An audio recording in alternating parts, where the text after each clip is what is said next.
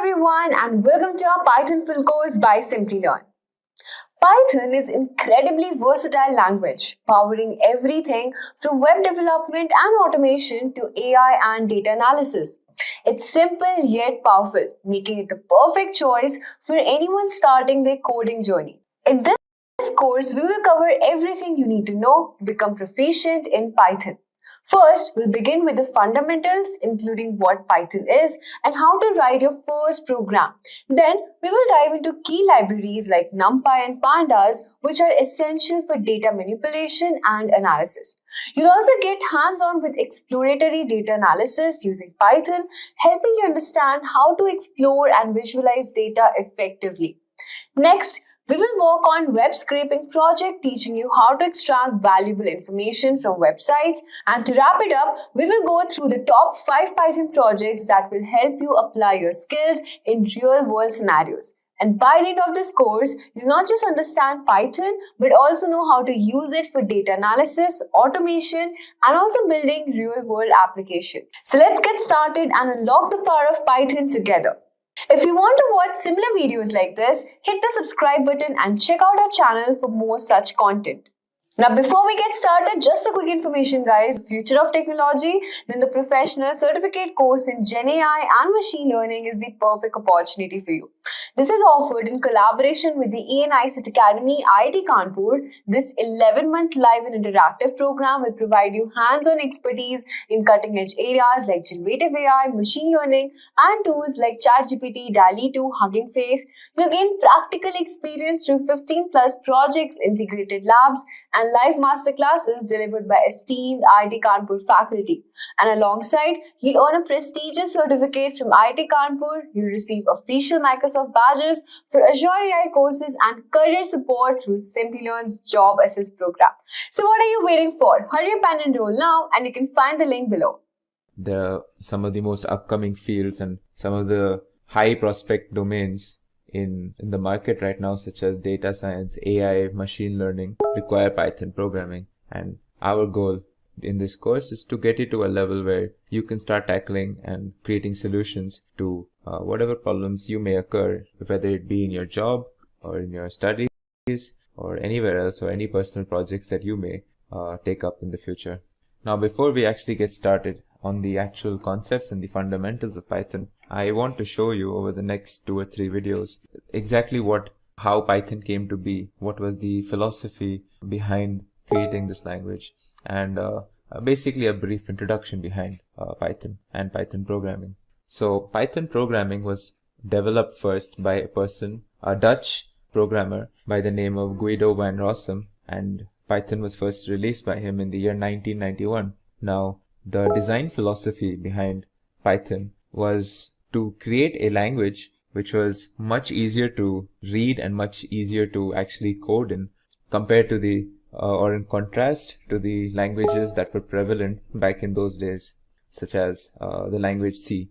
Now, formally, Python is an interpreted high-level general-purpose programming, and what this means is that Python is a language that can be used for a wide variety of applications, as we will see later. The high-level part of this definition basically tells us that Python is written in a language that is very abstract, at a much higher abstract level compared to the instructions that a computer can actually read.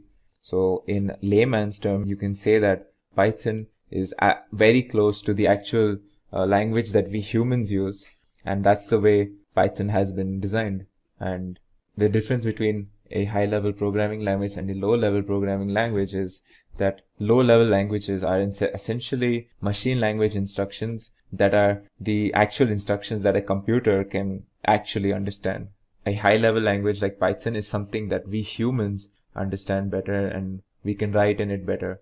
Now, the term interpreted over here essentially means that we don't need to compile our instructions that we give in Python. Now, as I mentioned earlier, that the computers or any system that involves computing needs low-level language to be fed to it so that the computer can actually understand, because computers cannot understand the way we write our code. And this process of converting from high level to low level is called compilation. And in most languages such as C, there's a special process involved called compilation, which we do after we create our blocks of code or scripts or whatever. Now, when we say Python is an interpreted language, what this means is that we can actually work on Python and see the results right at the get-go. We can skip this step of compilation because our system that runs Python actually does all of that conversion from high level to a low level language as we type our code. And this actually speeds up the process very well for us and makes programming in Python and other interpreted languages as well much easier for us.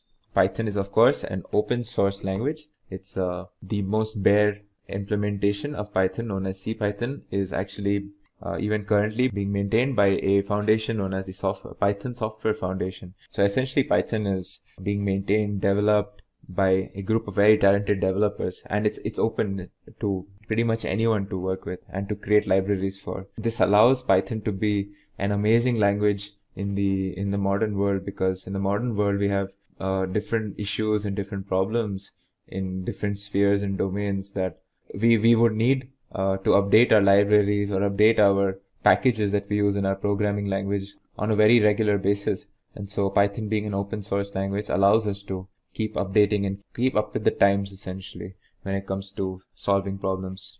Now let's go over some of the features of Python, and these features are actually why it's considered that using Python is advantageous over using other languages. So let's start with some of these points. Now, as we mentioned, Python is it's a very readable program. Code readability is very important. It's one of the design philosophies behind this when it was being developed. It's very easy to learn, which is why Python is an entry point for many people that are just beginning to learn programming. And as I mentioned earlier, it's a high-level language. In Python, since Python is open source, as I had already mentioned, so it benefits from all the benefits you get from any open source technology. Now, it's also portable. So what this means is that if we create a code in Python and we create it in a particular system, say on Windows, we don't need to make any changes if we wanted to use the same script or that same piece of code on some other system, say on a Linux system or a Mac system. Python itself comes with a very large standard library. This facilitates us a lot because we don't need to create our own libraries or modules or have to download very specific libraries. Most of the problems that we do encounter quite commonly can already be solved by the standard libraries that have already been provided by the developers of Python right from the beginning. Now later on during the course, we will encounter what is the meaning of a data structure. A data structure is essentially manipulation of an object of data. And as you will see later, Python has one of the most user-friendly data structures that can be found in any language, especially compared to some of its contemporaries. Now, Python is a dynamically programmed language, and this is very important. And what this means is that in most compiler-based languages, there are certain processes that can only happen during the compilation stage. So what a dynamic programming language does is it takes all those compilation-specific tasks and processes, and it does it for us as we actually type the code. So we don't need to waste time or spend extra time to do something that would otherwise be needed to be only done in compilation. We would have to set out specific runtime just for that. So this allows us to create our programs and solutions much faster and allows us to debug much easier. And so it's a very important feature about Python. Now, quickly, I will just go over some of the areas of Python where, like, areas of or different domains where Python is very heavily implemented. And the first few ones that come to mind are like web development and are AI and machine learning. So you have technologies like Django and Flask that are built on top of Python that are used extensively for web development. When it comes to something like artificial intelligence or machine learning, you have distributions such as Anaconda, you have Pandas, and many other libraries like SciPy and NumPy that are used extensively to tackle problems in this domain. And similarly, Python finds use in most of the scientific work that goes on nowadays because of, again, some of the libraries that I have already mentioned, such as SciPy. Interestingly, if you are into game development or gaming in general, you would see that Python actually has certain libraries and certain technologies that facilitate game development very, very well.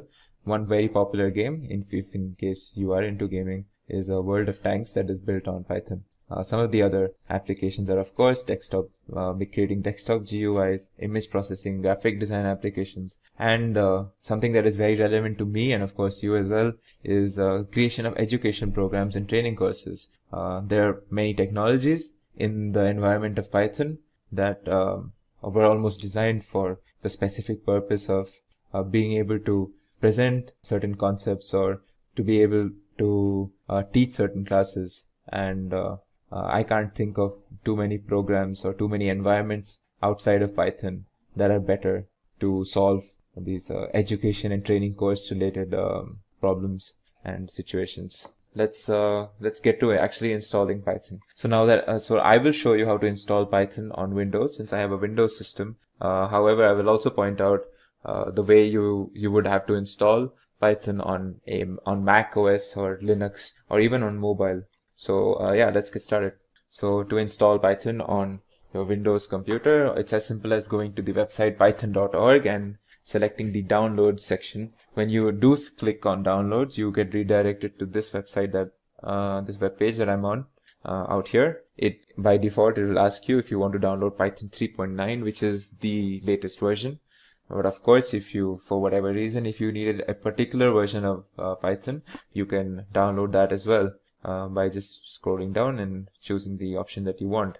Now, it's important to note that whatever option you choose, of course, I would recommend the latest one, but no matter what option you choose, I would recommend you choose a version of Python 3 point something, because previous versions of Python, namely Python 2.7 and basically every version of Python 2 point something it will not receive any more maintenance and updates because the developers have decided that Python they are trying to shift towards maintaining and updating Python 3 point whatever completely right now. So yeah, let's not delay this any further, and let's just download Python 3.9. So once you select the option out here, you'll get an installer. All you have to do is click on that, and it'll give you two options: to customize installation or install now. I would of course recommend just do install now. Since you're a beginner, do not worry about what a custom installation is. If you have multiple drives in your system, by default the Python will be downloaded into the drive where your Windows is actually installed, your main drive. So as you can see, now that once my setup is done, it should give me a pop-up soon. So my setup is done for Python, and this is essentially how you would download Python on your Windows system. But what if you had Mac OS, or if you were using Linux? Well, for Mac, it's actually almost as simple. You just go, if you see out here below this download button, Python option, you get the website asking you, are you looking for Python on a different OS? And it gives you the options of Linux, Mac, and even other OSs. But for Mac, if you wanted, you would just open this tab, and just like the Windows option, you would choose a version and you would choose an installer for that version. So if I wanted, say, Python, the latest one, I would just download this installer and I would install on my Mac system. Now, when it comes to Linux, I cannot show you exactly how you would install it. There are certain commands that you have to execute, but essentially, again, if you would just choose the Linux option out here, it would take you to a page with different installers and essentially packages for Linux systems in specific. What I would recommend to you, if you are a Linux user and you need Python, is to go over to the realpython.com website, and they have a very good essentially instructions on how to install Python. And since I don't have a Linux system, I cannot directly show you how to install Python on Linux. So yeah, if you do have Linux, please head over to this website, and this should be of a lot of help to you. Now, as I had mentioned, you can actually install Python on your mobile devices as well. So if you were, say, an iOS user, you would go to the iOS App Store and download an app called the Pythonista app for iOS. It essentially is like a full-fledged Python environment where you can develop in Python on your iPhone or even iPad. And if you were an Android user, you would go and download an app called the PyDroid 3. There's a free version and a paid version for this app. And of course, the difference between the free and paid is that the paid supports code analysis and code prediction. These are certain details you don't have to worry about right now. And honestly, if I wouldn't worry too much about installing Python on your mobile devices currently, since I am assuming most people would be learning programming in Python on their PCs or laptops. What I had actually shown you was installing what is called an implementation of Python on your system. An implementation is essentially a program or a software or an environment that allows you to actually work in Python. So what I showed you was how to install the by default or the most basic or reference implementation that has been created by the developers, which is actually called CPython. Even though you would not have seen the letter C or the prefix C, but yeah, that implementation that I had downloaded myself and I had shown you to download is actually the CPython implementation, which is Python built on top of C, the C language essentially. There are other implementations such as IronPython, which uses the .NET framework, and JPython that uses Java virtual machines that you could use if you were interested. But again, these are things that I would not worry about too much right now. So now that we have tackled on how to install your implementation of Python, I want to introduce what is called a distribution to you. This distribution is called Anaconda. Anaconda is a very important distribution, especially if you are looking to use Python in data science and machine learning and AI, which I am assuming is the motivation for many of the people that are actually watching this video, that they actually want to move into data science and they need to learn Python as a foundation towards moving towards data science. And if that is your goal, or in any case, whatever your goal may be, I would recommend that you install Anaconda distribution. Now, do not get confused between Anaconda and Python. Anaconda is Python in the form of a bundle, and this bundle contains not only the basic Python implementation that I had shown you to download, but it contains a lot of extra libraries and technologies and softwares as well. So, of course, this means that would you need to download both? Of course not. If you download Python, you do not need Anaconda to work on Python. And if you have already downloaded Anaconda, which I will show you how to do it in some time, if you have already downloaded Anaconda, you don't need to download Python separately. So I'll just speak about Anaconda a little briefly. So as I said, it's a distribution. It contains a bundle which includes the basic Python implementation and a lot of technologies and softwares and applications that essentially help us to use Python in specifically managing big data applications and data science related projects. So now I will show you actually how to install Anaconda on your system. It's actually as simple as downloading just this thing. So if I did a quick Google of Anaconda. So the website that I'm looking for is anaconda.com, and I'm looking at products and I'm looking at individual edition. There are other editions as well, like commercial, team edition. These are for companies usually, or for more professional sort of projects. So of course we are looking at the individual edition, and if you selected this page, you would be taken to this particular web page where it will ask you if you want to download. And again, there are options depending on which machine you're using. If you're using a Linux, you would choose one of these two. If you are using Mac OS, you would use one of these two. And since I am a Windows user and I have a 64-bit system, this is the option I would use. So again, it will first download an installer for you. And as you can see, my installer has been downloaded. So upon opening it, it will open up this installation thing. You can just click next on most of these. Again, if you want to specify your destination folder, you can change it here. Mine will be with a default folder in the C drive, and you can leave this unticked. You can change these options much later. So this is how you install Anaconda on Windows, and it's pretty much the same on other systems as well. Now once it's done, I will show you what are some of the things that Anaconda contains that are not there if you installed Python, like the way I had shown you earlier, just the bare bones Python implementation. So as you can see here, my installation is actually complete, and now I will open Anaconda and I'll show you how you can actually use this Anaconda.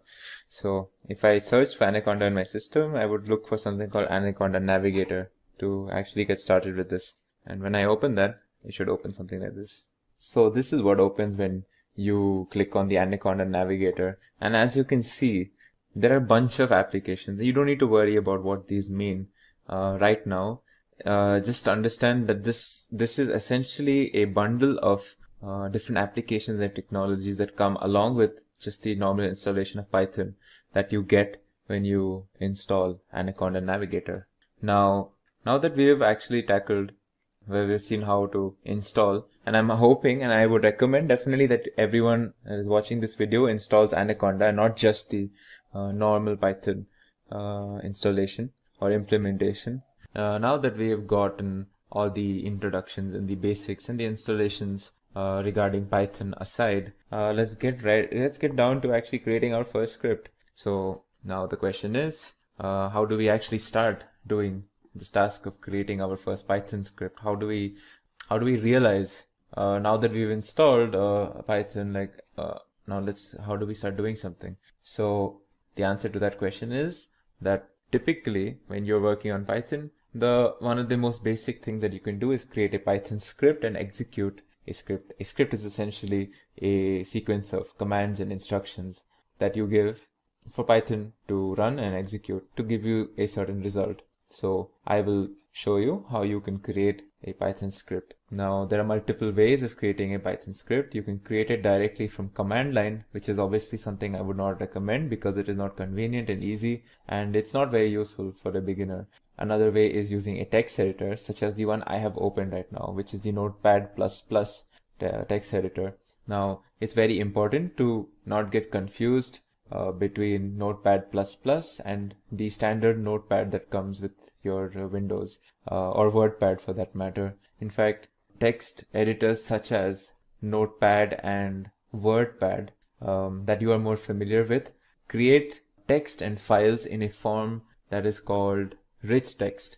Now, rich text is text that contains formatting and fonts, which is actually a hindrance when it comes to creating actual code. So what we need is a text editor that creates or writes text in what we call as plain text. Plain text is obviously text which does not contain these fonts and these formattings, and it only respects white spaces and indentations, those two being actually useful towards creating code, unlike fonts and formatting, which are only a visual thing. So Notepad++ is obviously a text editor that creates plain text documents. That was actually created with programming in mind. Obviously, you can use a bunch of other text editors such as Vim and Atom, and you can Google for these. There are plenty of them. So without any further ado, let's create our first Python script. So one of the most common, one of the most famous examples of a first program in any program for that matter, not just Python, is creating a print statement that gives us a statement saying hello world. So in Python, this is how you would go about it, or this is the syntax you would use to create this statement. All right. Now, where it is very important when you are saving your Python program that you use the .py prefix. So if I were to save this, I can choose whatever folder. I am going to choose, this folder seems fine. So now I give the file name over here as, say, I want to keep it as test. I need to prefix this with .py, and this tells any sort of interpreter, or anytime we need to read the script to know that it's a Python script, we need to add a .py. Otherwise, it will not be treated as a Python script. It will be treated as some normal document sort of a thing. So now that I have stored it as .py, I have created my first Python script. Now, obviously, the next question is I need to see what happens when I execute this line, when I run this script, essentially. So to see that, there are multiple ways. The first way that I will show you is a command line method, which is obviously, again, before we get into it, it's not something that I will be using to teach you. It's not something I would recommend you to immediately start using. But for the sake of showing, I will show you how to execute a script in command line. Well, to do this, you go, since I have installed Anaconda in my system and I will be using Anaconda to work in Python, what I will look for is something called the Anaconda prompt. As you can see, this is the option that I get, Anaconda prompt. This will essentially open you a command line under the environment of Anaconda or Python. So in this, now I'm already in the folder, I believe, that had my script. So how do I call this script, or how do I run this script? Well, the command is python space the name of my file, which was test. Of course, the prefix is very important, so I enter test.py. If this was in a different folder, you would have to change your folders in command line, which is again something that I might show you later. But since my file is already in the folder that I am in my command line, I would just have to enter this command right now. So if I execute this, as you can see, it's given me an output of hello world, which is what I wanted. I wanted it to print this these two words. And of course, the command line is now waiting for the next command for me. So this is one of the most simple ways of, or the most rudimentary ways of executing a Python script. Now, another question would be, well, this isn't the most visually appealing, or not the easy to read or easy to use way of executing scripts. And I would agree. And that's why I'm going to introduce another technology or a software called the IDE. So the IDE in Python or in any programming language stands for Integrated Development Environment. It's essentially a software that not only allows us to run scripts, but it allows us to create the scripts, it allows us to debug, it allows us to see outputs, it allows us to see intermediary outputs, it allows us to do a wide variety of tools and tasks, and it comes with a bunch of robust features to enhance our Python programming experience. So let's see. So I will show you an IDE called Spider, which comes bundled along with the Anaconda distribution that I had mentioned earlier. So if I open the Anaconda Navigator, as you can see, the Anaconda Navigator shows me a bunch of technologies and options, and I'm looking for something called the Spider IDE, which is over here. As you can see here, it's a scientific Python development environment. This is exactly what I'm looking for. So I am looking to launch this. So now that I've launched it, you can see out here, this is what an IDE looks like. Now this looks very sophisticated, and almost any IDE is a wonderful software that where you can create your code, you can debug your code, you can check the results, you can make adjustments, changes, and you can do a wide variety of tasks and functions with relation to your programming. So this is the Spider IDE in particular, and this is how it looks. Don't worry about the exact details. Just know that on this left-hand pane is our current script that is open out here, and out here we will get the results in this is what we call a console essentially. So now that we have already created our script in Notepad++, and I want to open that script and I want to see how the result of that script would look in an IDE. So let's just open it. So we can browse for our file, and as I had named it test, this is the file over here. I open this, and as you can see out here in the left-hand pane, my script has opened, and the command that I had given or had written is out over here. Now if I want to run this application, I press this green button, and as you can see, the result of my execution essentially is over here. It's in slightly small font, but as you can see over here, it says hello world. And the next line is essentially it's waiting for me to do another execution of the script, and then it will give me new results. So let's actually give the system new results. So now that I have printed something called hello world, let's change what's written over here. Let's say I will perform basic maths. Alright, and let's actually perform the basic maths. Again, don't worry about the details, the syntax, what I'm exactly doing. These are things that we will actually cover in upcoming videos and modules. So let's create a variable called a. Let's store a number 3. Let's create a variable b, store a number 5. Alright, let's create another variable c, which will store the result of what's in a and b, in the addition of a and b. Alright, and let's print the result, or print what's in this variable c, or what's the result of a plus b. I will print a statement saying the result of the addition of 3 and 5 is, alright, and I will put my result over here. As you can see, I should get the result in this pane.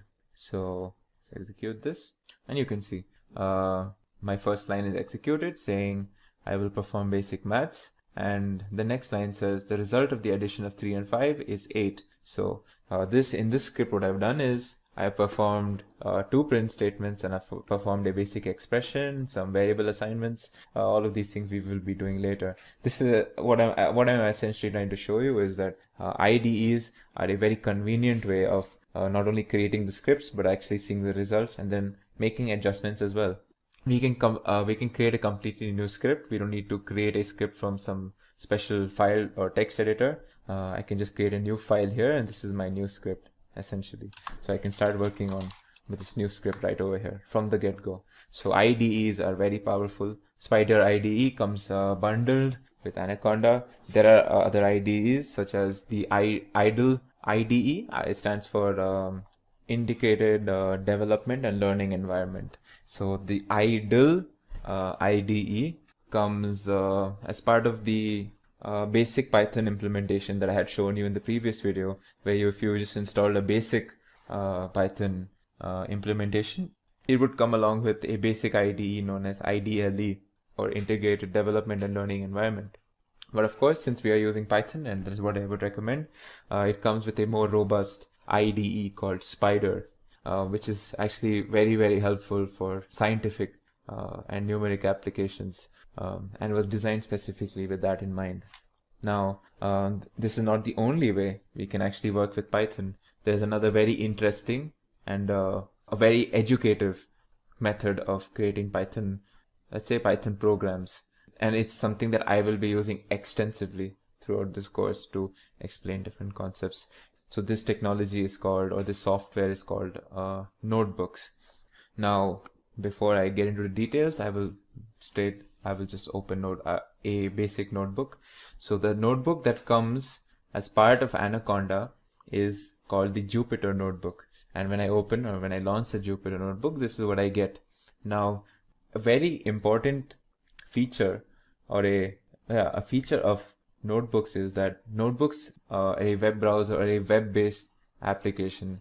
So it's not something that you can use if you are offline or disconnected. Basically, if you're disconnected from the internet, it is something for which you would need an active internet connection. However, it is way more robust, and it has very, very good properties that allow it to be used in education or for presentations and such. So as you can see, this is my Jupyter notebook. These are a bunch of folders. You don't need to worry about what these are right now. I will show you how to create a fresh notebook. So if you go here, you go to new and you select under notebook the Python 3 option. It will open your first notebook. As you can see, this line is essentially waiting for me to enter some sort of a command or a statement that I would give in a normal Python thing.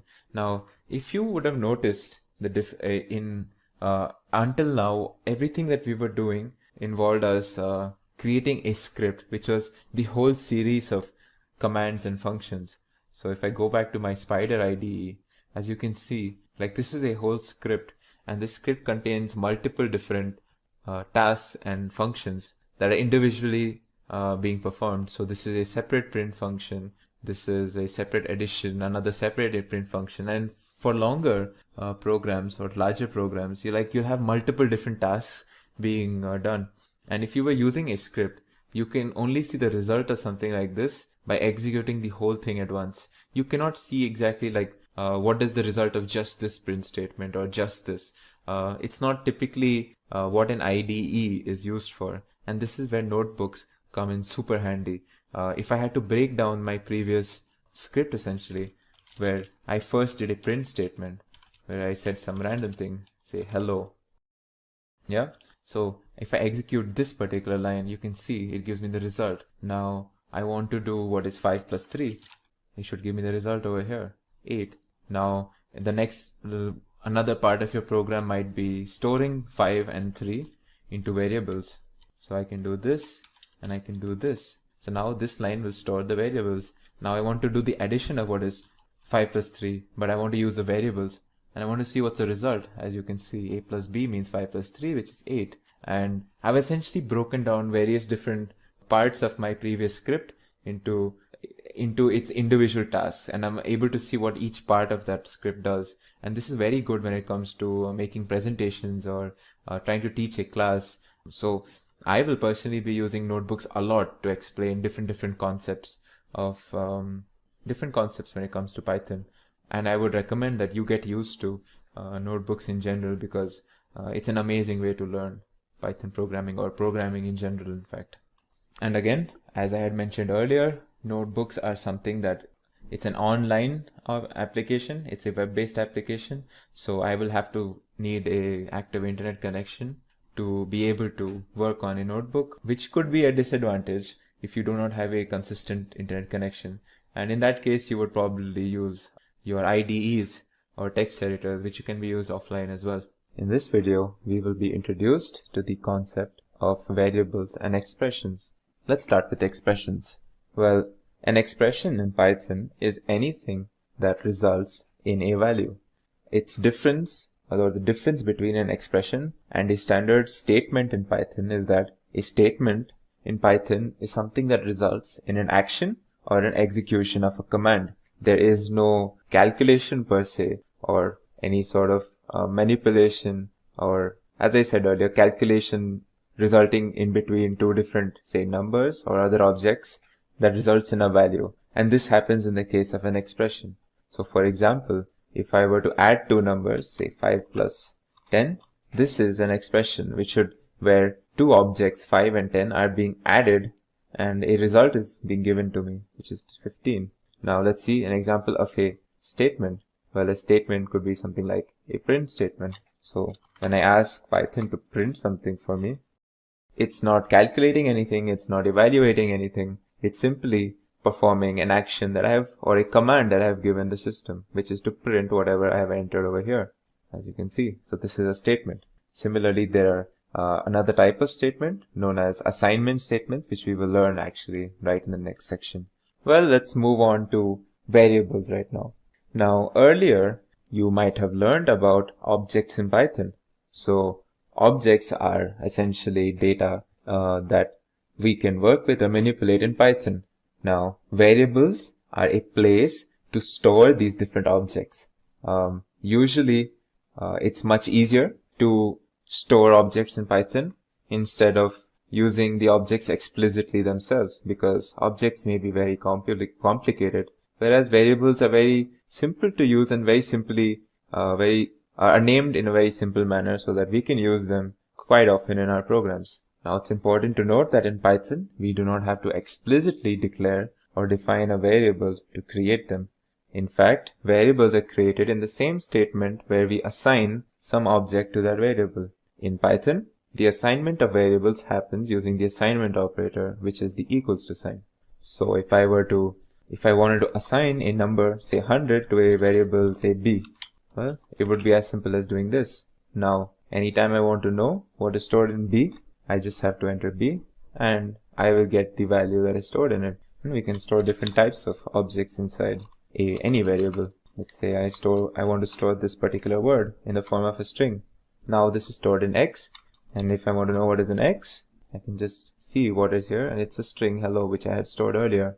Now it's very important that we follow certain naming rules when it comes to naming our variables in Python, or else we may be thrown errors, or we might get some problems in our program. So the first rule is that you cannot start your variable name with a number. So if I were to give a variable name like 4num is equal to something, say the same string hello, this would be an illegal variable name, and I will get an error when I try this. So if I were to choose in num4 is equal to hello, this would be perfectly fine. I won't get an error. The second rule is we are not allowed to use any non-alphanumeric characters except the underscore character while naming our variable. So for example, if I were to name my variable num underscore 4 and I said random, some random string, this is perfectly fine. However, if I changed num underscore 4 to num hyphen 4, this will throw me an error, as you can see over here. Next, the third rule is that variable names are case sensitive. So if I have a variable called num, or say num, if this was one of my variables and I stored, say, the value 50, this is not the same as me writing num all in capitals and say storing some other value 60. These are two different variables. So it's very important that when you name your variables, you are aware of what case you are writing them in, because Python variables are case sensitive.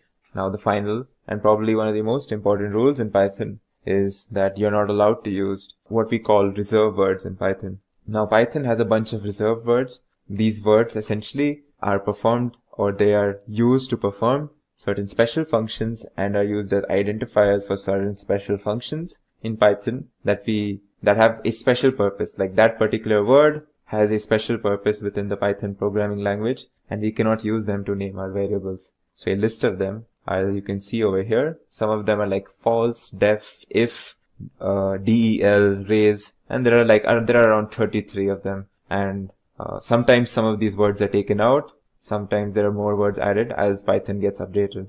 Now, let's move on to a concept where we try to really understand what do we mean by storing data inside a variable. Now, when I say that we are storing something inside a variable, you get an image or you get an idea in your head that this variable is like a container where we store or we put a particular object inside it. So does this mean that variables have a place in the memory? Are they also an object that is placed in the memory where we can put other objects inside of? Well, I'll show you an example where this idea is kind of disproven, or where I'll show you that the idea of variable is kind of different than what we understand by storing something inside a variable. Now, let's say I'm storing the same object. I will take this object as some random number, let's say 100, and I'm going to store it into two different variables. So I take x is equal to 100 over here, and in the next line I will store 100 in y as well. Now, if variables were objects that we placed in our system, then x and y should have two different IDs. But let's see what happens when I check the ID of x and the ID of y. They should be different in case variables were their own objects. However, as you can see, the ID of x and the ID of y are exactly the same. So, well, obviously we know that two different objects in Python cannot have the same ID. So what does this mean when it comes to the nature of a variable? Well, the fact is that variables are not actually objects in Python. In fact, variables are more like pointers or references to the actual object. So when I said x is equal to 100 and y is equal to 100, what I'm actually telling the system is that there is this variable name called x that I want to refer or point towards the actual object that is in my memory called 100. And I do the same thing with another variable y. So I am not exactly creating a different space in my system for these variables. These variables are more like placeholders or references that point to a particular place in the memory where this object is located. And that is what happens when I do ID of x and ID of y. It's not giving me the ID of something called x or the ID of something called y. It's giving me the ID of 100 each time because 100 is stored in x and y. So as you can see, this is something like a visual representation of what I'm trying to say. And similarly, if I were to, so in this example on the left, as you can see, I've used the value of 50 to explain my point. So as you can see, initially x and y are pointing towards this value 50 because I have stored 50 and 50 in both x and y. Now what if I changed the object that is stored in x? Well, that means x is now pointing towards this new object, and I have stored this new object called hello, this string called hello, as you can see here. So now x is pointing to a new object in the system, and it's called hello.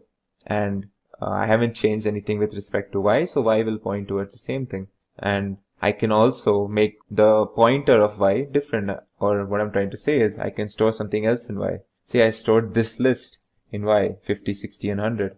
And when I do that, now y is pointing towards a different object in Python, and x is also pointing towards something else. So what happens to this object 50? Well, now that there's no variable referring to this object 50, it becomes what we call an orphaned object. And we can actually see that when we do the ID of x, now let's go back to my example on the right where I stored x is equal to 100. So as you can see, it gives me some ID represented by this number. Now let's say I stored something different in x, say 200. Now if I do the ID of x, it should give me a different ID because, as you can see, the values are different. And this is because this object 200 is what is stored in x, and when I do the ID of x, I'm actually getting the ID of this new object now, 200. So as you can see, variables are They should be, and they are treated more like references or pointers instead of containers for a particular object. In this video, you will be introduced to the concept of objects in Python. Now, what are objects in Python? Well, all the data that we manipulate or use in our operations in our code are represented as objects or relations between objects. So if you want an example, two numbers that you add in your code, well, both of them are objects, and they're usually numeric type objects. Similarly, if you want to store someone's name or an address of your hometown in your code, you usually store it in a form of text, and that text is also an object, usually a string.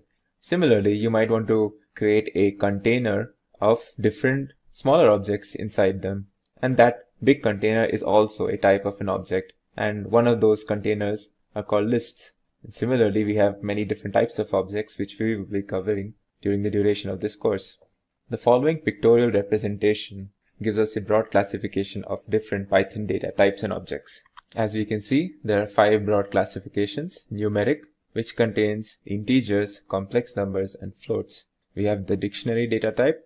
We have the Boolean, which essentially consists of objects that have only 2 valid values, true or false. Then we have sets, and we have sequence data types, such as strings, lists, and tuples. Every object in Python has 3 important properties that kind of define that particular object. They are its identity, its type, and its value. The identity of an object is, it can be considered as a place in the memory or its address in the memory where an object is stored.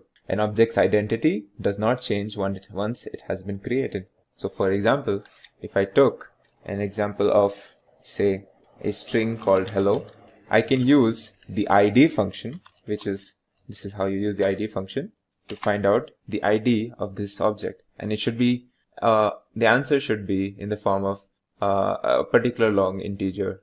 So as you can see, the id of hello is this integer 2326476623024. Similarly, all objects in Python have an identity. We have another operation with regarding the identity of an object is the is operator, and the is operator compares the identity of 2 objects. So if 2 objects have the same identity, it should give the answer true, otherwise false. Now the next property of objects is the type. The type of an object is essentially what defines what kind of values and operations that object can have. So for example, a numeric data type in Python, such as an integer, would allow us to do arithmetic operations. And similarly, string object type in Python will allow us to do concatenation operations. Much like its identity, the type of an object cannot be changed as well. Now let's see what's the type of that particular object that I had shown you above. As you can see, it should be string. str stands for string. Similarly, if I did a type for a number, say 50, it should give me int, as you can see. Now the third property of an object in Python is its value. Now the value is the actual data that is contained in the object. It's the thing that we use, that we display, that we can manipulate, and that we can perform operations on. So for example, if I were to talk about this string is hello. So the value of the string is the word or the sequence of letters that spell out hello. And similarly, this particular object is a numeric object with the value 50. Let's see, in this pictorial representation, I have shown you that you can assume this dashed blue area as the memory of the system.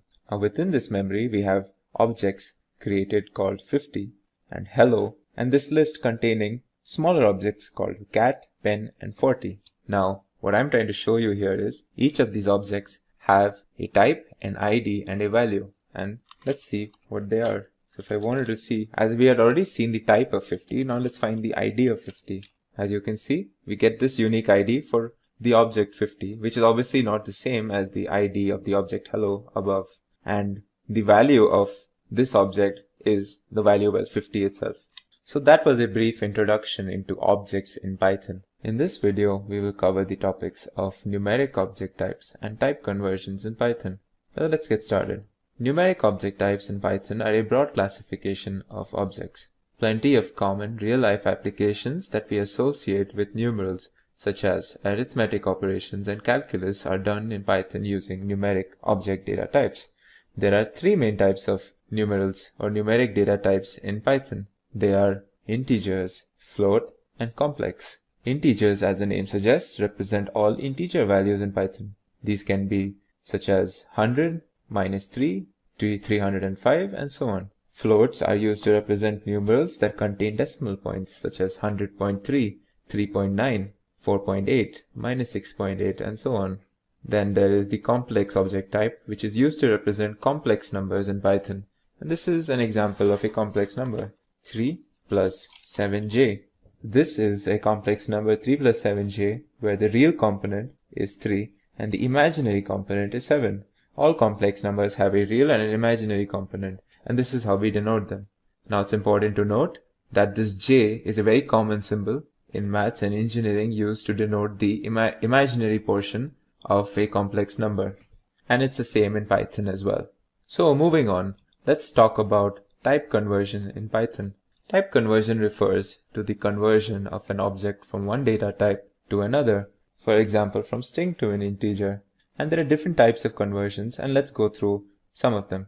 First of all, let's consider the conversion of something to an integer, and more specifically, let's consider the example where we convert a string to an integer. So let's consider my example string to be something called 145, and I'm storing this within a string for a reason, because I want to convert a string to an integer. So as you can see, I have stored this 145 within a variable x, and if I were to confirm that it is actually an integer, I can use the type function and see that it is actually an integer, str.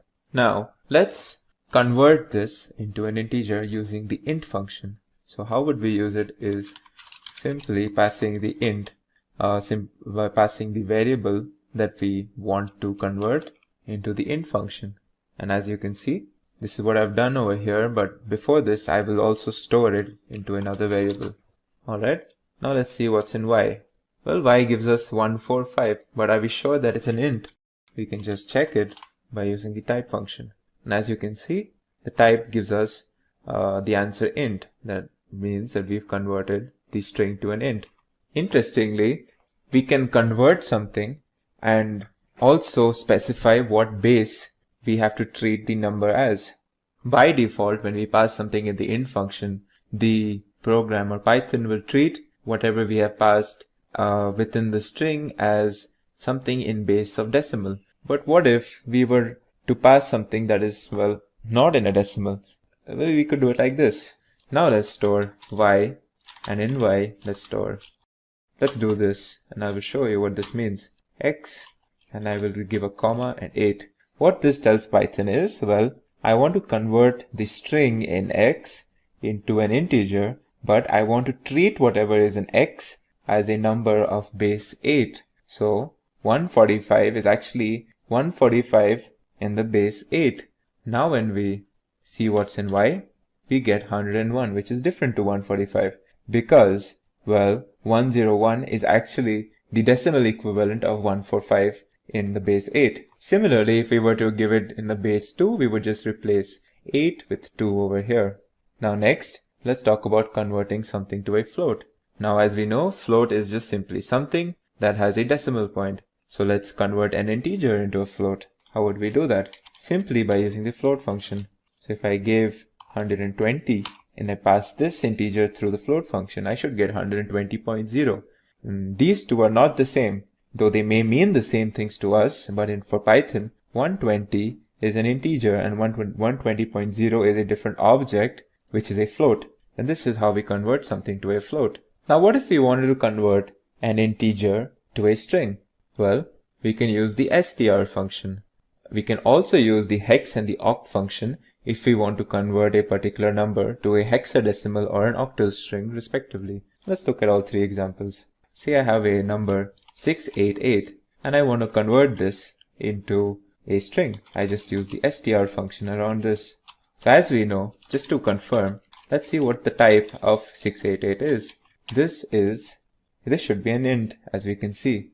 But let's say we convert it into a string 688 and let's store it into some variable. Let's call it A. Alright, now let's see what's in A. It gives us 688 in the form of a string, but we can confirm by checking the type of A. It is an str, so it is a string. Similarly, we can use hex if we wanted to convert an integer into its hexadecimal equivalent as an output of a string. As you can see, this sort of complicated thing is actually telling us that we have converted 688 in terms of hexadecimals. Now, how do we read this output? This 0 should not be treated as anything. It's more like an identifier, which says that the letter after this first 0 is the base of this whole number. So it's saying that X stands for hexadecimal. So it's saying that 2B0 is to be treated as a hexadecimal number. And if you did basic maths, you would find that the decimal equivalent of 2B0 is 688. Similarly, if I did oct, if I use the oct function for 688, it will give me the result something like this. So again, how to read this? The first 0 is to be treated as an identifier and not part of the number. What it's saying is the letter after the first or after this 0 is the base of the number following these two characters. So as you can see, what's this saying is that this whole number is an oct represented by this letter O, and the number itself that we are dealing with is 1260. And 1260 in octal system is the equivalent of 688 in the decimal system. So this is how we've converted an integer into a hexadecimal or an octal string. Now, what if we wanted to convert two numeric objects into a complex data object? Well, for that, we can use the complex function, as you can see here. If I passed complex 5 and say something like 3.1, let's see what this gives us. As you can see, it gives us a complex object where our real part is 5 and our imaginary part is 3.1. So what this does is essentially you pass two numbers. The first one is the real component and the second is the imaginary component. It combines to give you a complex number, as you can see here. Now let's look at some other type conversions. The next type we will be talking about is converting something to a tuple or a set or a list. So what if I wanted to convert a string into a tuple? I will use the tuple function, and as you can see over here. So let's say I have a string called random. Let's call it random. Alright. Now if I want to convert this to a tuple, I will use the tuple function, as you can see over here. The output will give me tuples where each individual component of this tuple are the individual components or the individual characters of my string random. Similarly, if I wanted to convert the string to a list, I would use the list function. And this will give me a list of the individual characters of the word or the string random. And I could do the same thing with the set function to create a set of individual characters of the string random, as you can see here. So yeah, these were some of the basic Python type conversions that I have shown you. As we learn about more complex data types and different object types in Python, we will learn different type conversions and functions associated with them. In this video, you will be introduced to the concept of strings. Strings are an object type in Python used to store textual data. This textual data could be something like, for example, someone's name. It could be an address of a place, or it could be something like a word or a sentence. Now, strings in Python are an object type that is actually a subtype of a broader classification of objects called sequences. Sequences are objects in Python which contain components placed one after the other, where each component is given what we call an index, a numeric index. This numeric index identifies the component in the sequence and its position within the sequence. Now, since Python is a zero-index based language, the first object of any sequence is always index 0. The second is index 1, the third is index 2, and so on. Now let's move on to defining strings. How do we define them? Well, strings are defined using what we call delimiters, and delimiters occur in pairs, an opening and a closing delimiter. In Python, these delimiters are pairs of single or double quotes. So for example, if I were to use single quotes to define a string, I would do it like this. This is a string.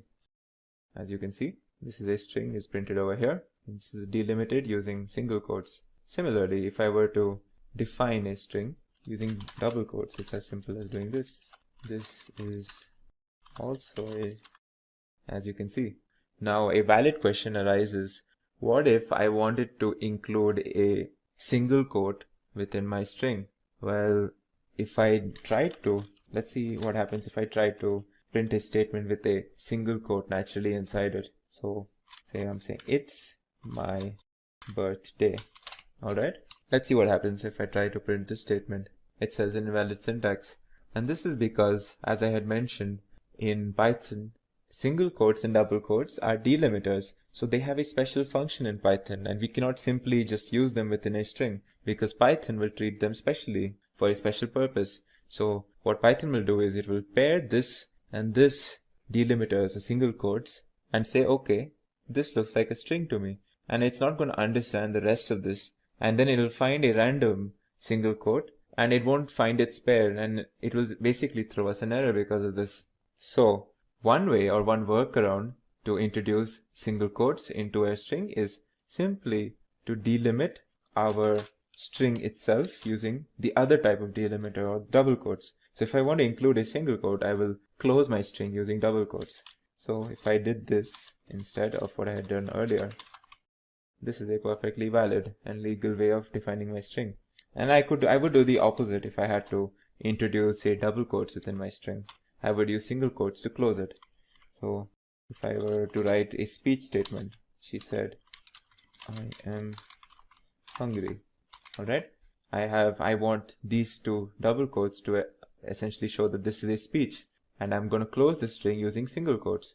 And this is a valid way of doing it. As you can see, my string has these two double quotes. Now, I had mentioned that strings are sequences. Well, let's describe how are they sequences. So first of all sequences in Python are essentially a sequence of smaller objects that form the sequence, right?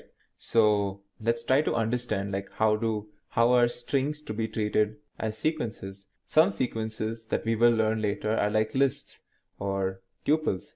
And in all sequences, we can retrieve any particular object or component in that sequence using its index.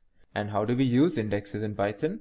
Well, we enclose a numeric index within square brackets. Now let's see what I'm trying to talk about by this example. Now say I'm storing a particular string called, say, random within, now my variable name here is test, and I'm storing the string random within it. Alright, and this is a way of retrieving a particular index from test. I write the variable name and then next to it I put the square brackets. Now I'm supposed to put a numeral within the square brackets to tell Python like what particular index I'm looking for. So let's try 0. Now as I said, Python is zero index based language. So the 0 index essentially means the first part of or the first component of a sequence. So let's see what happens when I ask Python to retrieve the first part of what is stored in test. It gives me the string R. In fact, it's just one character R and it's a string. So as you can see, it has given me the first character of the string random, which is R. So what this shows is that this string random is essentially a collection or a sequence of one character strings. So random is essentially a collection of the string R, the string A, the string N, and so on together combined to form the whole string that we call random. Similarly, if I wanted the character at the third position of this thing, I would use, well, since it's the third position and since we're working in Python, I would use the index 2, and it should give me the letter N. As you can see, it's given me the letter N. So this is how we can show that strings are also sequences in Python. Well, now let's move on to certain string operations and functions that we can perform. Well, as you have seen already, that we can retrieve any particular character within a string using numeric indexes. Well, what if we wanted to know what index is a particular character at? And we can do it like this. We use the index function. So let's say my test and I want to know where or what position the character D is in my string random. So this is how I would use the index function. Index, and within the index, say I'm looking for the character D, and now it should give me the answer 0, 1, 2. It should give me the answer 3. So if I execute this, it gives me the index 3. So this is the index function that we can use for our strings. Now, what if we want to say slice a string into a smaller part? We want to slice it and we want to retrieve only that particular slice. Well, here is an example. Say I'm going to use the same string called random, and it's stored in test, right? So the way of doing this is like this. Now let's just see what this does first. As you can see, it's given me A and D, and if I went to my string random, A and D is this particular slice. Now let's try to understand what I have done by entering 1:4. Well, what this has done is it's retrieved a slice from the first position, the first index, which is the character A, up until the 4th position, which is the character O, but it has not included O. So it's very important when I index like this, every time I put something to the right of this colon, I am not including this itself.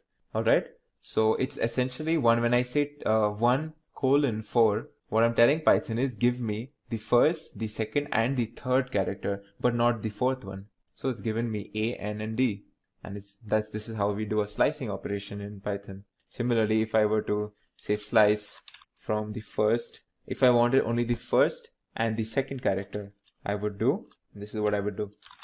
If I wanted the first and the second character, I would do 1, 2, 3. So this way it tells Python that I want the first, I want the second, but not the third of. So as you can see, I get A and N. Now, so this is a basic slicing. What if I wanted the portion of a string from a particular point all the way to the right or all the way to the left? Well, let's consider the example of where I want the portion of the string random from the, say, 4th character until the left. Well, the way I would do this is test. Now, since I want it all the way to the left, I don't enter any index to the left of my colon sign. And since I want everything to the left of the 4th character, I enter 4 here. So as you can see, it gives me A, R, A and D, which is everything from the 4th character of my string random to the left. Similarly, if I wanted something to the right of it, I would just do it like this. I would enter some index here and I would leave the portion to the right of the colon blank. So this will give me everything, including the 3rd character, since this is how we treat the indexing in Python, everything including the 3rd character all the way to the right. So this is DOM, as you can see. Now another perfectly valid slicing is, say I want to slice or take out different characters from the string, but I want to skip certain characters. Like I want this one, then I want to skip one, and I want to take the next one, and then I want to skip one. Well, in that case, we have to introduce a step. So one way of doing this is, now how do we read this? So as you can see, I've written 0:6:2. So what this is telling Python is, I want every character from my string test, starting from the 0th character up until the 6th, but not including the 6th, after skipping or taking 2 at a time. Taking 2 at a time can also be assumed as skipping 1 at each step, or skipping 1 character at each step. So what this will do is, it will go to random, it will take the 0th one, it will take R, and then it will skip the next one. So it will not consider A, and then it will pick N, and then it will not consider D, and then it will consider O, up until the 6th character, whichever that may be. And if you see the output, it gives us R, N, O, which is exactly what we wanted. We wanted R, we wanted N, we wanted O, where we skipped A and D, or we skipped every second character essentially. So this is a way of slicing strings while also skipping certain characters, or skipping characters in steps. Now Python is also there's another interesting technique that we can use in Python to where we can start retrieving characters from the rightmost side of a sequence or a string. We can use negative indexes. So if I were to, for example, show you, let's see what this gives me. Test what is a -1th index. It gives me the character M. Now remember, a string is random, so -1 gave us the last character of the string random, which was m. So this is a way of using negative indexes. And similarly, if I used test -2, it would give me the second last character, which should be the character O, as you can see here. Now there are some other important functions that you may use in Python. So for that, let's create another string. Let's call it upper, lower. All right. Now I'm storing it again in the same variable test. Let's see what happens when I use the upper function and what happens when I use the lower function. Now I'm going to use the lower function for this. So these two functions will respectively give us the result or give us our string in uppercase and lowercase respectively. So as you can see, the upper function created the first string in full uppercase and the second one created this string in full lowercase. Now another important and probably one of the most important methods that we use for strings, especially when it comes to data science, is the split function. So let's see what I mean by the split function. Let me create another string. Let's call it hello world. All right. And I'm going to use a split function and I'm going to see what happens when I use this function essentially. So what I'm doing in these three lines is I'm creating the string hello world. I am storing it in test and then I am using the split function on the test, and whatever result I get, I'm storing another variable called sliced, and then I'm just going to show you what is in sliced. As you can see, what's happened to the string hello world is that I have broken it into its components, or its component words, if that makes any sense, into hello and world, and I've stored both of these into what we call a list. Now you might ask, well, how does Python know that it has to separate at a blank space? Well, the split function by default will break up a string at its blank spaces. But if we wanted, we could break it up using or at every comma. So for example, if I wrote hello world using comma, and if I put a comma inside over here, and now if I try to execute this, like for example, I'm going to look for commas in the string and then I'm going to try to split it. As you can see, there's no splitting happening. I have one list with my original string itself because it's not found a comma. What if I introduced a comma over here? Now let's see what happens. As you can see, the splitting has happened. It's found this comma and it's caused a split between hello and world. Similarly, in my string, if I put a comma again and I put something else, it should give me the split over there again. So we can define our split using whatever we put in between these circle brackets after the split function. It's just important to note that by default, if in case we do not enter anything over here, it will use blank spaces to do the splitting. Another very important operation and very common operation in strings is what we call concatenation. So if I have two strings first and say another string second, and I want to join these together, well, the operator I would use to do this is called the plus symbol. This is the concatenating operator when it comes to strings. So what is the result of this? Let's see. Let's print this out. Let's print this whole thing and let's see what is the result. As you can see, what this has done is it has combined the string first and the string second into one string called first second. So this is the concatenation operator. Now finally, the last topic in this lesson is the topic of escape sequences. Now escape sequences are special commands that tell Python to either suppress special meaning of some character or symbol in a string, or give some special meaning to an otherwise ordinary character in a string. So let's look at the first example. Now remember earlier in this video where I was telling you like what is the way of writing, or how do we introduce single quotes or double quotes into a string, and I had told you the trick. If I want to use a single quote in my string, I just close it using double quotes, or if I want to use a double quote, I close it using single. Well, another way of doing this is using what we call an escape sequence.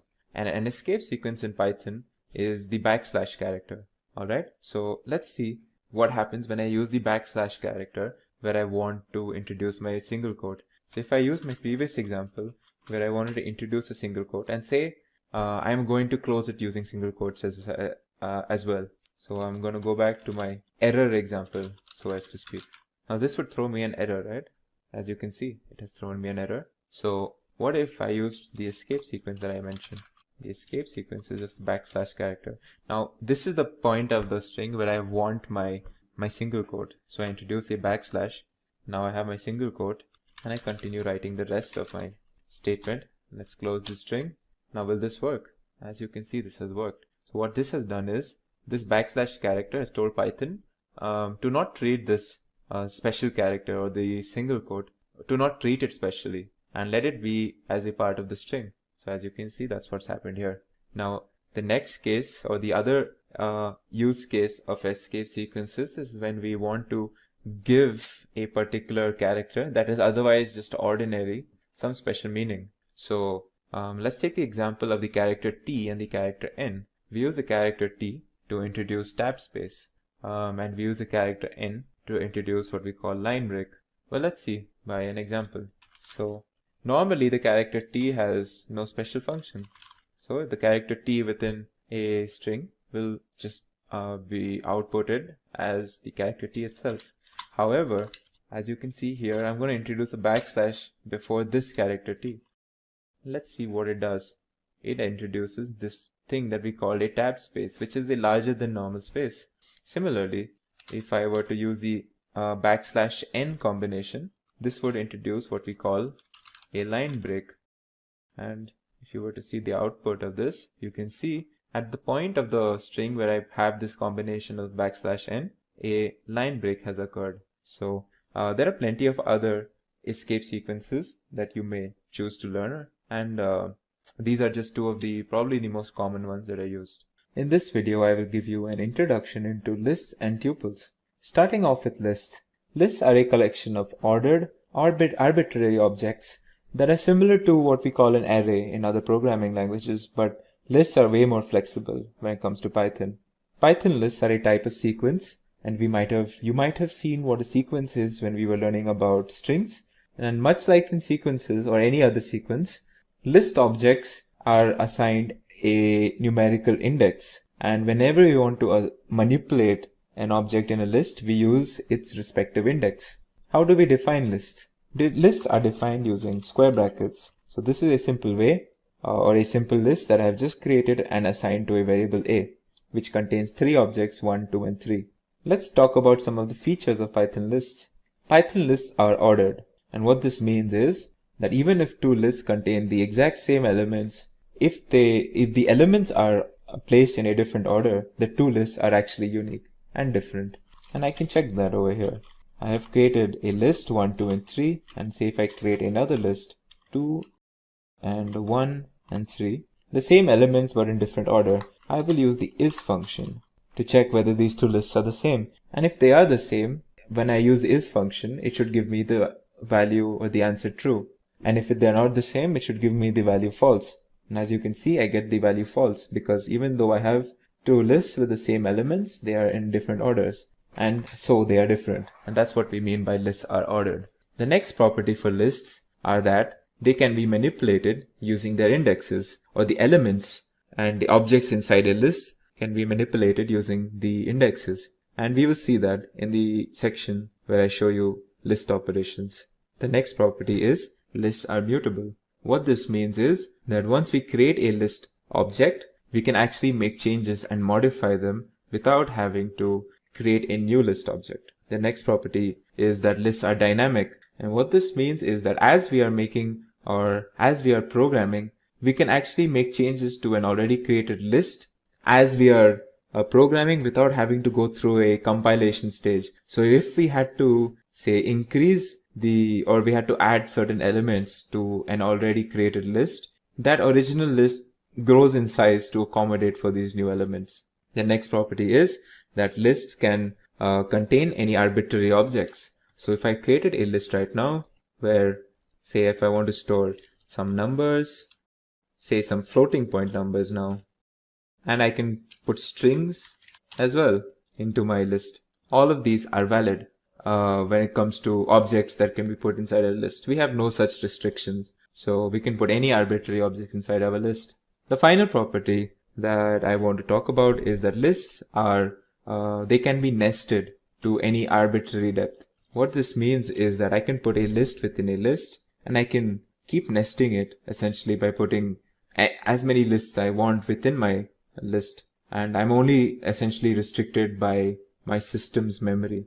So if I created a list like this, within this, say I put another list, and within this list I put another list, I can keep going on doing this, and I'm only restricted by the memory of my system that I'm using. So moving on, let's move on and talk about some important list operations that we will be doing when it comes to lists. So let's create a basic list called A, where I'm storing 6 numbers.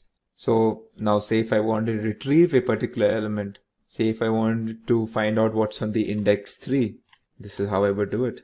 If I wanted a slice of my original list, and much like strings, I do it the same way.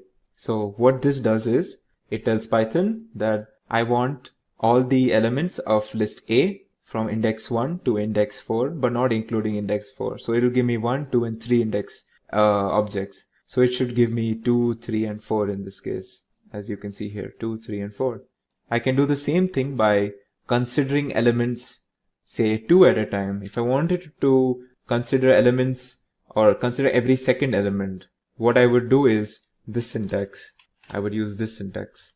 And when I give this command to Python, what it understands is, I want every element from A, from index 1 to index 4, but not including index 4. But I am going to consider every second element essentially. So what it will do is it will go here, and then it will skip one, and then go here, and then skip one. And that's essentially what we call slicing by using strides. So I'm taking strides. I'm not considering elements consecutively, but I'm skipping certain elements in between. If I wanted to consider every third element, I would change this to 3. And fourth element, I would change this to 4. Alright. So let's see what happens when I take every second element. It should give me, it will consider, say, from 1 to index 3, right? So it should consider essentially this section. But since it's going to skip 1, it's going to consider this, skip this, and then consider this. It should give me 2 and 4. As you can see, it has given me 2 and 4. And like in other sequences, we can use negative indexes as well. Negative indexing essentially starts looking from the right hand side of the list. So when I say A minus 1, it's essentially looking at the last element of the list. So it gives me the 6th or the last element, which is the object 6. If I did A minus 2, it gives me the second last element. Similarly, another neat trick that we can use for sequences is the following syntax: double colon, and we give a -1. What this tells the system is, I want the list A, but with all the elements reversed. So as you can see, I get my list A, but the elements have been reversed right now. Let's move on to concatenation and replication. Well, concatenation, much like in strings, is done by using the plus sign. So as we know, on either side of the plus sign should be two similar objects. So if I'm doing A plus something, A being a list, on the other side it should be a list as well. So let's add a list like this. Now let's see what's in A. As you can see, my original list has 7, 8, 9 added to it. And I can also add things to the beginning of a list similarly. So if I wanted to add, say, 0, at the beginning of a list, I just do it like this, and I get the element 0 added to it. It's very important to note that I actually added 0 within a list, because if I did 0 like this, it would throw me an error, because like this 0 is just an int object and it's not a list. But when I put the square brackets, I make it a list, and then this concatenation becomes valid because A is also a list. Similarly, if I did A star 2, this is essentially replication, or a replication function, where I'm repeating the values in A twice. If I did A star 3, it's the same function, but now I'll have the elements repeated thrice, as you can see here. Let's move on to modifying list values. This also shows the mutable property of lists that I had mentioned earlier. So let's consider this example. So I created a list with elements where there's the 3 strings: eggs, apples, and carrots, and I have 5 int objects, 1, 2, 3, 4, and 5. Now if I wanted to change, say, the first element, all I have to do is take the 0th index, and say if I want to replace eggs with say mango, this is how I would do it. Now I've replaced eggs with mango. If I check what's in B, you can see the eggs have been replaced with the element mango. Similarly, I can use the slice syntax to replace a particular slice from my list. with a slice essentially. So let's look at this. I want to replace the first three elements. I want to replace mango, I want to replace apple and carrot. So what I will do is, I will consider this, since this carrot is the second index, so I will consider 0 to 3 because the third is not counted. Now I'm going to replace this with three different, let's see, kiwi and say sponge. Now let's check what's in B. You can see my three elements have been replaced. In fact, I don't have to replace like for like. If I want to replace, say, three elements with only one or two elements, that is also possible. So now if I want to replace the first three elements, kiwi, orange and sponge, with just one element, this is how I'll do it. Let's say wine. Now let's check what's here. As you can see, three elements have been replaced with one, wine. I can do it vice versa as well. I can replace smaller number of elements with a larger number of elements. But here there is a slight caveat that I want to show you. So an obvious way of doing this would be, say if I wanted to replace the first element wine with three different elements, an obvious way would be just consider that element's index and then put whatever objects you want. Say I want to add, instead of wine, I want to add beer, I want to add ball and say club. Yeah, well, let's see what happens. Now if I say B, check what's inside my, you can see my elements have been added, but they seem to have been added as is. I had entered a list over here and that whole list has been replaced, or this wine has been replaced by this whole list in the first position. But that's not exactly what I wanted. I wanted the elements within this list to be individually placed into my list. And the way to do that is not this syntax, but actually what I'm going to show you now. If I want to replace one, if I want to replace the index or the object at index 0, I would give this statement, a slice statement, where I will give 0:1. So when I do this, and if I, so let's create my old scenario again, where I had wine and I had 1, 2, 3, 4 and 5. Now if I do this B0, but I give a slice, then this slice is essentially a single object slice. It's essentially the 0th index again. But because of this formatting or this type of syntax that I'm using, what Python will do is, now when I say beer and ball and club, now what Python will do is, it will not consider this whole list and add it to in place of wine or whatever I want to replace. It will actually consider the elements inside of this individually and then replace.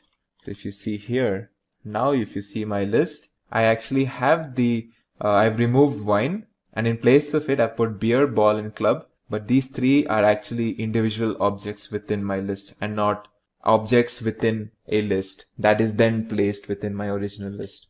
So this is an important caveat that you should take note of. So moving on, let's talk about certain methods associated to lists. Let's take a simple list now, 1, 2 and 3. The first operation that I want to show you, or the first method, is the append method. So when I do a append, and say if I want to append the list by one object called 4, I just do it like this. Now let's see what's in A. So as you can see, the append has put the object 4 into my original list. Now say if I wanted to append three different objects, I want to append 5, 6 and 7 now. Let's see what append function does. Oh no, as you can see, it's done a similar operation to what we have seen earlier when we gave a single index or the single element replacement that we saw earlier. It essentially put this whole list into this particular spot into the list. And this is not what I wanted. I wanted 5, 6 and 7 to be individually placed. And we do have a way of doing that. And the way to do that is the extend function. That is what I'll show you next. Now if I want to extend, say, the original list by three different elements, 8, 9, 10. When I use the extend function, it will not put this whole thing. It will consider each object inside this thing individually and then add it to A. So if you see my result, this is exactly what I wanted. Now the next method that I want to discuss is the remove method. So the remove method is how you use it is within the parenthesis, you put the object that is present in the list that you want removed. So you don't give an index over here, you give the object itself. So if I want the object 8. Alright, this number. If I want 8 itself removed, what I will do is put the value 8 here and it will remove it from my list. So if I check my list A, as you can see, the value 8 has, it's gone. Another similar function to remove is the pop function. Now the pop function by default will remove the rightmost value from the list. But unlike remove, the pop function actually outputs a value and that value is what we have popped out of the list. So by default, it will pop out the rightmost value of a list or rightmost element of a list. And in this case, that element is 10. So it should give me 10. But of course, if we want to pop out any particular object, in this case, we do not give that particular object, we give its index. So now say if I want to remove this, this list object from my bigger list, as I can see, it's in index 0, 1, 2, 3, 4th. It's the 4th index. So if I want to remove the list which is at the 4th index, I give the index value inside the parenthesis and it pops that out for me, as you can see over here. So this was it for lists. Let's move on to tuples next. So tuples are another ordered collection of objects much like lists, but they differ from lists in two key properties. First of all, tuples are defined using parentheses instead of square brackets. So this is how I would define a tuple with elements 1, 2, and 3. And the next very important property that is different or that differentiates tuples from lists is that tuples are immutable. And what this means is that once we create an object of type tuple, we cannot make any modifications to it. We would have to only create a new object if we wanted something different. And this is obviously a key difference between a tuple and a list. But apart from this, every operation that we have done on lists are actually possible to do in the case of tuples as well. So any operation that we did to lists that did not modify the list or that does not do any modification, we can actually apply to tuples as well. So if I wanted the first element of this tuple, all I have to do is call it by the index 0. It should give me the value 1, as you can see. If I wanted a slice, I can do that as well. It should give me 2 and 3. And if I wanted to reverse my tuple, well, I can use my same neat technique that I've used for lists and that I can use for strings as well. So it gives me my old tuple, but with the elements reversed. So now the natural question is, why do we use tuples over lists? Well, one important difference is that when we make a program execution where we are manipulating a tuple, if we did the same thing for the exact same objects in that if it were present in a list, it would be much faster in a tuple. Essentially, program execution is just faster on tuples when compared to an identical list. So you use tuples over lists when we want to be efficient while we are creating an ordered list of objects. So whenever we create an ordered list of objects that we don't need to or we don't want to make any further modifications to, we don't need to create a list, we can create a tuple. And another very important area where we use tuples over lists, or why we need a tuple instead of a list, is when we are using dictionaries. Dictionaries, as we will see later, is a data type in Python that needs an immutable component while we are creating the dictionary. So if we want to use something that is like a list, but since lists are mutable, we can use a tuple instead and use that when we are creating our dictionary. And we will see like what I mean by the immutable component for a dictionary when we actually learn about dictionaries. But yeah, these are some of the places where we would use a tuple over a list. A brief section on tuple unpacking and packing is what I will be doing right now. And what that means is that when I give this sort of a statement, you can assume this to be me packing this tuple into a object or a variable t. Now what's very interesting is, and this is something that's very key to tuples, is that I can unpack a tuple onto another tuple. So let me show you what I mean by that. So now that I have packed 1, 2, 3, and 4 tuple into t, let's unpack it into another tuple. Let's call this, let's put these elements into this tuple, and I put this into t. Alright, now let's see what I mean by unpacking something onto something. Let's see what happens when I put a. If I just want to see what's in a, it actually gives me the value 1. If I see what's in b, it gives me the value 2. If I see what's in 3, gives me value 3, and D gives me value 4. So essentially, if you think of it, what I have done is I have matched this tuple, then put it into T, and then put that tuple T into this tuple A, B, and C, D. So what has happened essentially is the element A has been, or a better way to say this would be the element 1 has been packed onto or unpacked onto A, 2 has been unpacked onto B, 3 has been unpacked onto C, 4 has been unpacked onto D. To show you what I've done in a single line is essentially this. This is essentially what I've done. I have assigned 1 to A, 2 to B, 3 to C, 4 to D. I have matched these two tuples together like this, and this is a very neat feature of tuples. The only important thing that you have to keep in mind is the elements on this tuple and the elements on this tuple should be equal. So if there are 4 elements here, there should be 4 elements here. Alright? In fact, another very important thing about, or a neat feature, is that we don't really need to mention the parentheses when we're doing this unpacking or packing. So if I did X, comma Y, comma Z, if I did it like this, if I put say 5 and 6 and 7, this is also a valid way of packing and unpacking. So now if I see what's the value in X, it is actually 5. If I see what's the value in Y, it is 6. If I see what is the value of X and Z, it should give me a tuple containing 5 and 7, as you can see over here. So this is a neat feature of tuples called packing and unpacking. In this video, we will cover concepts surrounding dictionaries. Dictionaries are another type of composite data type in Python that are also a collection of objects, much like tuples and lists. And like lists, they are also mutable, dynamic, and can be nested. However, a key difference and property of dictionaries is that they are unordered. Items in dictionaries are paired using keys, unlike in lists and tuples where the objects are assigned numerical indexes. To define a dictionary, we use curly braces. Each key value pair in this dictionary in a dictionary is separated using commas, and the key and values themselves in a pair are separated using a colon. Let's look at an example. This is a dictionary where I have 3 key value pairs. As you can see, they have been separated by colons, and each pair themselves are separated by commas, and these are enclosed in curly braces to define the whole dictionary. In this example, these are the keys: banana, apple, and grape, and their respective values are yellow, red, and green.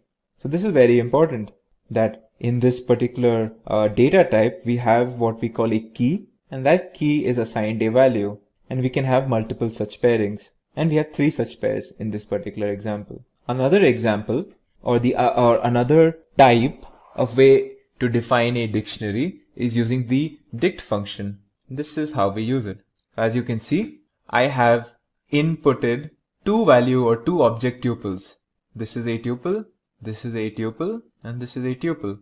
And when I use it in a dict function, when I place it within a list, what Python will do is it will consider the first element of each tuple as a key and the second element of each tuple as its respective value. Now if I check what's in D, as you can see, the key banana has a value yellow, the key apple has a value red, the key grape has a value green. So this is another way of defining dictionaries. An important note over here is that the objects that we use for keys have to be of an immutable data type. So we cannot use, for example, lists as an example of keys, but we can use, say, integers or strings for our dictionary keys. Also, keys have to be unique when it comes to a dictionary. You cannot have 2 different keys with, or should I say, the same key having 2 different values. You can have only one key, and that one key will have a unique value assigned to it. Duplicate keys are not allowed. However, when we speak about values, we have no such restrictions. You can have a mutable or an immutable data type as a value in a dictionary, and you can have duplicates as well. So, if I created a dictionary with a key, say, banana, and if I associated with it a value green, I cannot create another key banana and associate a value yellow. Let's see what happens when I actually do this.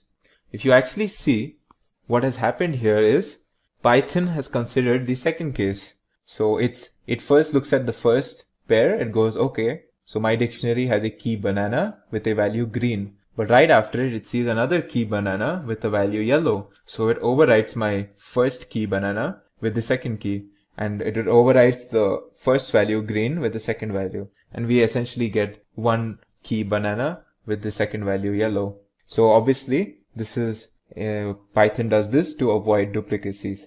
However, if I created a dictionary with a key banana again, if I gave it a value yellow or say green, and if I created another key, and if I gave this also a value green, this is perfectly fine, and this will nothing special will happen in this case because values do not have to follow such rules. Let's see certain dictionary operations and functions now. So let's bring back our original dictionary, which we had created earlier with the 3 pairs. Alright. So what if I wanted to, we can use keys to essentially do these operations and functions. Let's see what happens when so much like how we use indexes in example of sequences, we use keys when it comes to dictionary. So let's see what happens when we use a key over here. So as we know, banana is a key in this dictionary. Let's see what happens when we give this command. It actually gives the value associated with that key, which is yellow. What if we wanted to change a particular value associated to a particular key? I would do this. I would give the key and assign it the value that I want to change it with. Alright. Now if I check my dictionary, you can see the key banana no more has yellow value, but the value gold. What if I wanted to add a new pair? A new key with a new value completely. I would do it pretty much the same way as I did in the previous step. I would essentially write my new key, whatever I wanted. Say if I wanted a new key called watermelon, I would assign it a value red. And now if I check my dictionary, at the end of the dictionary, you will see that my new key value pair has been added, watermelon red, as you can see over here. Now what if I wanted to remove a key value pair from my dictionary? I can use the delete function, which is called by using the del function. Now how do I do it? Say if I want to remove the key value apple and red. So all I have to do is do del, and within square brackets, I have to only mention the key. I don't even need to mention the value, just the key. So you can probably draw parallels in how we use indexes when it comes to lists and tuples and even strings, and how we use keys when it comes to dictionaries. They are quite similar. So if I did this, and if I, I think red is actually not a key. As you can see, red is a value. My key is apple actually. It's not red, it's apple, as you can see. Now if I see my dictionary, the key apple and its value red has been removed. So these are some of the operations that we can do for dictionaries using keys. What if we wanted to use certain inbuilt functions that are associated with dictionaries? Well, some of the examples are as follows. There is a get function. When we use the get function, all we have to do is enter a key inside the parenthesis, and it will get the value associated with that key. So if I gave the key grape, let's see what value is associated with it. As you can see, it's green.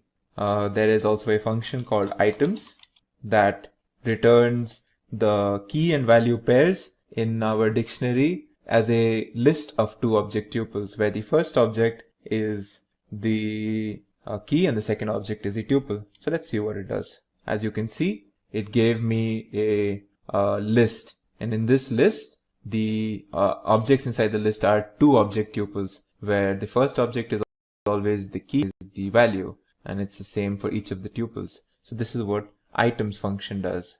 Let's see what the next function is keys. Let's see what the keys function does. As you can see, it returns a list of all the unique keys within our list. Within our dictionary. Similarly, there is a function for values as well. And as you can see, it returns all of the different values that are present in our dictionary in the form of a list. Also, it's important to note that if we have a particular value that has occurred multiple times in a dictionary, it will appear as many times it has occurred in the dictionary or appeared in the dictionary in our list over here when we use the value function. So if, say, a particular value, say I had another key where its value was green again, so I would have the value green appear in this list once more, essentially. Our next function is pop item. What this does is, much like the pop function in lists, it gives us the last entered key value pair that is present in our dictionary. So the last entered pair was watermelon, key watermelon with the value red, and that's what has popped out when we give this function. Another important function associated with dictionaries is the update function. And the update function is a very neat function that is used to merge two dictionaries together. So say if I had a dictionary, let's say I'm creating a dictionary using the dict function where I have, say, some key called kiwi. So as I had mentioned, I will use two object tuples in this case. And let's say I give this also a value green. All right. And another pair would be, say, mango, and let's give it a value yellow. All right. So this is another dictionary that we have created. As you can see over here, we have created a dictionary with a key called kiwi with value green and another key mango with a value yellow. And I already have a dictionary D with these values. All right. Now, if I want to merge these two dictionaries, I can use the update function.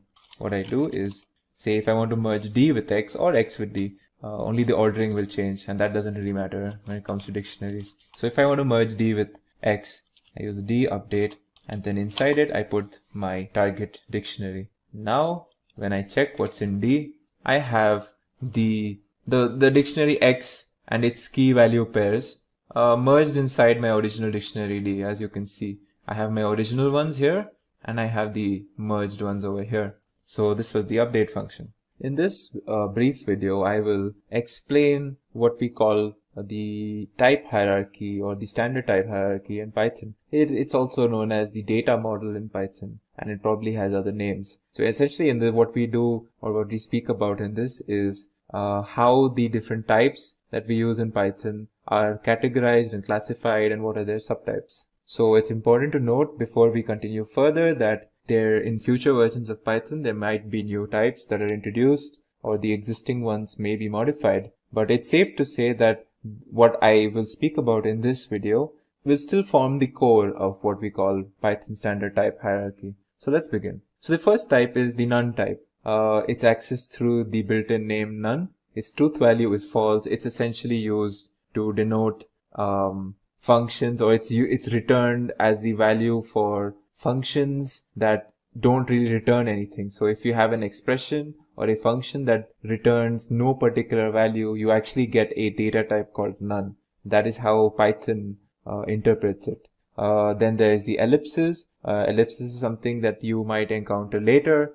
It is accessed through the built-in name ellipsis. It is used to indicate the presence of this particular syntax, this particular symbol or expression or syntax in a slice. Its truth value is true. Again, don't worry too much about ellipses right now. Next is numbers. And numbers is something that we are very familiar with. We've worked with numbers a lot. They are an immutable type. They are created through numeric literals, and they are the outputs of arithmetic expressions and built-in arithmetic functions. Its subtypes are integers, floating point numbers, and complex numbers. Within integers, you have plain integers that represent numbers in the range this number and this number. So this number is basically the largest positive value that you can represent using 32-bit notation in 2's complement, and this is the equivalent for the negative side. Long integers, on the other hand, are used to represent numbers in an unlimited range that is only subject to the available memory of your system. So these are two types of integers, and as we know, floating point numbers represent machine level double precision floating point numbers, or numbers with a decimal point and a component after that. Complex numbers are numbers that contain a floating point number that represents a real part and a floating point number that represents an imaginary part. So these are the types of numbers. Then we have sequences. Sequences are finite ordered sets indexed by natural numbers. So each element in a sequence has an index, and that index is a natural number. The different types of sequences are based on the mutability, whether the objects can be changed or not is essentially what we mean by mutability, right? Once we create an object, whether we can modify it or not. That is how we differentiate different types of sequences. So there are mutable and there are immutable types. The different types of immutable ones are strings. We know what strings are. They are sequences that contain characters. Unicode is the other immutable sequence, and then there are tuples. Tuples are a collection of arbitrary Python objects, and unicodes are sequences that contain Unicode characters. Then we have mutable sequences, and there is only one. Currently, there is only one built-in mutable sequence in Python, and that is lists. Lists are also, again, collection of arbitrary Python objects. Finally, we have, well, not finally, but next we have mappings, and mappings are, again, sets of objects, but these objects are now indexed using arbitrary index sets. You know, the difference between a mapping and a sequence, you could consider sequences are ordered, but mappings are not ordered, and the indexes given to the objects in sequences are always numbers. They're natural numbers, whereas in mappings, they are not natural numbers, but they are certain arbitrary objects that we can set for ourselves. Again, in Python, there is only one built-in standard mapping type, that is the dictionary. Dictionaries are they represent finite sets of objects indexed by nearly arbitrary values. The only condition is that these indexes must be of an immutable data type. So these, so what I have mentioned until now are probably the most common data types that we encounter, or that we have encountered now. The next types are like callable types, such as user-defined functions, user-defined methods, built-in functions, built-in methods, classes, and class instances. So again, callable types as a whole are referenced using the call function, and this is something that we will learn when we start learning about functions, when we learn about object-oriented programming, and methods and functions and such. The other type are modules. So modules are module objects, or modules essentially are referenced or called using the import function. Again, modules can be considered as these large libraries or larger pieces of code or applications that we that contain various different methods and functions and objects and classes within them. Again, modules are something that we will think about a little later. Files are data types that are called using the open function. So anytime we, and as we will during the course of this tutorial, during the course of this course essentially, we will be working with a lot of files. Some of these files are text files, some of them are comma separated files. So all of these files that we open using the function open or some other certain specific functions, where we create file objects out of these files. These are what we call file data types. Finally, there are internal types that are used by Python interpreter.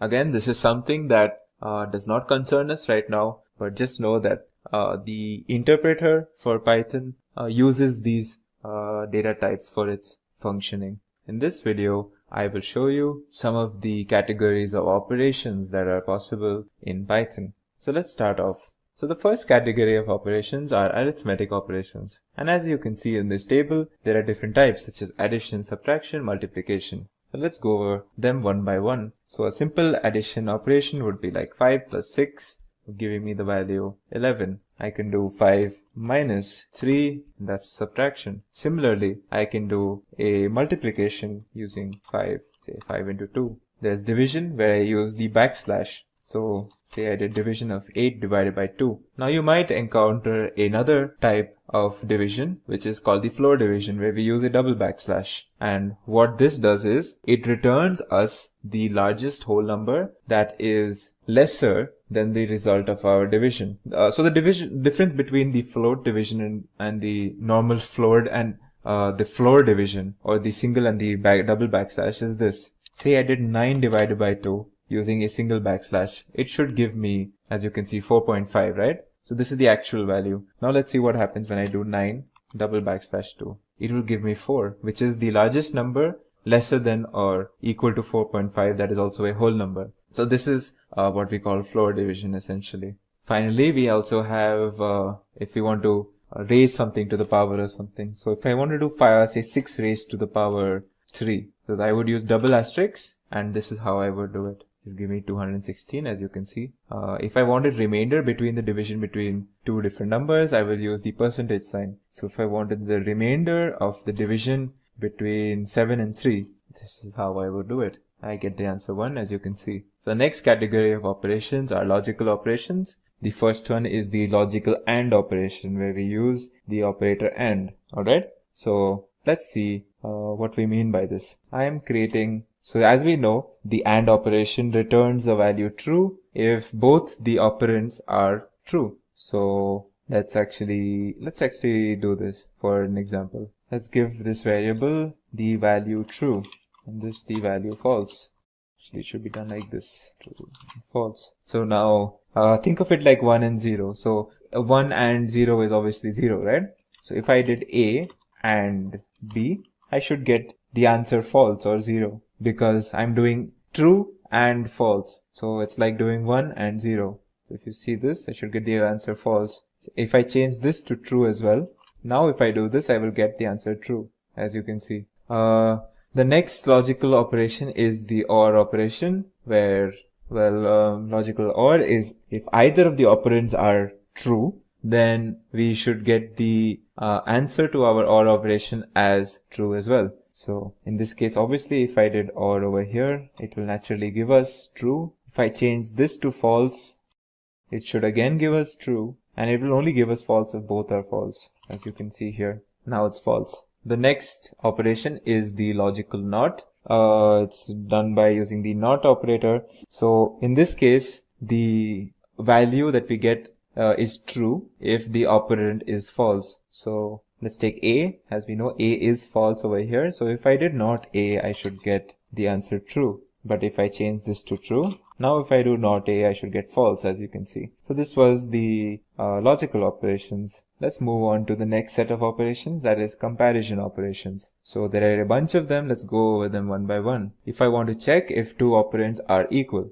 so if I did x is say equal to 2 and now y is equal to 3. If I want to check if they are equal, I will use the double equals to sign. And if they are equal, I will get the value true. If they aren't, I'll get value false, as you can see, since x is 2 and y is 3. As you can see, x and y are not the same, so there's false. They are not equal. If I change this also to 2, now I will get the answer 2. The next comparison is the not equal to, or where we use the exclamation sign. So over here, the result of this is true if x and y are not actually the same. So I should get false over here, as you can see. But if I change this to say 5, now I will get true because x is not equal to y in this case. The next one is greater than. So if I did x greater than y, as we can see 2 is not greater than 5, I will get false over here. Similarly, there's a lesser than. If I did x lesser than y, I should get true over here, as you can see. There's also a greater than or equal to and lesser than or equal to. We simply add the equal to sign here. So let's see. Now if I say x is lesser than or equal to 3, I should get true because x is 2. And if I put 2 here, I should also get true. But what if I put 1 here? Since x is equal to 2 and 2 is not lesser than or equal to 1, this is a false statement. And I can do the same thing with like this, using the greater than equal to. Now it's true because 2 is actually greater than equal to 1. And so this was comparison operations. The next set of operations that we can do in Python are assignment operations. We've already seen a whole bunch. We've already been assigning values to variables. We've been doing assignments throughout already, but let's go over them and see some of the assignment operations. So as we already know, the equal to operation is assigning everything that is on the value on the right hand side of the equal to sign to what is on the left. So if I did a is equal to 5 plus 6, it will assign the value 5 plus 6 or 11 to a. Let's check what's in a. As you can see, it is 11. There is a plus equal to sign, and what this does is, So for example, if I did say a, now since a is 11, let's create another variable called b and call this 5. Alright, so now if I did a plus equal to b, what this will do is it will add b to a and then store it in a. So let's see what this does. Once I do this, now let's check what's in a. It should be 5 plus 11, as you can see, 16. So this a plus, so this plus equal to sign is essentially the same as doing a is equal to a plus b. It's essentially the same thing. They're both the same. There's a similar thing for this, the negative or subtraction as well. Minus equal to. So now that a is 16 and b is still 5, of course, if I did minus equal to b, now I'm subtracting the value 5 from 16. So I should get a is equal to 11 again, as you can see here. And this is the equivalent of doing a minus b. A is equal to a minus b, I mean, as you can see. So the next similar like assignment operation, let's create a is equal to say 6 in this case, and say b is equal to, I will say 2. Alright. Now if I do a star equal to b, what this does is it multiplies b to a and then assigns it back to a. So if I see what's in a now, it should be 12, as you can see here. Similarly, there is similar thing for subtraction as well. So if I did a is equal to 6 and b is equal to 2, if I did for division. So if I did a division symbol and the equal to sign, and then if I give b, what it will do is it will divide a by b, or 6 by 2, and it will assign that back to a. So my value in a should be 3, as you can see here, 3.0. Obviously, this is a single backslash, so this is a float division. The resultant of a single backslash is always a float. I can do the same thing with a double backslash. So let's see if I did a is equal to 7 now, and then b is equal to 3. Now if I did a double backslash equal to b, now it will do the same division, but it will do a float function. So it should give me 2 in this case. If I did the same thing with a single backslash, just to show you the difference between single backslash and double backslash division, in this case it will give me the value around 2.3 or something, a float basically, 2.33, as you can see here. Then there is the modulus. You can use the modulus sign as well with this assignment. Say a is equal to say 5 now, b is equal to 2. Now if I do a percentage symbol equal to 2, I mean b, it should give me, it will assign the, it will take the modulus in both sides and then assign it to the left hand operand. Now let's see what's in a. As you can see, it did a divided by 2. The modulus symbol is basically the remainder of the division between two objects. So in this case, it will divide a by b and then give me the remainder and then put that remainder back in a. And as you can see that the remainder of 5 divided by 2 is 1, and we get that over here. Similarly, we can also do exponential. So if I have a is equal to say 5, b is equal to 2, and I want to raise a by, if I want to raise the value of a by the value of b and then store that back in a, this is how I would do it. So it should be 5 to the power 2, which is 25, as you can see here. So this is assignment operations. So finally, we move on to two special sets of operators. One is the identity set, identity operators, and the other is the membership operators. Let's look at the identity operators. So when we talk about identity operators, what we mean is the is and the is not operator. So what the is operator does is it checks whether two operands have the same location in the memory essentially. This does not mean that it does not check for whether two objects have the same value, and this is very important. So let's look at this. If a is equal to 1001 and b is equal to 1000 plus 1, alright? If I did a is equal to 2, this is an equality check. Are they the same values? True. Now if I say a is b, let's see what happens. As you can see, it's false. This is because this object and this object are not the same, and this is what the is operation does. We can confirm this by checking the ID of a. The ID of a gives us some value like this, and the ID of b gives us, as you can see, a different value. So the two objects are not located in the same place in the memory, as we have seen using the ID function, and that is what we check through the is operator. And the is not is essentially just the opposite of that. So that is the identity operator. Now the membership operator is used for checking whether something is present in a sequence or not. So let's create a sequence. I will create a list to show in this example. my list is 1, 2, and 3. Basically, simple list with 3 integer objects, 1, 2, and 3. I will check whether, now say 2 in A. So is 2 in A? If it is, it will give me true, as you can see. Is 5 in A? It should give me false because 5 is not in A. And the not in operator is just the opposite of that. It checks the other condition essentially. So this is the membership operators in Python. In this video, we will be looking at the math module in Python, and we will look at some of the math functions that are associated with this module in Python. So starting off, what is this math module? Well, the Python math module is an important library or a feature that is designed to deal with mathematical operations. This math module is part of the basic Python installation, so you don't have to install this separately. To use this math module, all you have to do is import this module, and this is how you would do it. You just do import math, and this will import your math module for you to use in your programming.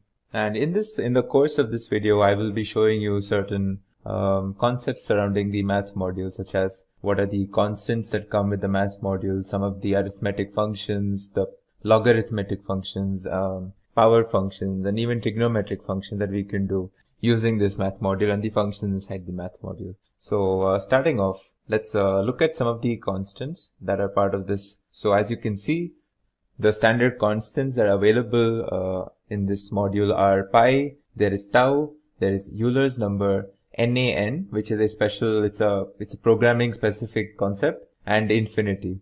So let's look at these one by one. So starting off, our first constant is pi. Pi is, as you know, in maths, it's the ratio of a circle's circumference to its diameter, and pi is an irrational number. You know the value of pi is 3.14 something. Since it's an irrational number, we cannot define it in terms of a specific fraction, but it can be approximated to the fraction 22 by 7. So how do we access this? Pi constant is as simple as this. Once you have imported maths, the maths module, all you have to do is do maths.py, and it will give you the value, as you can see. So as you can see, the value returned to us is a float. This is important to note. And the number of decimal digits, the number of digits after the decimal point that we can see here are 15. And this is like a by default thing for Python, that if you call the pi constant, it will give you the value of pi correct up to 15 decimal points. So an example of where we can use this thing is, say we have the radius of a circle 3, it can be in any units, 3 meters or whatever you want, and you want to find out its say circumference. So as we know, the circumference of a circle is 2 pi r. So if I had to find the circumference of a circle in my code for some application with the radius 3, all I would have to do is use the formula 2 pi r. And to call the value 2 pi r, instead of specifically writing 3.14 something, I can just use this function math.py over here, and then I can enter the r. As you can see, it will return me the radius, as you can see. So moving on, the next constant that we will talk about is tau. Tau is similar to pi. In fact, tau is the ratio of a circle's circumference to its radius. Pi is the ratio of a circle's circumference to its diameter, and tau is the ratio of a circle's circumference to its radius. It's important to note this difference. So because of this definition, tau is always 2 times the value of pi. This is by definition. And much like pi, if you call the tau constant from the math module, it will also return you a float number. And to find that, this is the function that we use, or this is the syntax. So as you can see, this is actually 2 times the value of pi, 6.283, and even this is returned correct up to 15 places to the right of the decimal point, and this is by default. Next constant is the Euler's number. The Euler's number is it's one of the most widespread constants used in the world of in the scientific community, in the mathematical community. You will be using the Euler's number probably a lot as if you move into data science or AI or something like that. So what is the Euler's number? It is the base of the natural logarithm. If you know what the natural logarithm is, it is used to calculate rates of growth or rates of decay. And as with numbers or constants like pi and tau, even the Euler's number is an irrational number with infinite decimal places. The value of the Euler's number. In short, it's denoted by the small letter e. So this value of e is usually approximated to around 2.718. So how do we call this constant? Is simply as math.e. This is how we do it. So you get this value. Again, this is also a float and it's correct up to 15 decimal places. So the next concept that we will be talking about is infinity. Now infinity is it's more of a mathematical concept, and this is very important to note because infinity is not really a number. There is no number called infinity. It is used to define something that is infinitely large or infinitely small. So positive infinity is something that is higher than any known number to us, and negative infinity is lower than any known number to us. So this is the concept of infinity. And how do we call this function? Well, so let's see what happens when we call the math function, math constant infinity. So this is how we do it. And as you can see, it will return us this, it might look like a string to you, but this is actually a special type in Python, which is not a string. This is also a float. It's a type of a float. In fact, this infinity value, it's like a special data type. It's a special data type that you can consider as an equivalent to a float, but it's not a typical float that we know, like 3.14 or 2.71. The value of math.inf will give us INF, and this INF is actually not a string, so we can confirm that over here. As you can see, when I check the type, you see it's actually a float. In fact, this was recently added in Python 3.5, a special type known as math.inf. It returns this INF data type, which is the equivalent to a float.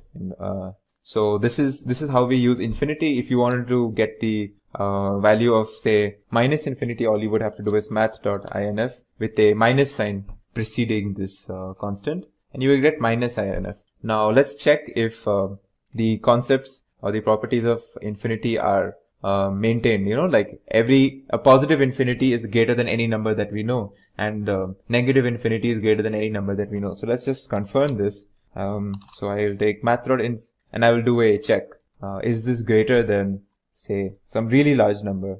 Something that comes off the top of my head immediately. Okay. So let's see if this is true, then this is conceptually correct. And as you can see, it is true. In fact, I can change this number to anything as large as I want. This will be true because infinity is larger than any number that we know. And similarly, if I did minus math.inf, and I checked some very small number, a very, very small negative number. So just consider some minus 10 to the power something, right? This should also be true. Sorry. It should be a smaller sign symbol. This should also be true because I'm checking minus infinity. It's smaller than any known number to us, and it is true, as you can see. So it's very also if you did something like, so let's say if we do let's add something to this. It's a number, so we should be able to do arithmetic on this. Let's actually see what happens when I add, say, 10 to positive infinity. It actually gives us the same value back, infinity, because intuitively we know that infinity plus anything is still going to be infinity, right? And this is exactly what Python does for us. Even if we add a number to this math.inf or the infinity constant in Python, it will still give us the same value, the same data type of inf or infinity. Similarly, if we subtracted something from the negative of math.inf, let's say minus 100. So if we subtract something from minus infinity, we're technically still minus infinity itself. So this will again give us minus INF, as you can see, and this is absolutely what we need, and this is a very, very interesting feature in Python. Finally, the last constant that we will discuss is the NaN, or the not a number constant. So this is not really a mathematical constant. There is no constant in maths called not a number. This is a computer science related concept that it's used to denote invalid inputs, or it's used to indicate certain places where, say, a variable that should have a number it's been corrupted for whatever reason, and it now has a text or a symbol, and our code throws an error. Then in these cases where Python expects a number from us or from your code and it does not get it, it will throw you a NaN value, and this is usually used in cases where you have errors in your code. So again, just to check like what this constant, like how to call it, This is how you actually do it. Math.nan, and it will give you a data type called nan. Also, much like the infinity constant, let's see what's the type of this constant. Again, it might look like a string to you, but of course this is not a string. This is a numerical concept, and as you can see, it's still a float. So this is like it's another special data type that was created for specifically this case, where it's the equivalent of a float, but it's not really the typical float that we associate with. So this was constants in the math module.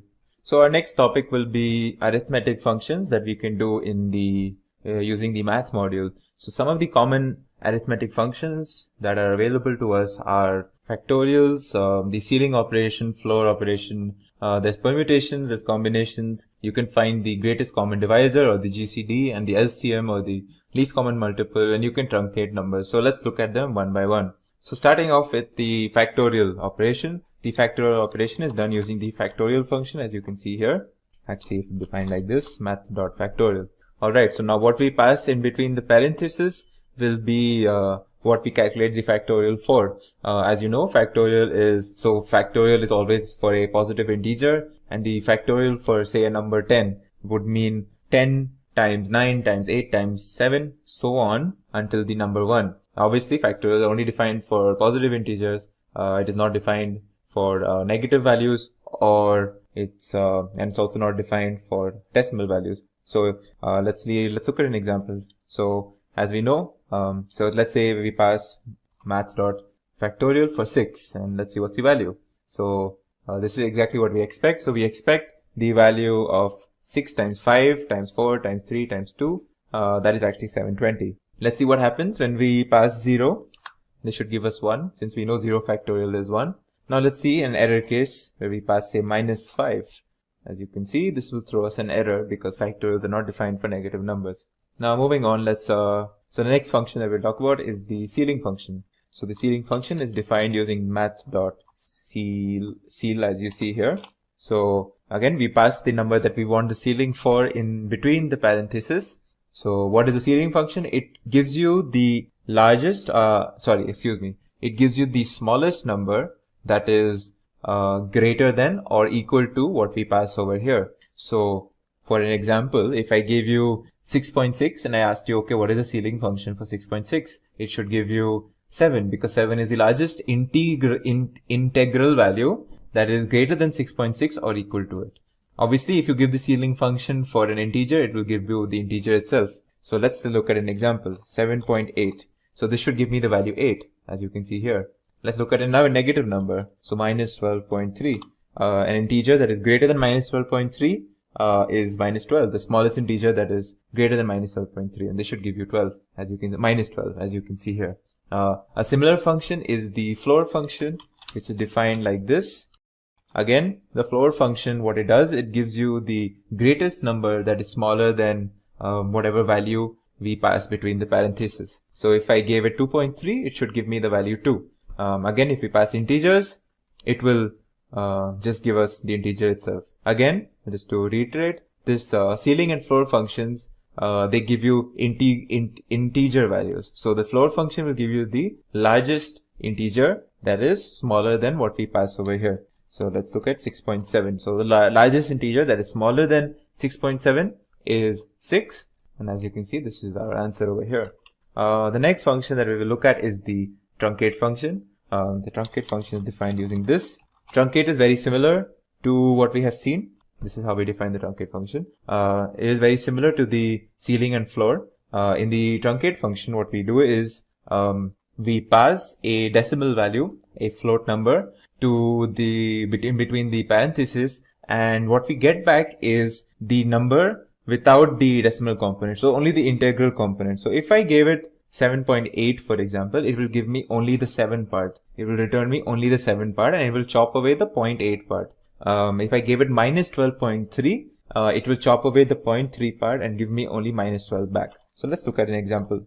8.9. It should give me only 8, as you can see here. Say I did minus 8 or minus 6.9. It shall give me minus 6. So you can think of truncate function as it does the floor function for positive values, and it does the ceiling function for negative values because it rounds down and rounds up respectively for positive and negative values. So now let's look at the next set of arithmetic functions. Let's move on to permutations. Permutations are defined using this, as you know. So in between the parentheses, I have to pass two values, n and k. So I have to pass an n and a k. The k has to be lesser than or equal to n because the permutation, as you know, is the number of ways in which we can permute from n objects, k different objects. So what this mathematically, what this is permutation of n and k is n factorial divided by n minus k factorial. So if I pass, say, 10 and 6, it will give me the permutation of 10 and 6. So let's look at what's the value. As you can see, it's this very large value, 151,200. Similarly, there is a combination function, and this is combinations and permutations are used a lot in probability. So if you're going to move into that sphere, which you will encounter a lot in machine learning AI, you will be using these functions quite a bit. So the combination function, again, you pass an n and a k. Again, the n should be greater than or equal to this k. What this evaluates is n factorial divided by n minus k factorial times k factorial. So again, this is a mathematical concept. So let's look at the the combination of 10 and 6. So as you can see, it gives me 210, which is the combination of 10 and 6. In the arithmetic function section, are GCD and LCM. As we know, GCD is the greatest common divisor, LCM is least common multiple. So as of the newest version of Python, in Python 3.9, the math module gets these two new functions that were very lately added, actually. Since I cannot show you that because I don't have the absolute latest version of Python on my system, but using the math.gcd function, this is the function, and in between this, what we would do if we had the latest version is we would pass two numbers, or as many numbers in fact, and what this function would do is find the common divisor amongst them. So if I gave these, say for example, if I gave these numbers, it would give me the value 10. Similarly, the LCM function, again added in Python 3.9, finds the common multiple amongst whatever we pass over here. So if I passed, say, 20 and 30, this will give me the value of 60, which is the LCM of 20 and 30. So again, these are it's something neat that if you say you have Python 3.9 or if you have Python 3.9 or after that, you will have access to these functions as well if you when you import the math module. So that was for the arithmetic functions. Let's move on to the next section, which are power and logarithmic functions. So let's start off with the power function. There are multiple ways you can actually do a power function in Python. So you can do something like this, which is the equivalent of 2 to the power 3, or you can use the inbuilt module math, and you can use the POW or the power function, this is how you do it. And if I had to do same 2 to the power 3, I would just pass 2 and 3 as arguments like this, and it should give me the value, as you can see, 8 over here. What if so there's actually one more function, which is simply the POW function, and this is not part of the math module. It's a function not part of the math module, but it's still part of the base Python. You can use this as well, and you can do the same thing. POW 2 and 3, it should give you the value 8 again. Now you might ask, what's the difference between these two functions? Well, it's not much. For at least in a beginner standpoint, it's not that much. Just note that the math.power function is slightly computationally faster than the simple power function. So yeah, moving on, the next topic would be the next function that we'll discuss is the exponential function, which is defined like this. Again, exponential function is again e to the power something. So if I did exponential of 3, this would give me e to the power 3.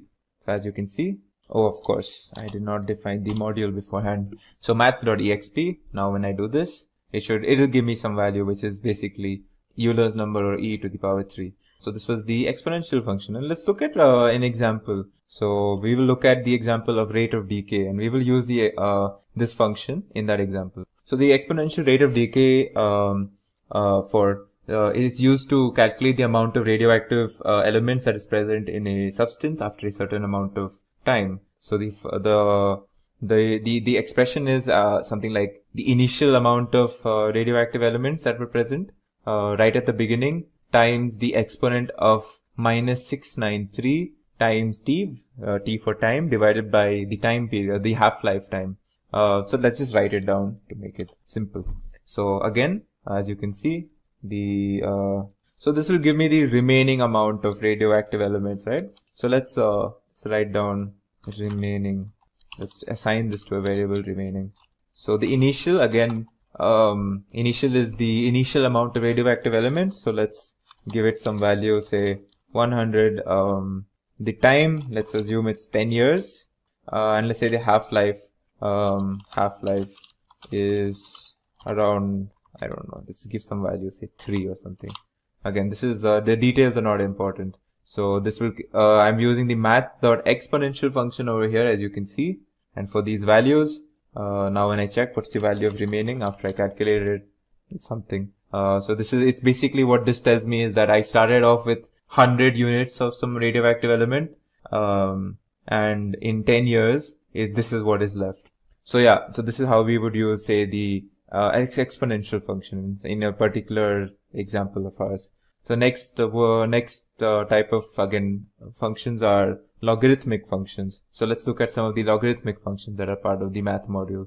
So a basic log function would be written like this: math.log. In between this, I would pass the number that I want the log for. By default, if I just pass one number, it will calculate the log of 8 to the base of e. As we know, e is the Euler's number. So let's see what it does in this case. It gives me some value. What if I wanted to specify a particular base? Well, I would pass a second argument in this case. I want to find the log of 8 to the base 2, and this should be the value 3, as you can see over here. There are two specific functions that are also provided in this math module, that is log2. What this will do is, again, I have to just pass one argument, and this will automatically find the value of the log of 8 to the base 2, as you can see here. Similarly, there is a math.log10 function. If I did this, I will find the value of something here to the base 10, as you can see. So this was logarithmic functions. Then finally you have the square root function. So how would we use the square root function is math.sqrt. Again, we pass what we want over here. If we want the square root of, say, 49, this should give me the value 7, as you can see. Finally, we move on to the final set of functions that we can do using this math module. They are trigonometric functions and they are hyperbolic functions. So let's start off with some of the trigonometric functions. As we know, we can do sine, we can do cosine and tan, some of the basic functions. The way we would do it is math.sine. In between this, this is to calculate the sine of a particular angle. And this angle must be passed in radians. This is very important to note. We do not pass it in degrees, but in radians. So if I say passed sine of 3.14, as we know, 3.14 is an approximation of the value pi. Sine pi is supposed to be, in fact, it's supposed to be 0. So let's see.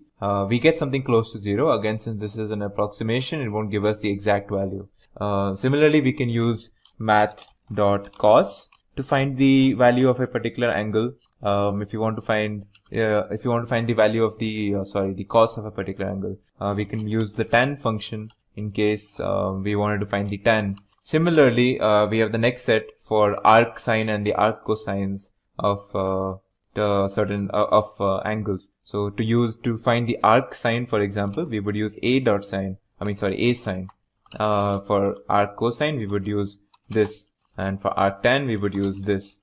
The next set would be hyperbolic functions. Again, hyperbolic functions are basically the sine and the cosine and the tan calculated not circles but on hyperbolas. Again, the details you don't have to know the details. You just should know that if you wanted to, say, for example, find out the hyperbolic sine of an angle, we would use math.sine h, and we would pass what we want in between this. Similarly, if we wanted to find the cosine, it would be cos h, tan, it would be tan h. And if we wanted to find the inverse of the hyperbolic inverse, what we would do is use a. So we would use a tan h. If we wanted to find the hyperbolic inverse of sine, we would use a sin h. And similarly for cos, it would be a cos h. In this video, we will learn about conditional statements. And we will learn about how do we create these control structures where we have these conditional statements. We will learn about the keywords that we use in Python to create a conditional statement block, the if keyword, the elif keyword, and the else keyword. We will also learn about indentation and its importance in Python. So let's get started. So the basic syntax, if you will, for a if statement in Python consists of the keyword if followed by an expression. As you can see from this pictorial, there's an if statement, there is a expression, there is this block of code which, if you can actually see, is slightly indented to the rest of the code, and then we have the rest of our code after that. So what we're looking at is this. So this is our if statement block. Now let's break this down. So what is this expression that we're speaking of? An expression in this context is a Boolean expression which evaluates to a true or false statement. So when we are speaking about the if statement, we have an expression, and if this expression evaluates to true, then we execute everything below the if statement. Otherwise, we skip that portion. As you can see, if this statement is true, we execute this statement or these statement blocks. Otherwise, if it's false, we move on to the next statement block or the beginning of a new statement. So let's look at an example to further understand this. Let's take this if statement over here. As you can see, in this if statement, I have this expression 50 greater than 30. So what Python is going to do now is it's going to check whether 50 is greater than 30, and it's going to check it in a Boolean context. If this is true, then we can move on to the next portion, which is this. But if it is false, then we will skip this. So let's see what happens over here. So since we know that 50 is indeed greater than 30, this is a true expression, we move on to this block of code, which is saying that print 50 is indeed a larger number than 30. So let's see if this actually gets printed. So as you can see, we get this, the result, which is, this is a true statement, and we get our print statement getting executed. What if we gave a false expression over here? So let's look at what happens if I gave a false expression. Now I'm checking if 50 is lesser than 30, which is a false statement. So if it's a false statement, we do not move on to this portion of our if statement block, and we directly skip. So if I have to execute this, you will see nothing gets executed. And in fact, my print statement is just not executed because we never entered this, because our expression over here was indeed false. So yeah, this is how a basic if statement block looks like in Python, and this is how how we move on to how we check for the truthfulness or the falseness of a particular expression in the if statement. So moving on, let's move on to the topic of indentation in Python.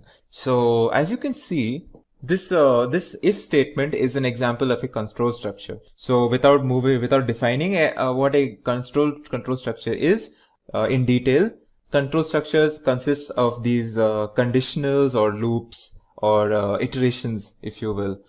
So all of these control structures involve heavy indentation. So what does an indentation mean? Well, what if I gave you an example? Say I gave you some variable called age, and I wrote 20 over here. Now if I gave you an if statement saying if age is greater than 10, now it's very important to note that when I'm defining an if statement, I need this colon, otherwise this if statement is not defined. So this colon is important anyways. So now I'm checking this expression if age is greater than 10. Now what is this? What happens if age is greater than 10? Now what if I want Python to do something only if age is greater than 10?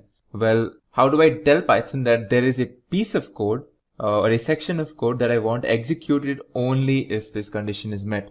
Well, this is where indentation comes into play. So if I want this line, this person is an adult. Again, this is some random line where I'm assuming age is pertaining to this adult, alright, or this person. So if I have this variable age where I write this number 20, which denotes the age of some person, and I'm doing a check if age is greater than 10. Actually, let's be specific here. Well, the adult age for most people is 18 in most countries. So let's see if age is greater than 18. Now, if I'm doing this check, I want to print this statement only if this person's age is above 18. So how do I tell Python that I only want this statement to be executed only during this, if this condition is met. Well, this is where indentation comes into play. And as you can see, exactly as you can see, this portion of the code is slightly indented compared to the if statement. So when this condition is met, then only do we move on to this.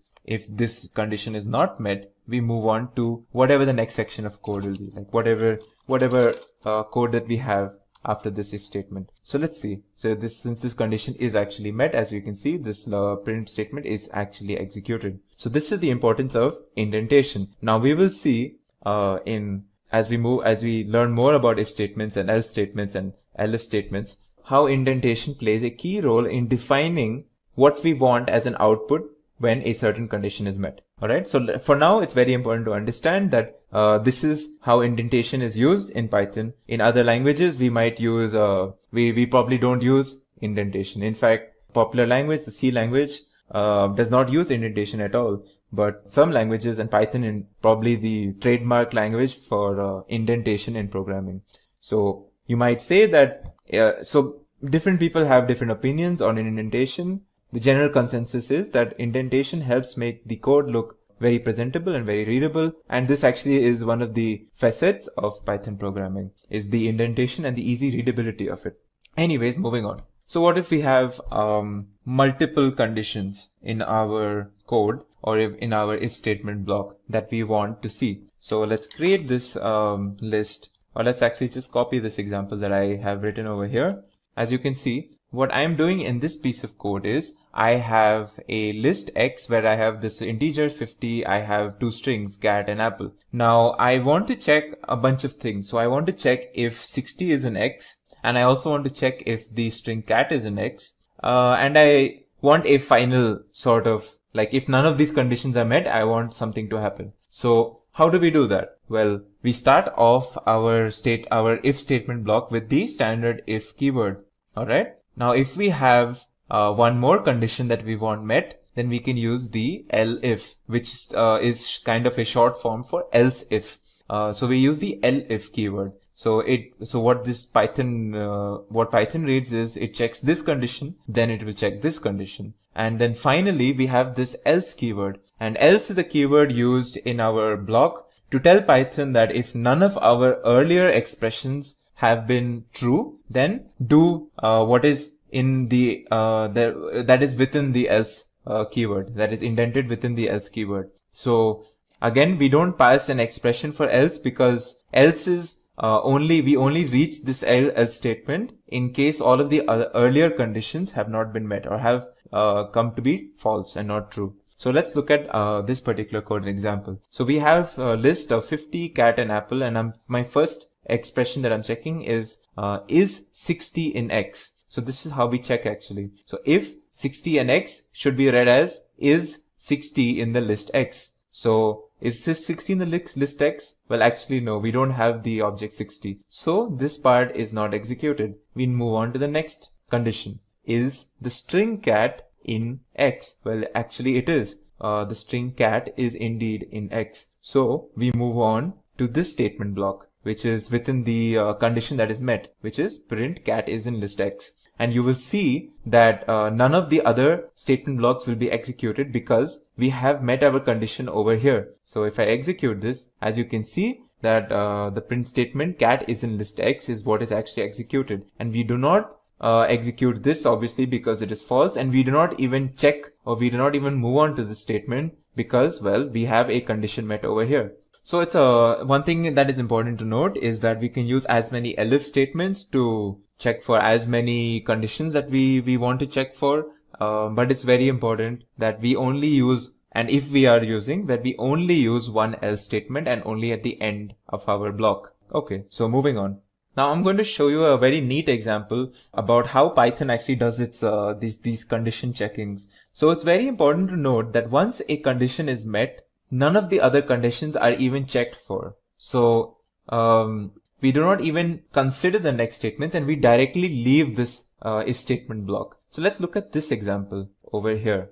Now in this example that I have over here is where I've stored the string cat in X. Now I have three conditions that I'm checking. I'm checking is 50 greater than 60, I am checking if the value of x is indeed cat, and I'm checking some random expression 1 divided by 0. This is not even a check. This is literally just checking if 1 divided by 0 is true or false. And as we know, we cannot divide anything by 0. So let's see what happens when I execute this statement. Now, typically, if I wrote 1 divided by 0, Python will throw me an error because 1 cannot be divided by 0. That is an erroneous statement. So let's see what happens when I do this actually. As you can see, I have a statement being printed, but I have no error, even though I gave an erroneous statement in 1 divided by 0. Well, now you might ask, why is that so? Well, it's simply because I have actually never reached this condition. I have not even, Python has not bothered looking at this, because if you actually see, there is a condition previous to this over here, which is met and which is true. So we move on to this block, we execute this block, and we forget about the rest of the code. So we don't actually get to this erroneous statement, which is an interesting thing, and which is an example that I have shown to show you that once a condition is met in an if statement block, we do not look at any of the further conditions that are being checked. Okay, so finally, I have one small topic that I would like to share with you is the conditional expressions, or the Python's ternary operator. Now, this is slightly different to the if statement that we have talked about up until now, in the sense that it is not a control structure. So what this actually is more of an operator that defines some expression. So let's see what I am trying to say over here. So as you can see over here, highlighted is the syntax for what I'm trying to talk about, this ternary operator. So let's look at this example and let's see what I'm trying to do over here. So I have this variable age, alright, and this age is 26. Now just read this statement. X is equal to adult if age is greater than 18, else child. Now I could have done an elaborate control structure with an if statement, then an indentation within that if statement, and then I could have written else and then another indentation, and I would have written another statement over there. But instead of that, I have used this operator to assign a particular value to the variable x, and this what value I'm assigning to x depends on if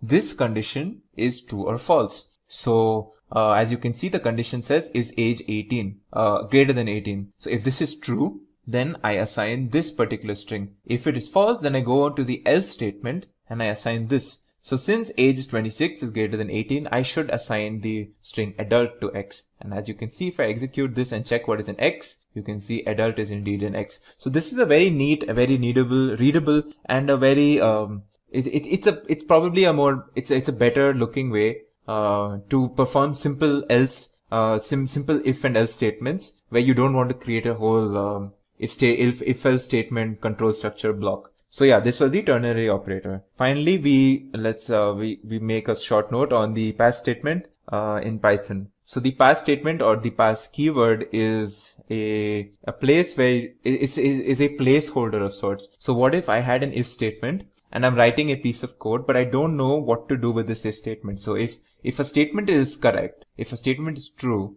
but I don't know what to do if this statement was true, how do I tell Python, well, let's just keep it a hold for now, and I might put something into this block later in the future? Well, I would use the pass statement. So if I had this, say this some condition again, if I'm checking age is greater than 18, but I don't know what to do with this, I would just simply use this pass statement. And this basically does nothing. It's like a way to create a placeholder where maybe in the future I might write some sort of say a print statement or some sort of a different function or something else within this indentation. So, but in the meantime, like currently I don't have anything to place over here, so I just leave it with a pass statement. So this is a way where you can use a pass statement in if and else statements, or if and else control structures.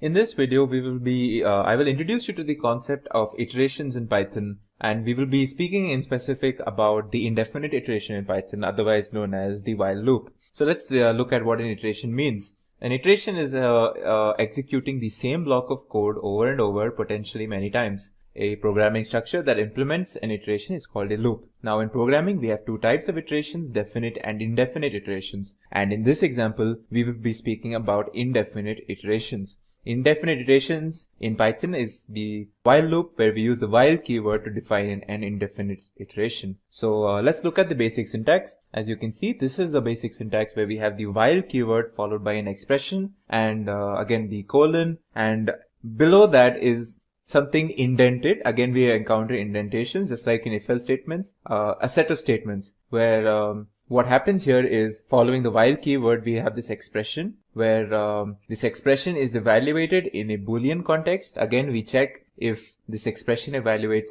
true or false. And if it is true, we execute all the statements or the statement block that is indented below this while statement.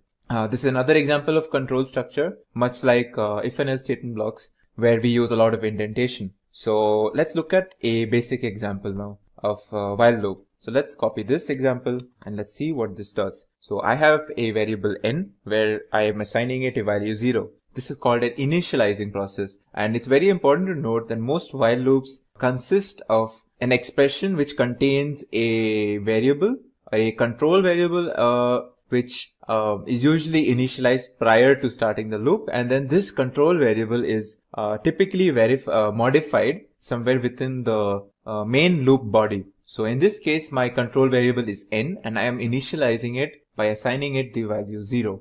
So let's move into the loop now. So the loop has this while keyword, as you can see, followed by an expression n lesser than or equal to 5. Now what this is an expression which is going to check if it's true or false. Is n lesser than or equal to 5? And as long as this expression is true, we will continue doing whatever is indented below this while statement. And what is below this while statement is a print statement, first of all, which says value of n is, and it basically prints the value of n in that particular iteration. And as you can see, this compound assignment where we add the value of n by 1 and we assign it back to n. So what this is, let's see what this does actually. Let's execute this and see what this does. Important to note, the value of n again is initialized at 0. So this while loop will keep going on until the value of n remains lesser than or equal to 5. So as you can see, I have the execution of this particular block of code or this while loop where I get the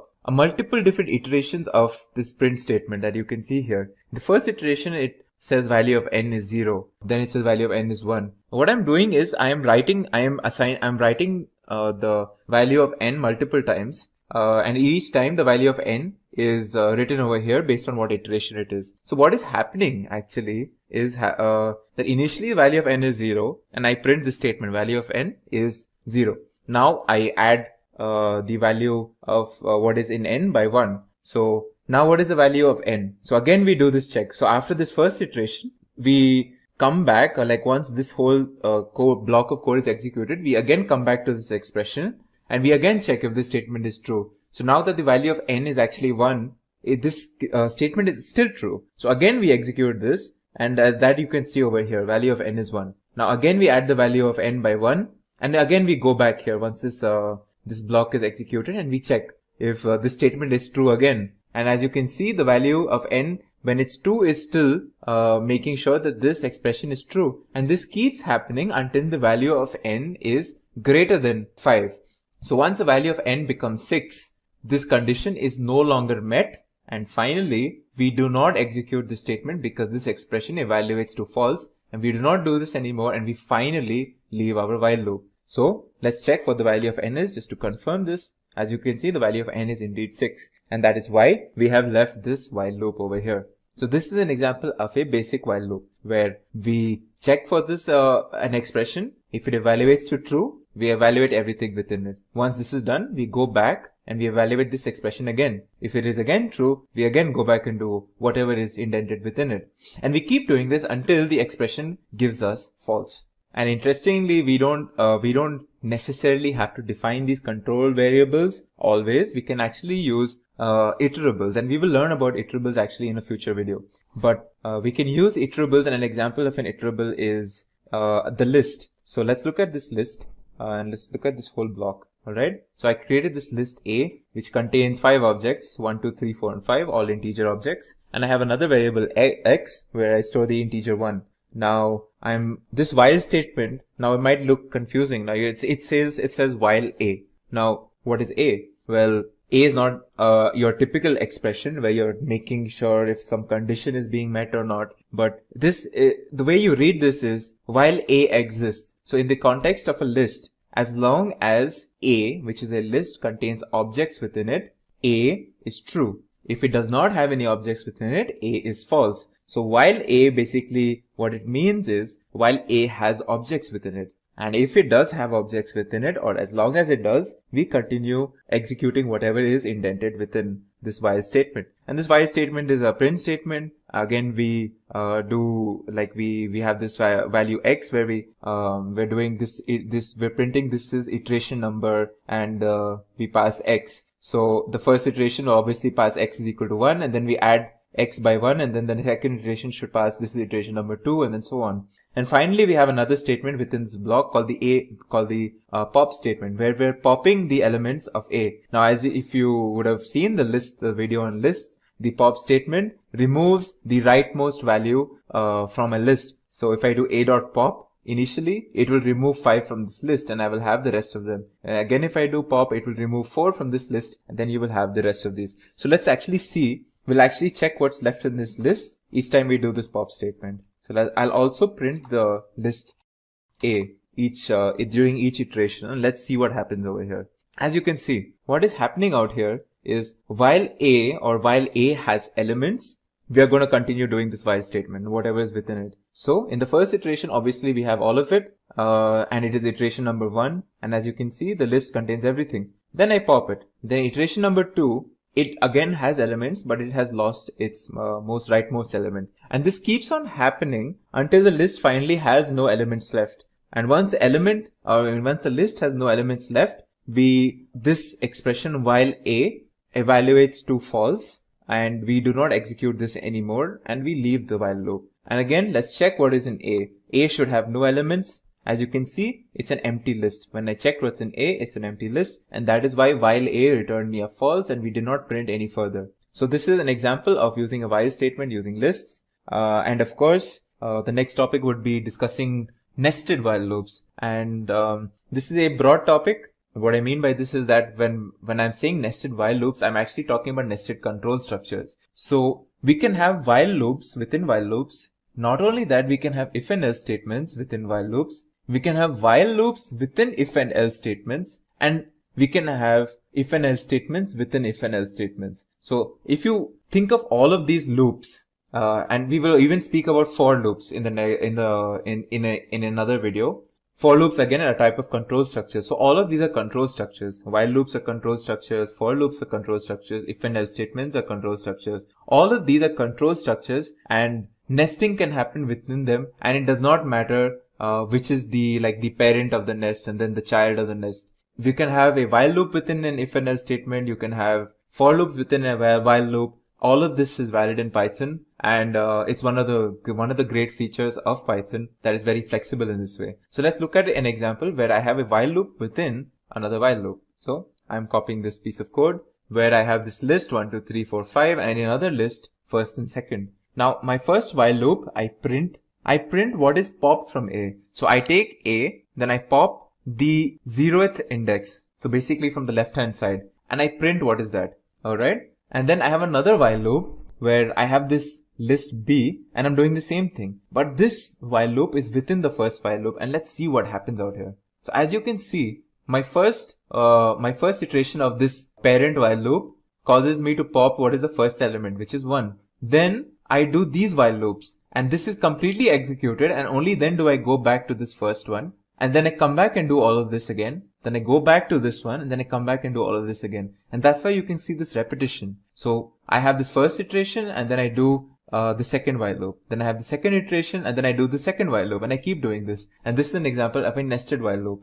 Okay, so our next topic in this video would be break and continue statements. Now break and continue statements are ways to abruptly end iterations in a particular loop. You can use break and continue statements not only in while loops, but you can use it also in for loops. So let's look at how we use it in while loops. And let's look at what we mean by break and continue statements first of all. Well, the break statement terminates the loop entirely. So once the break statement is found, the complete while loop that we are using is completely terminated. And the continue statement, on the other hand, terminates only the current loop iteration, and it goes back to the beginning or the expression, and it checks whether the expression or the controlling expression is again reevaluated, and it is checked whether the loop will execute again or terminate. This pictorial that you can see here actually emphasizes, or it shows the difference between break and continue. So I have this while loop and I have an expression. Alright,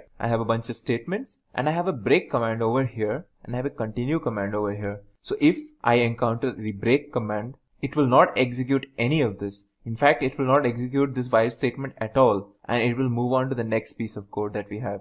But a continue statement, if a continuous statement is encountered in a while loop, will not completely break away, but it will not execute the rest of the statements in that iteration, only these two, but it will go back here, it will check this expression again, and again we will do this all over again. So this is this small difference between the break and continue statements, but both are used to abruptly end an iteration in a loop. So let's look at an example of how we use the break statement. So I will use this example where I have initialized some controlling variable n to 0. My first loop will check whether n is less than or equal to 5.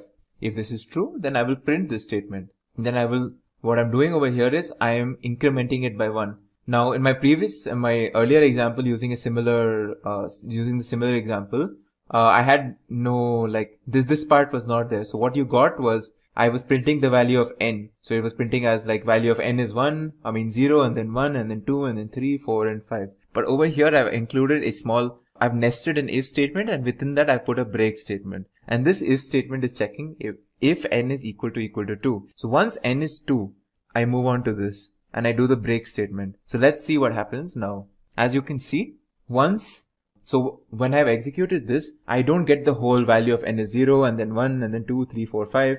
I stop at 1, and that is because once n is equal to 2, I actually do not execute this while loop again. I do not go back and execute print value of n is 2 now. In fact, I break from this whole while loop, and my while loop terminates right then and there. And that's why you only get these two iterations, value of n is 0 and then value of n is 1. Okay, so now I'm going to show you a neat example of what happens, or what is the difference between a break and a continue statement. Okay. So let's go back to our initial example where we're printing this value of n is 0, 1, 2, 3, 4 and so on. But I've added one more statement where I print hello at each iteration. So let's see what happens when I do this. As you can see, it will print hello after each of whatever I was doing already.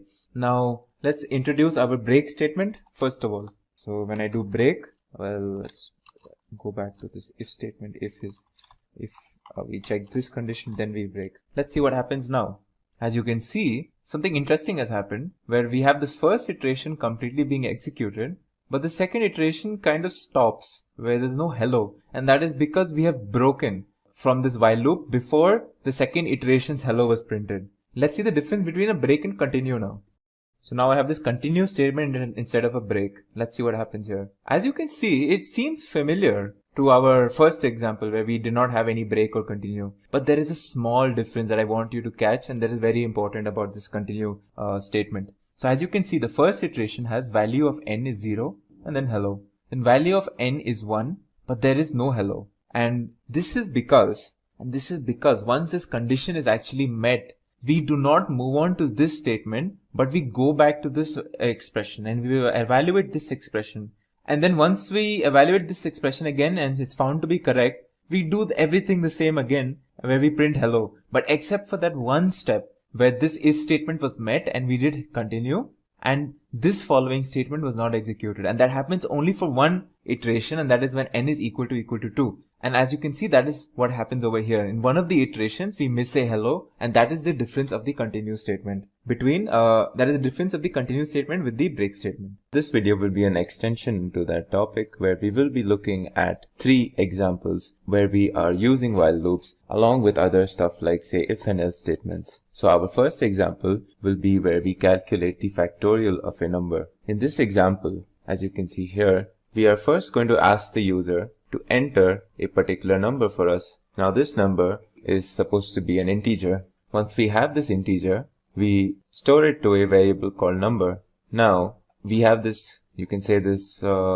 variable called FAC which stores 1, and we will see how we are using it later. Now we know that the factorial of 0 is 1. That's how it's just defined. So we have an if statement checking whether our entered number is 0, and if it is 0, we say that the result is 1 or the factorial is 1. However, if we enter a number that is greater than 0, we must calculate the factorial for this number, and that is what we are going to do in this else statement block over here. Now in this else statement block, we have a while loop. In this while loop, the condition is checking while number is greater than or equal to 1. So as long as this condition is true, everything within that while loop will be executed. So as long as number is greater than or equal to 1, we are going to execute these 2 lines.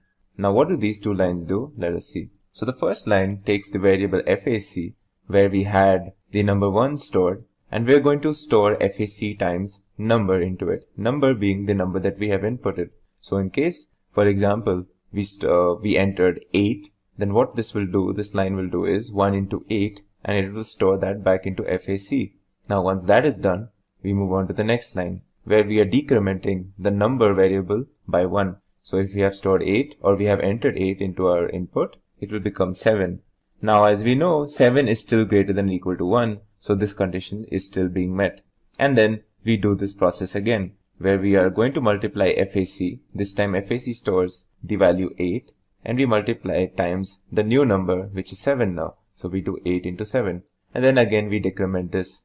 Also once we do 8 into 7, we store it back into FAC. And we keep doing this where we keep multiplying 8 times 7, and then we decrement the number variable by 1, and then we check this condition again. So what ends up happening is we are going to keep doing 8 into 7 into 6 into 5 into 4 into 3 into 2 into 1. And once we are at 1, again when we do this decrement operation, the number variable will store the value 0, and then this condition will no longer be met. So number will be 0 and this condition will be false, and we can move out of this while loop. And then finally we store the result into a variable called result, which stores the result of 8 into 7 into 6 into 5 into 4 into 3 into 2 into 1. This is of course if we did enter 8 when we were asked to give an input. So let's see this in real time once we execute this. So I'm executing this. The first thing it asks me is to enter a number. So let's say I enter my number 8, as I was speaking about 8.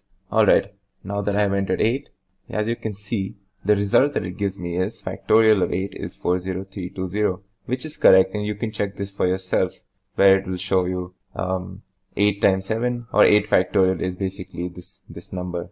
Okay, so now in our next example, we will be looking at how we can generate Fibonacci numbers. For this example, we will be using bunch of if and else if statements along with a while loop. So let's look at this piece of code where we are actually doing this. So as you can see, the first part of the code is basically an input statement asking us how many Fibonacci numbers we would like to generate, and then the user would be asked to give an input which is stored as an int into a variable count. Now in this if-else statement, the first if statement checks whether what we have entered is 0, in which case we just store an empty array in the variable called fib. Next, if our entered integer is 1, we just store the value 1 in this array called fib.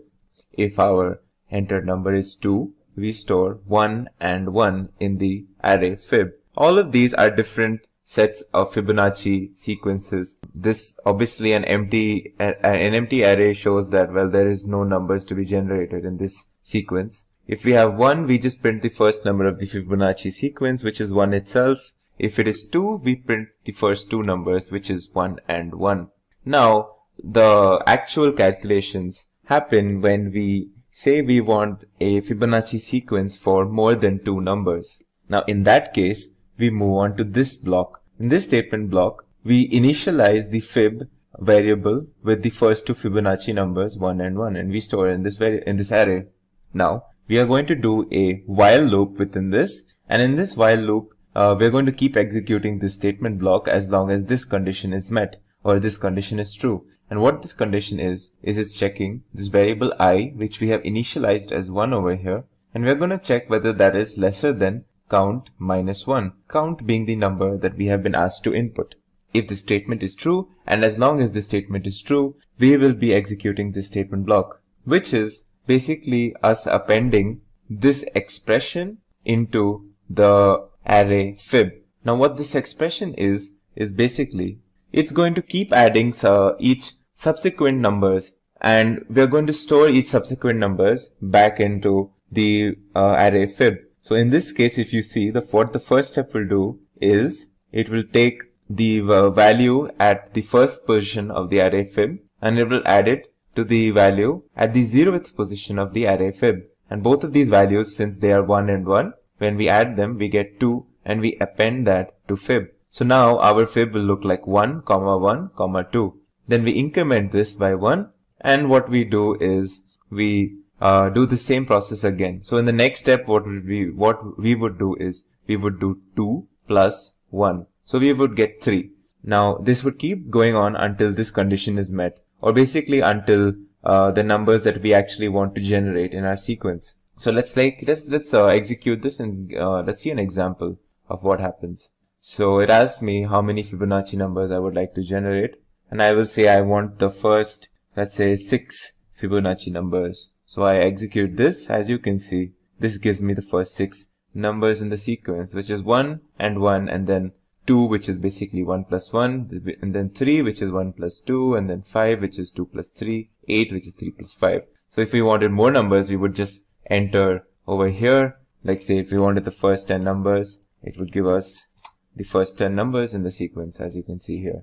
Now in our next example, what we are going to do is we're going to write a program which takes 2 digits that represent the dimensions of an array. For example, if we want a 3 by 3 array, we will enter 3, 3, and we are going to generate a 2-dimensional array in which each of the elements of the array are basically the row times the column position of that particular element. And what I mean by this is, say we have a position I, j on the array. The value of the element at that position would be I times j. So for example, if I'm looking at something at the 3rd row and the 5th column, or say the 3rd row and the 3rd column, for example, the value of the element would be 3 times 3. And if I'm looking at something at the 2nd row and the 4th column, I am going to do 2 times 4. So let's see how we can do this using code. So if you look to the right over here, I have a piece of code where I'm going to where it asks me to input 2 numbers, 2 integers to represent the dimensions of my my sample array. Now once we have done this, we are going to store these dimensions in the inputs in a variable called input string. So obviously when we enter say 5, 5, that will be stored as an int in this particular string or this variable. What we want is, we want 5, say we entered 5, 5, we want 5 as a separate integer and the other 5 as another separate integer. And that is what we do in this particular statement, where we're going to split up our input string based on the comma separator, and we're going to store the first part of that string into the 0th position of dimensions, which is an array, and the next dimension in the first position in this particular array.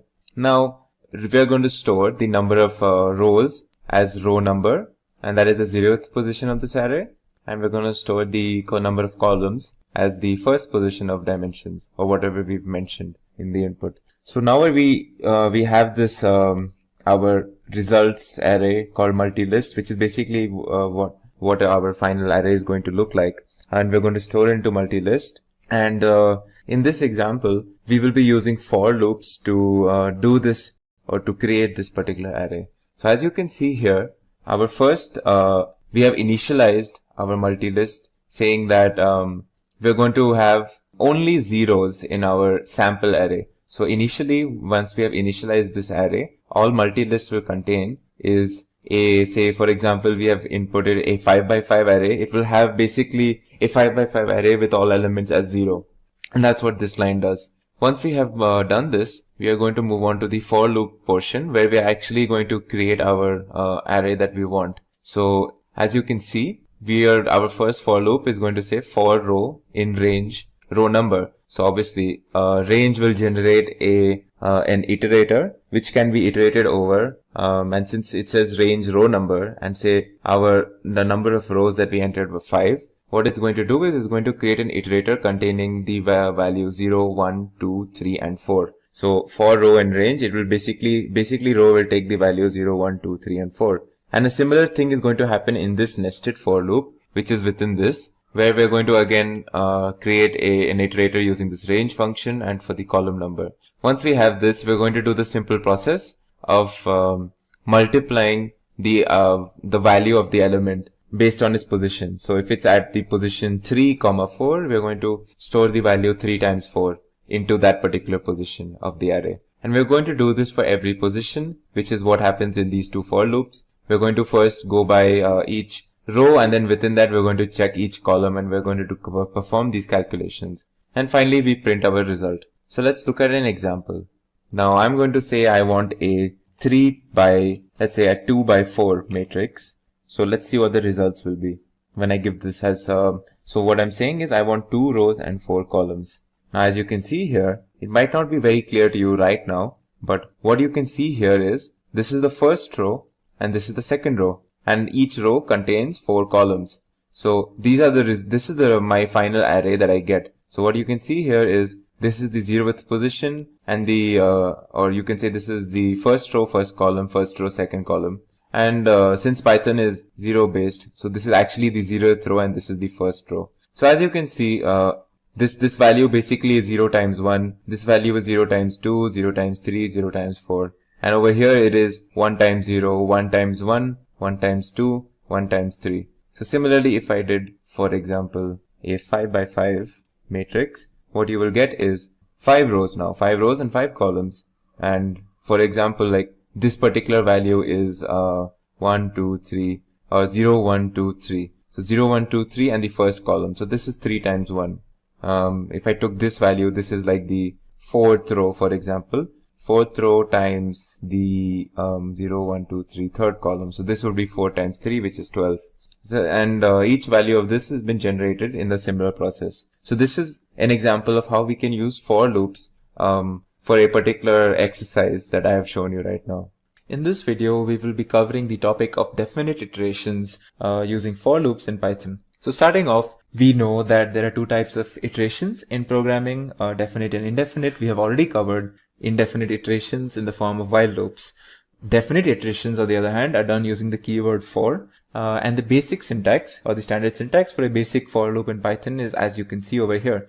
We have this for keyword, we have some variable, we have the in keyword, and we have this iterable, and we of course define this control structure with the colon, and then indented we have this statement block. So once this for loop has started, we execute all of these statements within the statement block as part of the for loop iteration. So yeah, let's to understand like how for loops work exactly, let's look at the concept or meaning behind what we call iterables and iterators. So think of it in a stepwise manner. All right. So in Python, we have different objects that can be used as iterables, and an iterable is basically some object that it's a collection of other objects. So think of your lists, think of dictionaries and sets. So all of these are essentially collections of objects. So once we have these collection of objects, we can create an iterator out of it. How do we do that? Is we use the iter function. So for example, if I passed this list A through the iter function and I store it in some variable iter underscore A, and I see what is iter underscore A, it is actually a list iterator at some random memory location, which we don't really care about. Similarly, if I gave a tuple and I did the same thing, I will create a tuple iterator. And in the left, if you can see over here, I've done the exact same functions with sets and dictionaries as well. So I'm creating iterators out of these iterables, so as to speak. Now, what is an iterator? Well, an iterator is an object that yields values successively. So if my list contained 5 values or 5 objects, an iterator of this list will yield these values one after the other. And that is kind of how, or that is the basis for which we create loops. Let's see what we exactly mean using this, using another function that we call the next function. So the next function keeps moving from object to object within an iterator. So since I've created this list iterator, let's just do it once again. So as you can see, I've created this list iterator iter_a. Now with this iter_a, what I'm going to do is I'm going to use this next function. What next function does is, starting from the leftmost object within this iterator, I will keep yielding, or I keep producing the values. So let's just see what happens when I do next for this particular variable. It gives me this object first. Now let's see what happens when I do it again. Now it gives me the object second. What if I did it again? It gives me third. Now if I kept doing this, it will keep giving me the different objects that were initially stored in A. That is first, and then second, third, fourth, and fifth, one after the other. So let's actually perform that. Now I get fourth, now I get fifth. Now a natural question is, now that I've exhausted all of these values, what will happen if I perform the next function again? Well, let's see what happens. I get an error, and this error is the stop iteration function error, which basically is telling me, look, you have exhausted all of the objects that were initially present in this list A, and you cannot keep doing the next function anymore. You cannot keep going further. So yeah, so this is what the next function does when it comes to the concept of iterators. Alright, so now we've learned two things. What is an iterator, and how do we create an iterator out of different collections of objects like a list or a tuple. And we've also learned how to use the next function. Now let's let's come back to our for loop that we started off this video with. So our for loop again, let's consider our for loop over here. As you can see, some for loop with the objects again 1, 2, 3, 4, and 5. Alright, this is a list. Now I'm going to do for x in A, print x. And let's try to see what happens when we do this. Okay, as you can see, when I have executed this, it gives me 1, 2, 3, 4, and 5. So first of all, let's look at this for loop. In this for loop, I define a new variable x, and then I say for x in A, print x. And what's happening? Well, in each iteration, I'm printing whatever the value of x is at present. So in the first iteration, it is the first object 1. In the second iteration, it is the second object 2. Then 3, 4, 5. And then finally, on its own, this for loop knows that, okay, now once I have exhausted all of the objects within my iterator, I can stop doing this for loop and I can move on with the rest of the code. Alright, so think of it like a 3-step process, a for loop in Python. The first step is it calls an iter function to obtain an iterator for whatever we pass over here, this iterable. Second step, it calls the next function repeatedly in each iteration. Alright, to keep getting the next item from the iterator. So it gets 1, then it calls next, then it gets 2, then it calls next, and it gets 3, and then 4, and then 5, and so on. And then finally the third step is the termination step, is when after we do the final next, where we get this error, as you can see, the stop iteration error or exception. Finally, this tells the for loop function or the for loop that, okay, we have reached the end of our definite iteration or the end of our definite for loop, and this is where we must terminate our loop and then continue with the rest of the code. Alright, so this is how a for loop works in Python. Now it's very important to note that whatever we have discussed when it came to while loops, such as nesting of while loops and nesting of other control structures, is also applicable in the case of for loops. So if I had a for loop within another for loop, that is perfectly fine. If I had a while within a for loop, that is perfectly fine. So all of these are valid statement blocks that we can do. And again, for loop is another control structure, and so we must follow the concept of indentation when it comes to writing our statement blocks within a for loop.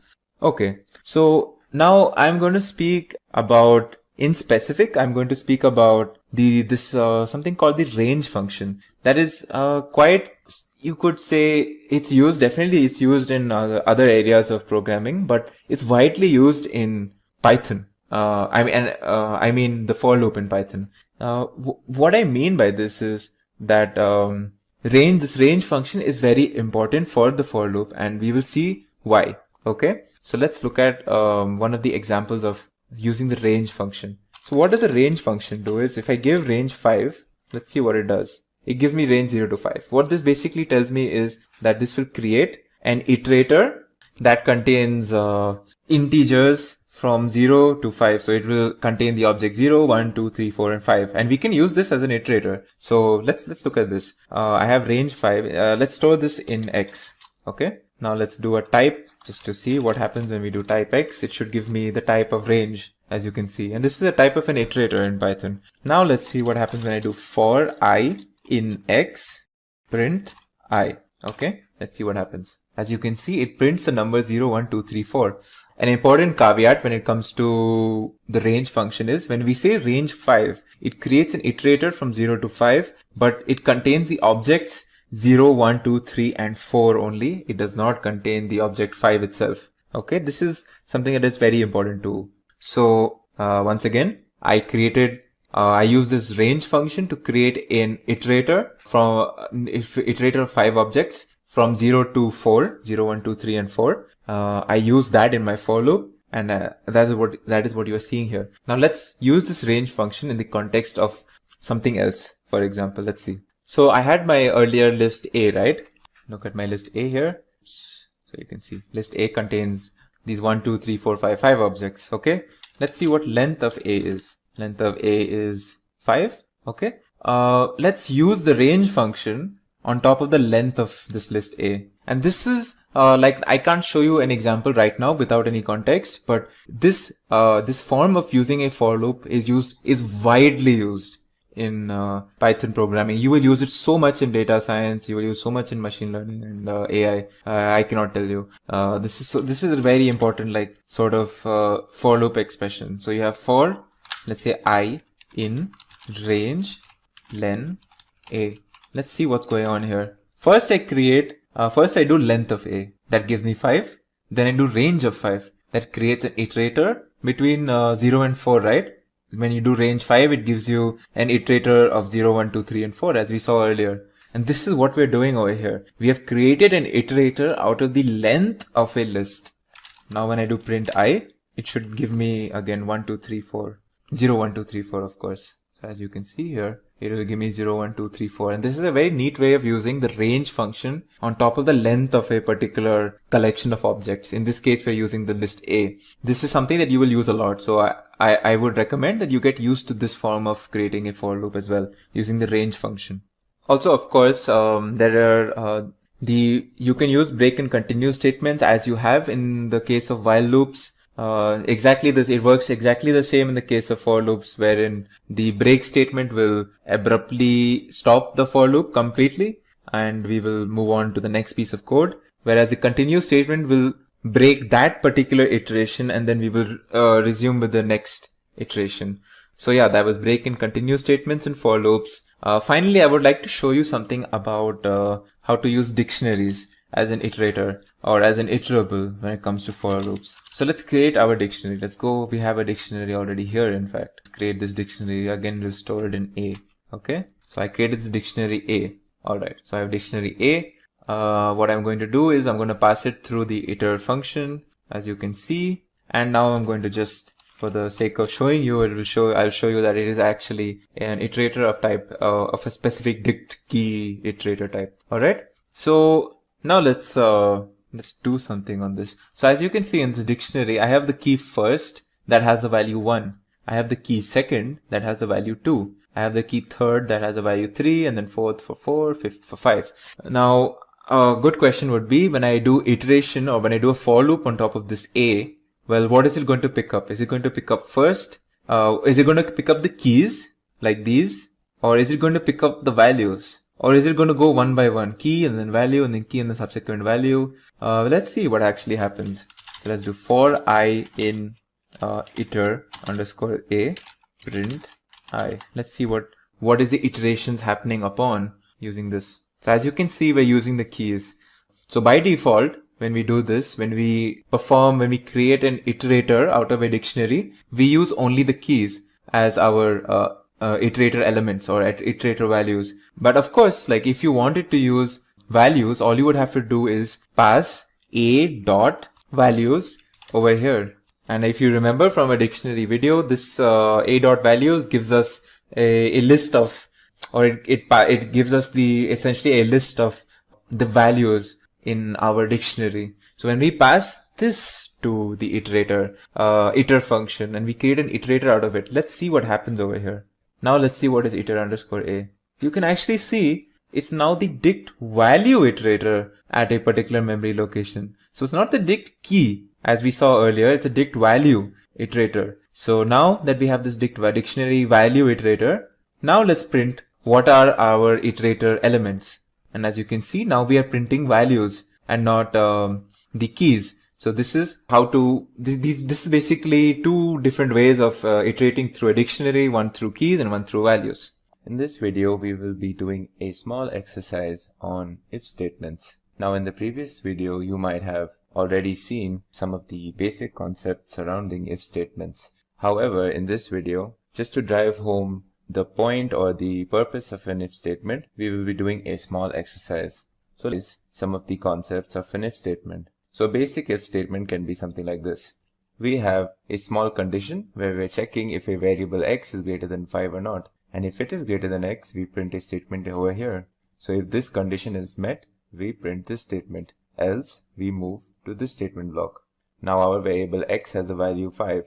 Now since x is not greater than 5, what this will do is, it will check this statement, and since this will be false, we skip this statement block and move on to this statement. So as you can see here. Similarly, we can do something where we are checking multiple statements. We use the elif statement in such a case. So now in this block, we are checking in one of the conditions we're checking is if x is equal to 5 or if x is greater than 5. And then finally, if both of these conditions are not met, we say else and we print whatever, or we do whatever is in this particular statement block, which is a simple print statement. So as you can see, x is indeed is equal to 5. So this is the block that will get executed, as you can see here. Now another example are nested if statements. So nested if-else statements are if-else statements within if-else statements. So let's look at an example. As you can see here, we have a string stored in a variable called orange quality, and the string is fresh. Now we have an integer, or a float in this case, 4.0 stored in orange price. Now our first statement is checking whether orange quality, the variable orange quality, is it equal to the string fresh. Now within that, if this statement or if this condition is met, we do another check where we're checking what is the price. Is it lesser than 5? If it is, we do this block. Else, we execute this block. Finally, if our initial statement or initial condition is not met, we move on to this else block. Now when I execute this, what should happen is I will enter this block because this is true. And finally, I will enter this block because this condition is also true. So I should have this printed. I will buy 5 dozens, as you can see here. Now let's move on to our main exercise for this video. So this was all just a revision. Now we're going to use some or all of these concepts in a sample project or a sample exercise for your further practice. So in this exercise, what we're going to do is we're going to request the user to enter a number between 1 and 20. And our code is going to check whether this number entered is an even number or an odd number. So as you can see, there are two sets of checks that we're going to do in this code. The first check is going to be whether the number that is entered is between 1 and 20 or not. And if it is not, we have to say it's an invalid number. But if it is entered between 1 and 20, we have to move on to the further checks, which is whether it is an even or an odd number. So let's see how we do that. So in this piece of code, what we start with is a print statement saying, please enter a number between 1 and 20. And then we add an input command. This input command will open a box where we can enter whatever number that we want to enter. Now we use this int keyword to make sure that whatever we have entered into the input box is stored as a int data type in the enter num variable. Once we do that, our first if statement is going to check whether the entered number is greater than or equal to 1 or lesser than equal to 20. And lesser than equal to 20. So both of these conditions have to be met. If this condition is true, then we have a valid input and this statement is printed that we have entered a valid number. And then we move on to the rest of the statement block within this if statement, which is another set of if and else if statements. If our number is not between 1 and 20, we move to this block and this block prints that we have entered an invalid number. Now, say entered a valid number, we move on to this block, this if else statement block. Now what this block is checking is whether the entered number is an even number or not. Now as we know, an even number is divisible by 2 and leaves the remainder 0 when divided by 2. So this is what this check is doing. If this check is true, that means our number is even and we get printed that our number is even. The other check or the other if statement is checking whether it's an odd number, and that means when we divide by 2, we should get the remainder 1, as you can see here, and we get printed your number is odd. So let's execute this and see what happens when we enter a number. Now it's asking me to enter a number. Let's say I enter 17. Now that I have entered 17, as you can see, it's a valid number that I have entered, and the code is telling me that my number is indeed odd.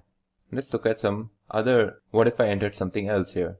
Let's say if I enter 16 now, since it's an even number. As you can see, 16 is also a valid number as it's between 1 and 20, and my number is even. And the code checks for that. Let's see what happens when I enter an invalid number. Let's say 25. Now when I enter 25, as you can see, it says I have entered an invalid number. And in this case, what has happened is, this condition itself is not met, and I have moved on to this statement block. So to give you a breakdown as to how our code has executed this, let me show you an example for the number, say 9.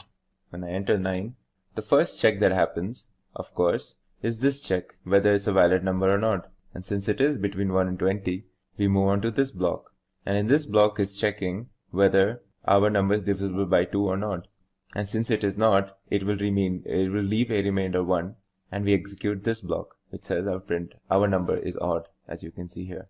In this video, we are going to learn about the topic called file handling. Now, file handling is basically needed because most of the times when we are handling large and different types of data in Python, or in general, we cannot store everything into a variable and we will have to use files. Now there are two types of files that we are going to deal with. They are binary and text files. So binary files are some of the files that most of the files that we commonly encounter, like document files, image files, video files, etc. Now all binary files are encoded in a particular format and they cannot be read by a normal text editor. And we would be needing certain specific softwares for specific files. Text files, on the other hand, do not have any specific encoding and they can be opened in the normal text editor itself. And they are like XML, CSS, HTML files, and so on. Now, there are 4 main operations that we can do in Python on files. They are open, read, write, and close. There are certain other operations as well, though, like rename, delete. So some of the most basic operation that we can do is obviously creating and opening a file, and the syntax is as you can see here, where we use the open command and we give a file name and we give a mode and we store that in a particular variable. Now a mode is basically telling Python how to handle this opening. So we can have a read-only mode which is done by this letter R, a write-only mode which is done by letter W, and there are a bunch of other modes such as read or write mode which is done by R+, and we are going to see them as we encounter them. Now it's important to note that what I just mentioned is for text files. If we are going to do for binary files, we're going to do this file handling, then we would be using the letter B in front of whatever we were using in the case of text files. So if we were doing a read-only mode for opening a binary file, we would be using RB. And if we were doing read and write mode, read or write only mode, for a binary file, we would be using RB+. So basically just adding the B in the case of binary files. Let's look at a basic example. When we want to open a particular file, we are going to open, like in this example, I'm going to open some file called filehandling.txt in a read and write mode, read or write mode, and I'm going to store it in FO. So this is as simple as it gets. Similarly, if I wanted to do it for a binary file, since I'm using a binary file, I will use the letter B as well in the mode. And that's how you do it here. Now let's look at different ways in which we can read from a file. And there are 3 commands that we can use. We can use the read command followed by an optional number of characters. We can use the read line command followed by an optional number of characters, and the read lines command. So this optional number of characters is denoted by n over here, and basically it's telling us how many characters we want to print. So let's look at a simple example of where I'm going to print something called, so I'm going to take this and I'm going to do a print on top of this. So I have done first, I've opened it and I've stored it in my file, and then I'm going to do a method or a function called read, and I'm going to say, like in this example, just read the whole thing. So as you can see, my file that I have opened has all of these lines. This is like the whole file basically. But now what if I wanted to open only the first 5 characters of this file, which is basically this? Well, in that case, let's open this once again. Now let's do the same read command, except we will give the character number, which is 5. As you can see, it's only printed 5. Now let's do a print read command and try to read the whole thing again. And you will notice something very interesting. Now when I do the read command, you can see it's kind of picked up from where we left off from our previous command. And that is the nature of how Python handles files. So if I wanted to again take the cursor back in such an example, I will have to open this again, and then I use this read command once again to get back to where I started from, as you can see here. Now another command that we can use is the read line command. So let's once again open this over here, and now we're going to use the read line command over here. So what read line command is going to do is going to, each time we use this command, it's going to go one by one and read each particular line from this file. So in first case, it will take artificial intelligence, then data science, big data, and so on. So as you can see, if I execute this, it first takes artificial intelligence. Now if I did this command again, it will say data science. Next time if I do it, it should say big data, as you can see here. Okay. So this is the read line command. Now within the read line command also we can enter characters, and that will tell us basically that we want these number of characters from the next line. So if I want the first 6 characters of the next line, I will say 6, I will enter 6 here, and it will give me the first 6 characters of this particular line, which is the next line that is to come, as you can see here. Now another way in which we can print whatever is there in our file line by line is by using a for loop. So again, I'm going to open this file, I'm going to store it here. Now I'm going to use a for loop saying that, well, for line in my file. And what this does is basically at each iteration, it's going to take each line and store it in this variable that we enter over here, which is called line itself. And we're going to print that. At the end of the loop, what we'll have is all of the lines have been printed one by one. And another thing that we can do right now is, say we want to read a particular line. Say I wanted you to read the 5th line of my file. I can use this technique where I just say, okay, I'm going to store 5 in this variable called line number, and I have this another variable called current line, which I'm going to initialize with 1. And what I'm going to do is I'm going to do the same loop where I'm going to say for line in my line, but I'm going to add a condition, current line, when it's equal to line number, am I going to print the line, and then I'm going to break out of this whole thing. And at the end of each loop, I'm going to say current line is going to be incremented by 1 until basically these 2 variables are equal. So when I do this, I get my result, which is machine learning, which is the 5th line of whatever file I had. Now we're going to move on to the topic of image file handling. So we saw how we handled and we saw certain operations around text files. And text files are obviously something that we're going to use a lot. But we are also going to be using files such as images a lot. And let's look at certain examples and certain use cases around image file handling. So my first step is going to be importing a bunch of modules and packages. Now the details of these modules and these packages are not important as of right now because they will be covered in a future video. But just keep a note of some of these packages such as let's say NumPy and the image package. So once I've done this, let's move on to my example. So what I'm going to do is I'm going to store certain file locations in 2 variables. So it's basically 2 strings. I've attached the this prefix R to say that this is a read-only sort of a prefix. So the next topic that we're going to be handling is image file handling. Now we have already seen many examples pertaining to text files. So text files are obviously something that we're going to be using a lot. But image file handling is something very important as well. And we're going to see certain operations that we can do around image file handling. So starting off, I'm going to import a bunch of packages and modules. What these packages exactly are and what these modules exactly are right now not that important to you right now, but it's something that will be covered in a future or in future videos. It's important to just keep note of what these are, such as NumPy and image. So once I've done that, what I'm going to store is I'm going to store two particular file locations in two variables, location 1 and location 2, and I've prefixed them with R just to say that these are raw strings. So once I've done that, I'm going to use the image from the image package. I'm going to say open, and I'm going to say open from this particular location and this particular location, and I'm going to store these images in IM1 and IM2 over here, very similar to a normal text file opening. Now once we've done this, we can access certain properties of this image using, say, format, which tells us the format of the file. It identifies the source of an image, and if the image is not read from a file, it is set to none. We can also see the size of the file using the size attribute, and we can see the mode, which basically defines the number and names of the bands in the image, and also contains the pixel type and depth. Certain common modes are like L for luminescence, RGB for true color images, and CMYK for pre-press images. So let's look at them. So when I access this, you can see my first file is of JPEG of this size and an RGB format image, and my second image is another JPEG, slightly bigger image, and again RGB.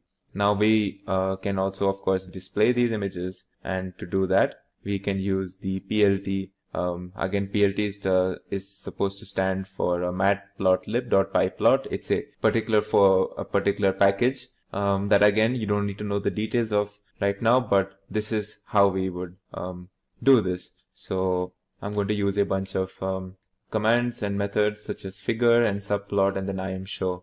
So once I have done this, as you can see, both of my images, with this being IM1, this being IM2, have been produced on the screen, as you can see. I can also use display, this display function followed by the name of the file, and this will simply display my image, as you can see here. Now I can obviously save a particular image using the save function, which is as simple as just doing this. So I'm going to save the image as im_save.jpg over here. Now if I wanted to crop an image, I can do that as well. So I stored the dimensions that I want cropped in the form of a tuple, as you can see here, and I'm going to pass that tuple to the crop function, and I'm going to apply that on top of im1, and I'm going to store that to region. Once I've done that, as you can see, so basically what I've done is I've cropped this image based on whatever I've passed here, and I've stored it into region. And now if I wanted to see what was actually in that crop, I can just do the IMShow function, and I'm going to pass the particular cropped image, which is denoted by region, as you can see here. And you can see my cropped image is basically a left portion of this whole image has been cropped out, and I have produced it over here. Now I can also use the copy function. It's a simple basically copy. You use the copy function, and it copies an image onto another variable that you have assigned. And when I use the IMShow function, I'm going to show you the copied image, which is basically the same. Now we can do the transpose operation as well. So let's see let's see what we have done here. So in this transpose operation, so in this basically I've done a bunch of operations such as rotating by 90 degrees, rotating by 180, rotating by 270. And finally, once I've done with all of these multiple operations, I'm going to show you the final output, which is basically a certain transposed image like this, which is basically the result of whatever I have done before this. So this is it for this video on file handling. I have shown you two slightly more comprehensive examples on text files and even certain examples on image files. However, we can use file handling and different libraries pertaining to file handling for audio files and even for stuff like PDF files. And this is just only the beginning, and I'm sure you will encounter a lot of different use cases, different examples as you continue learning Python programming. This video is going to be the first of a part of a series on object-oriented programming. So to start off with, let's try to understand and get an introduction into what is object-oriented programming. Well, as the name suggests, object-oriented programming is all about creating objects. An object is a group of interrelated variables and functions. Variables can be referred to as the properties of the object, whereas the functions can be referred to as the behavior of an object. So if we were to treat, say, for example, a car as an object, its properties would be its color, its model, its price, and its brand. Whereas its behavior, or functions for that matter, would be like accelerating, gear change, braking. Similarly, if I gave you an example of a dog as an object, we could consider the properties of the dog as its weight, or its name, its breed, its color, whereas its functions could be, say, barking, playing, eating, walking, etc. Objects provide a better and a clear structure for a program. Now let's move on to what is a class and an instance. Now a class is like a blueprint or a template of certain functions and entities, whereas an instance is a particular realization of a class. Classes are used to create user-defined data structures and define certain functions called methods within the class, whereas instances are realizations of these classes. And when we are speaking of classes and instances, classes don't contain any real data. They are just merely templates. Instances, on the other hand, contain real data.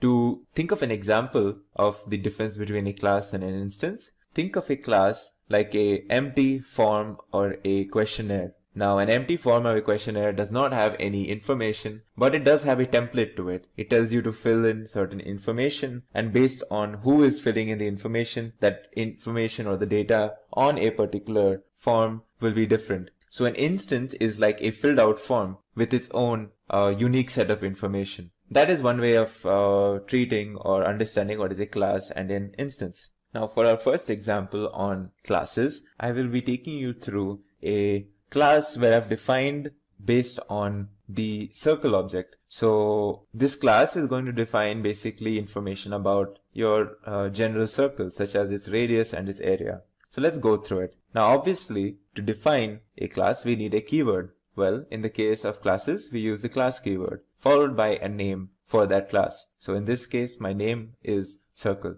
Now, after the colon, every information that is part of the class has to be obviously indented, as is typical for Python. Now you can see over here a bunch of def keywords followed by something that you might not be familiar with, and I will try to get you through this. So if you see here, you have a def keyword followed by init, and this init is prefixed by a double underscore and it's suffixed by a double underscore. And you can see the same thing for str and repr. Well, this double underscore is called a dunder, and any method, these are of course methods. This is a method, this is a method, this is a method, this is a method. Now any method that is prefixed and suffixed by double underscores are called dunder methods. These dunder methods are or can be thought of like predefined or built-in methods for any class that you define. So these we have like 3 dunder methods over here, and we have one user defined method that we will get to. So this first method that you see here is the init method or the initialization method, and this is invoked or called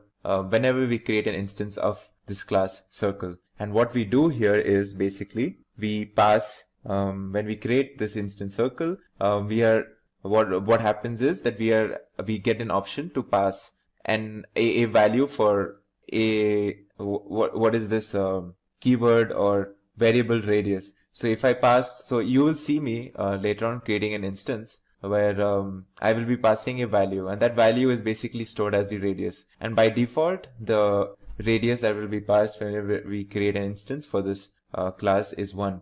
The str method is basically used to return a descriptive string for the instance of class. repr is not something that you have to bother with right now. And now get area is something that you should follow, because if you see here, I have not used any double underscores. So this is a user defined method.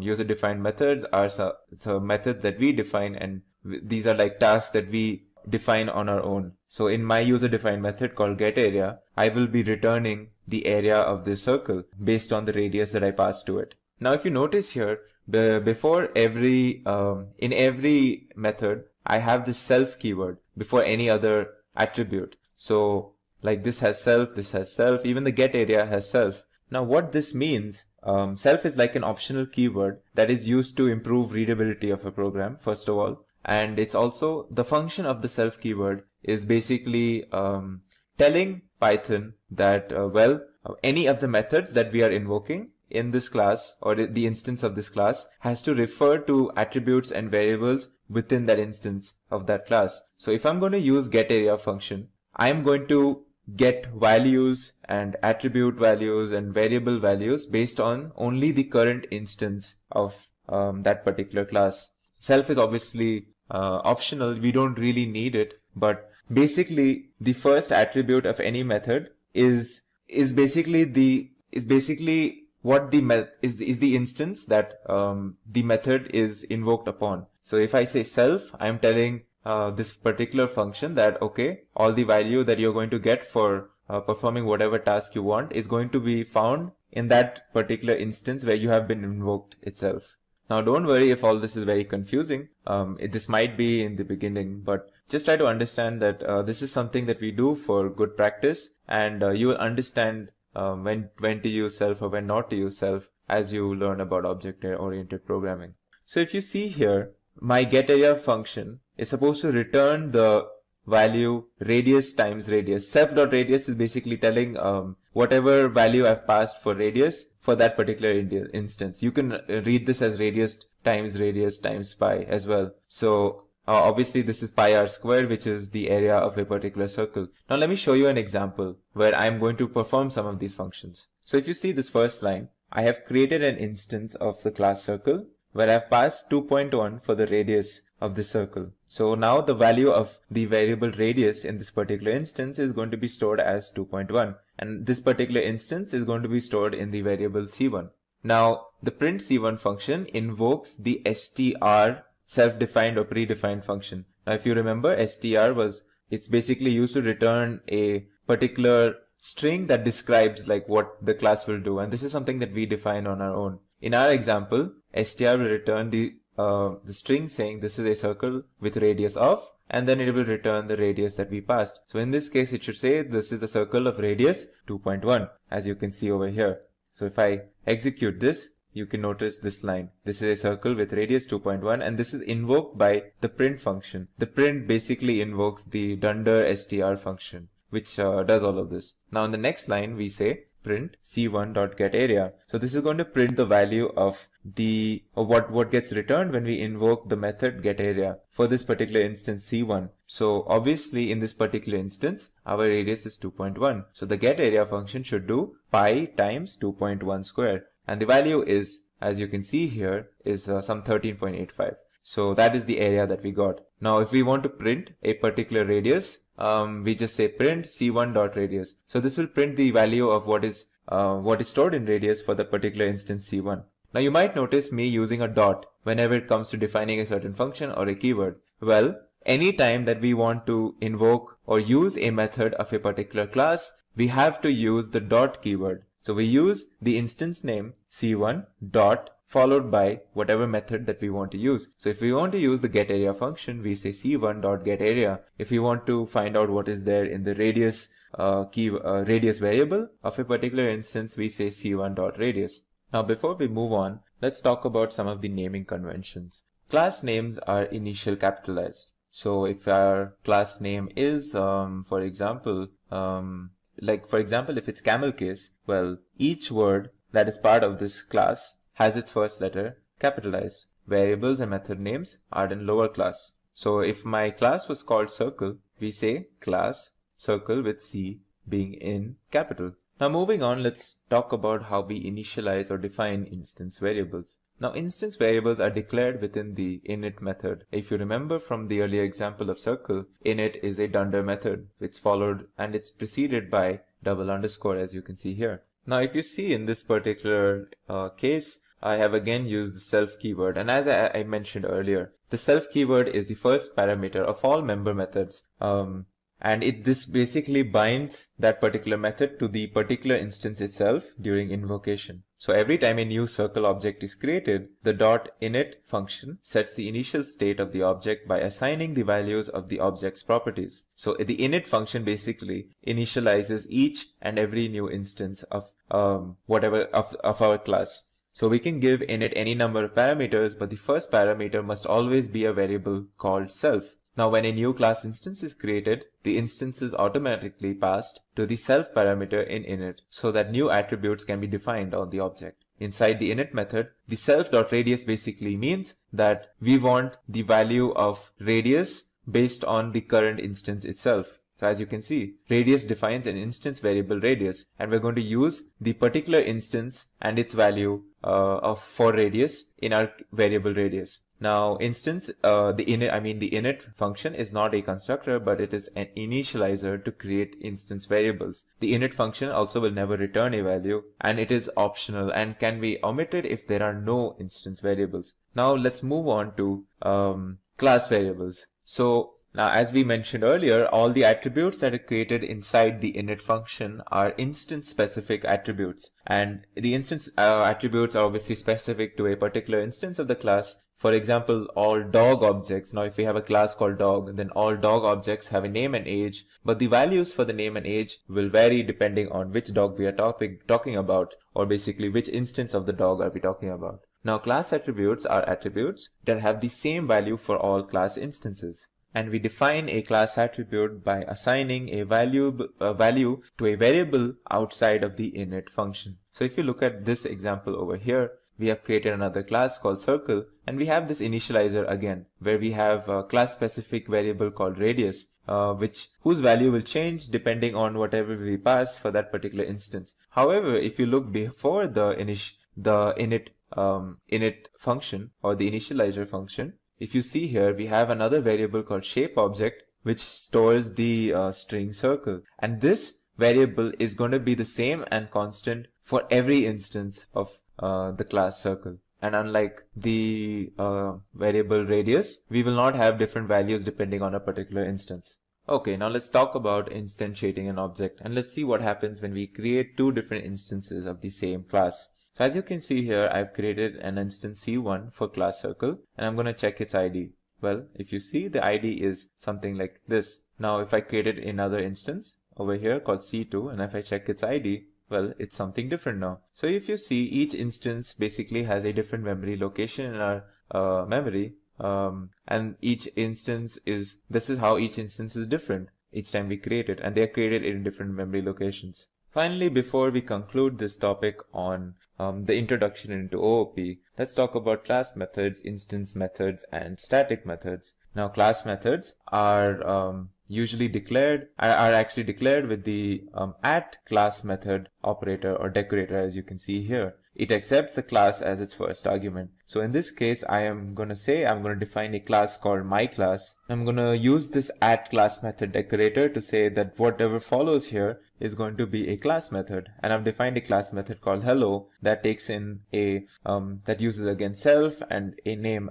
attribute. So what this does is it prints whatever I have passed to it in the form of hello from self.name. Now what this is going to do is basically it's going to give out a string saying hello from name of is called the string name my class with a comma and then whatever we passed initially, which was Rakesh. Next is then instance methods, and these are the most common types of methods.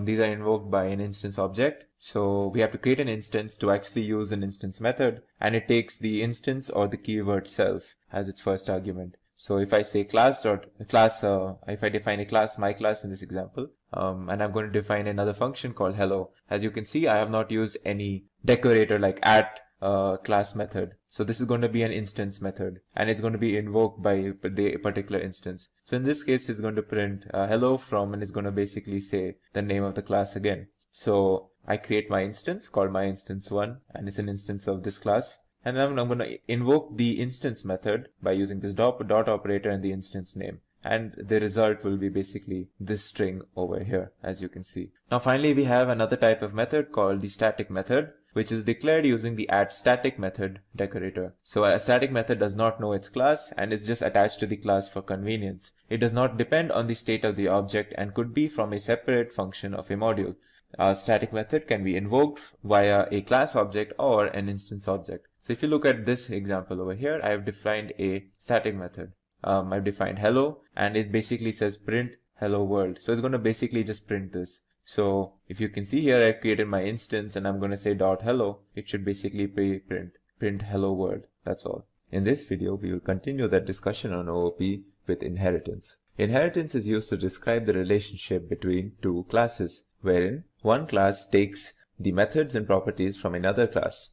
In this relationship, we have something called the base class or the parent class, from which we will derive all or some of the properties and methods. And the class which actually derives these properties and methods is known as the derived class. So you can think of the derived class as a specialized version of a base class. To explain what inheritance is in a basic way, I will show you an example where I'm creating a cylinder class, which is going to be a subclass of the circle class that you might have encountered in the earlier video on OOP. So what we're going to do is create a cylinder class that is a subclass of circle, where we're going to get the attributes radius and get area from circle class, and we're going to add the attributes height and get volume to the cylinder. So right off the start, you can see we have our class circle that you might have seen in the earlier video. So this class circle has the familiar initialization where we are supposed to enter a value for a radius that gets stored in self.radius.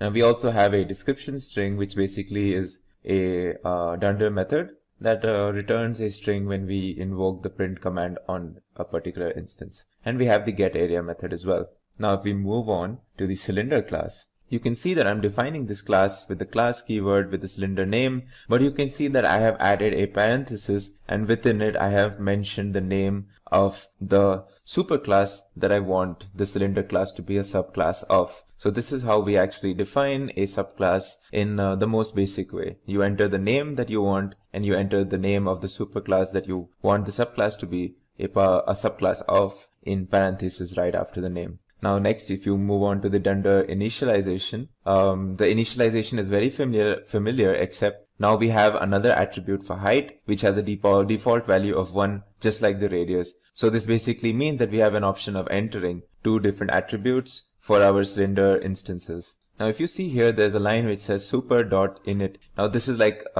this is a command which we use to invoke the superclass's initializer. So anytime we create an instance for cylinder, we also want an initialization for the circle method as well as a part of our cylinder instance. Next, you can see that much like how we stored the radius attribute in self.radius, we're also storing the height attribute in self.height. Now even this cylinder class has an str method to return a particular string if we use the print function. And finally, we get on to a new method that we have defined only for the cylinder class called getVolume. Now, if you see the getVolume, it returns us basically the volume of the cylinder that is being described in the particular instance, for which we enter the height and the radius. So if you can see here, what we basically added extra is a height attribute and another method called getVolume. And the other parts of the circle superclass, such as radius and getArea, are also going to be a part of cylinder, even though you do not explicitly see them anywhere here.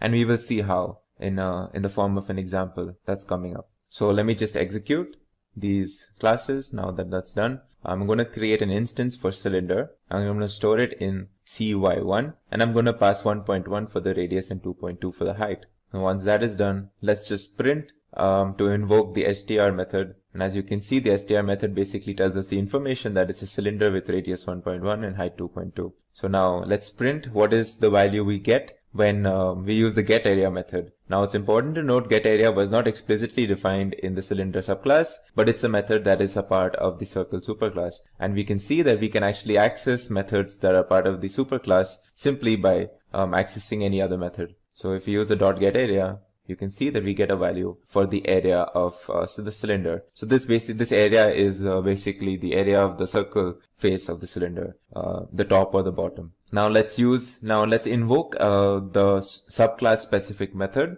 which is the getVolume method, in a similar manner. As you can see, just by invoking this method, we get the volume as well. Now, if we want to see what is the radius and the height, we can just do a simple print statement followed by cy1.radius, cy1.height, and it gives us both of these values, as you can see here. Now over here, what I'm going to do is create another instance of cylinder, but I'm not going to pass anything for radius or height. So basically, it's going to take the default values for radius and height, which was 1 and 1 respectively. So once I print, this statement is basically going to print the str method or whatever we stored in the str, which is basically the description of the object followed by what is its radius and height. This method will give us the area and this method will give us the volume. So once I execute this, as you can see here, this is what we get, and this is what we expect as well. So now in this example, what I'm going to show you is now I'm going to go back and I am going to create another instance for circle now. This is the superclass, of course, and I'm going to give it, and since the superclass has only one option, one attribute that we can enter, which is for the radius. So I pass 3.3. And I'm going to print what happens when I just print this instance. It's going to basically give us whatever was a part of the str method. After that, I'm going to print isInstance. This is basically a check on whether C1 is an instance of this class circle, and next I'm going to check if C1 is an instance of its subclass cylinder. Now when I execute this, you can see that well, this is what this is the str method that gets printed. But if you see here, you can see that it says C1 is indeed an instance of circle when it says true over here. But when we look at the next line, is C1 an instance of cylinder? It says false, and this is obviously because a superclass object is never an instance of a subclass object, whereas vice versa, it would be true. Now in the next part of this video, what we're going to do is look at the different types of inheritances in Python. So there are basically 5 types of inheritance in Python. There is the single inheritance, there's multiple inheritance, multi-level inheritance, hierarchical, and hybrid inheritance. So we will go one by one and see each of these examples. Starting off, we have the single inheritance. This is simply where we have one base class and one derived class from that base class. So this is just simple single inheritance. And in this example, you can see I have a class called country where I have a method that I have defined called show country, which is basically going to say print this is India. It's basically going to go print this every time we invoke this show country method. Then we have a class called state, which derives from the superclass called country, where we have a method called show state, which is going to say print this is state every time. So you can see I created an instance of the class state, and through that instance I can access the superclass and the subclass methods over here. Next we have the multiple inheritance, and this is when a derived class contains more than one base class. So let's look at an example to understand this. So if you can see here, I have a class called student with 2 methods defined called method 1 and method 2. In method 1, we can pass 2 attributes, SN, SNO, or I think this is supposed to be like an ID, I guess, like SN number, and we have S name. So this is basically 2 attributes we can pass that are probably descriptors for a student. And in the next method, you have basically 2 print statements which says student number, and then they will print the student number, and it will also print the student name.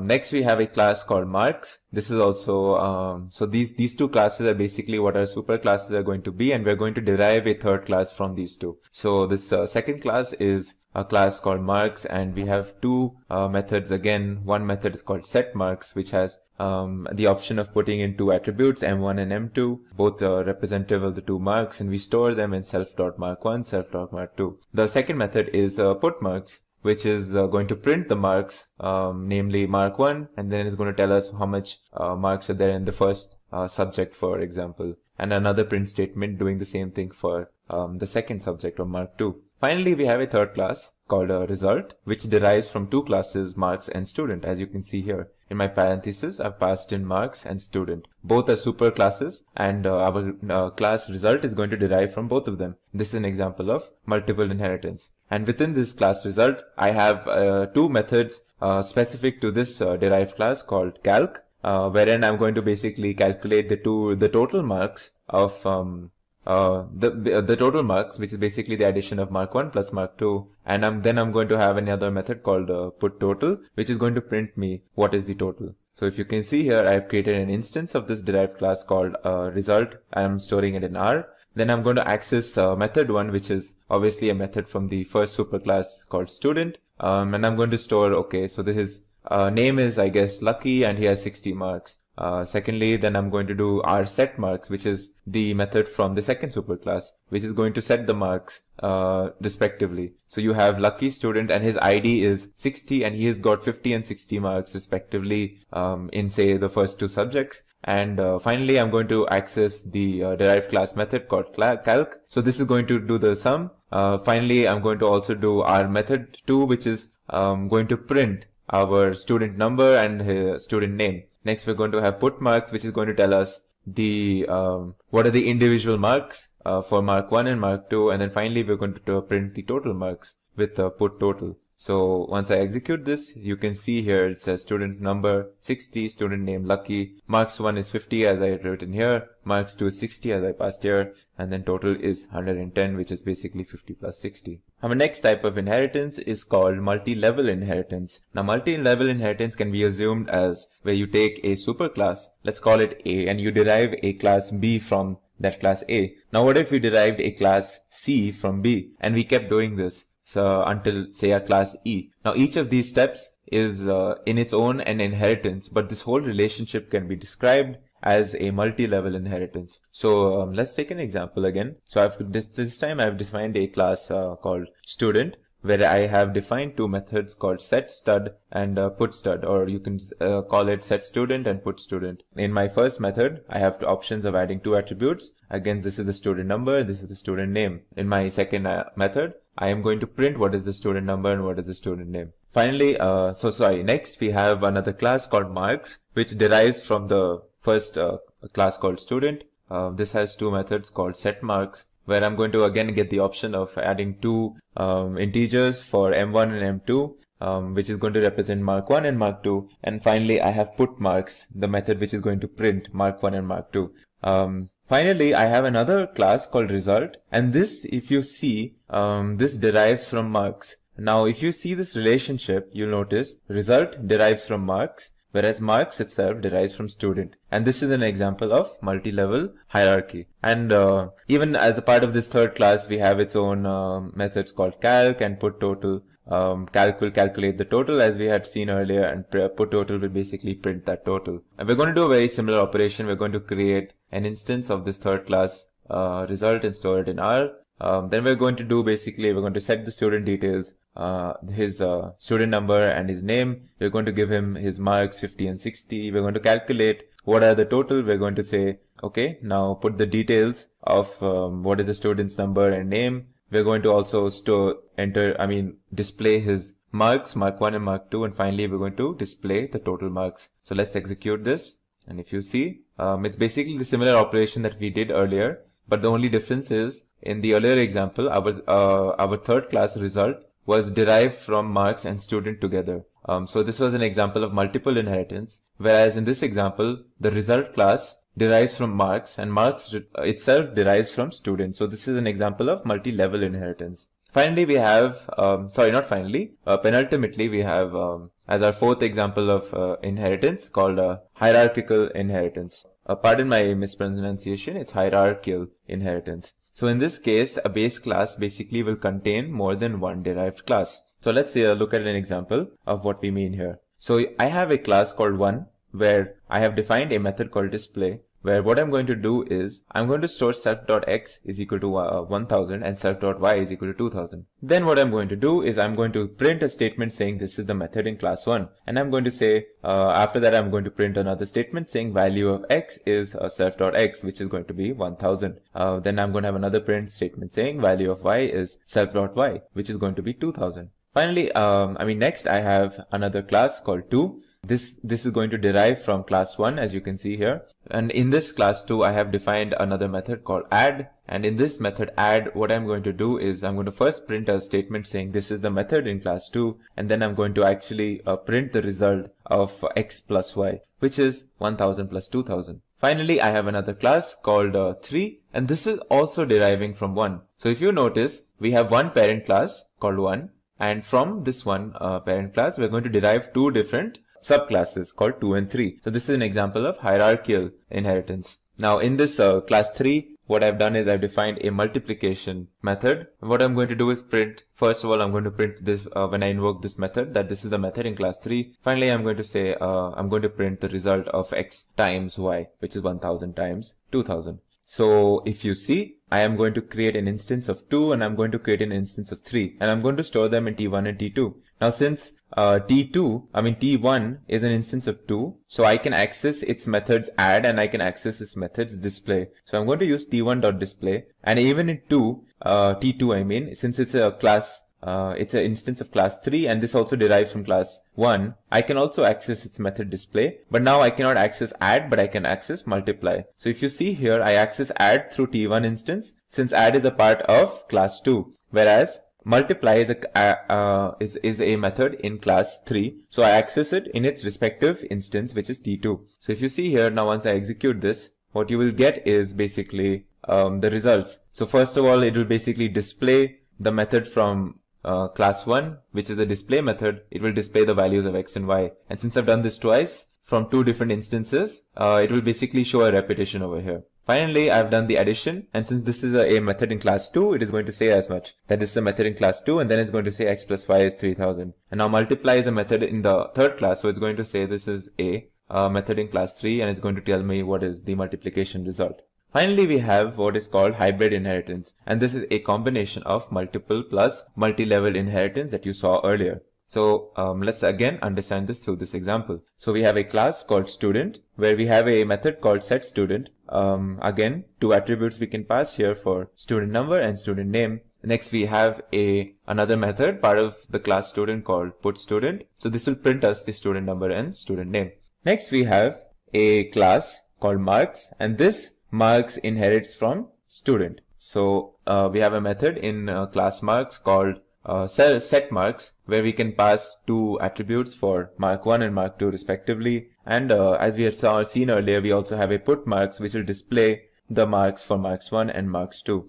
We have a class called practical. This practical is basically another superclass. If you see here, since this does not derive from anything, it is a superclass on its own. And what it does is it has 2 methods, getPractical, and we can pass an attribute for p1 here, and we store that in self.p1. And then we have an attribute for putPractical, which will print us the practical marks, whatever we passed for this attribute in p1. Finally, if you see, we have a class called result. Now in this result, we are going to derive from marks and practical. But if you notice here, marks itself is a subclass of student. So this is an example of multi-level inheritance. Whereas since result derives from marks and practical both, it is also an example of multiple inheritance. So if you see, notice here, this is an example of multiple and multiple level inheritance, which is basically what we call hybrid inheritance. And as we had seen earlier, this result class will have a calc method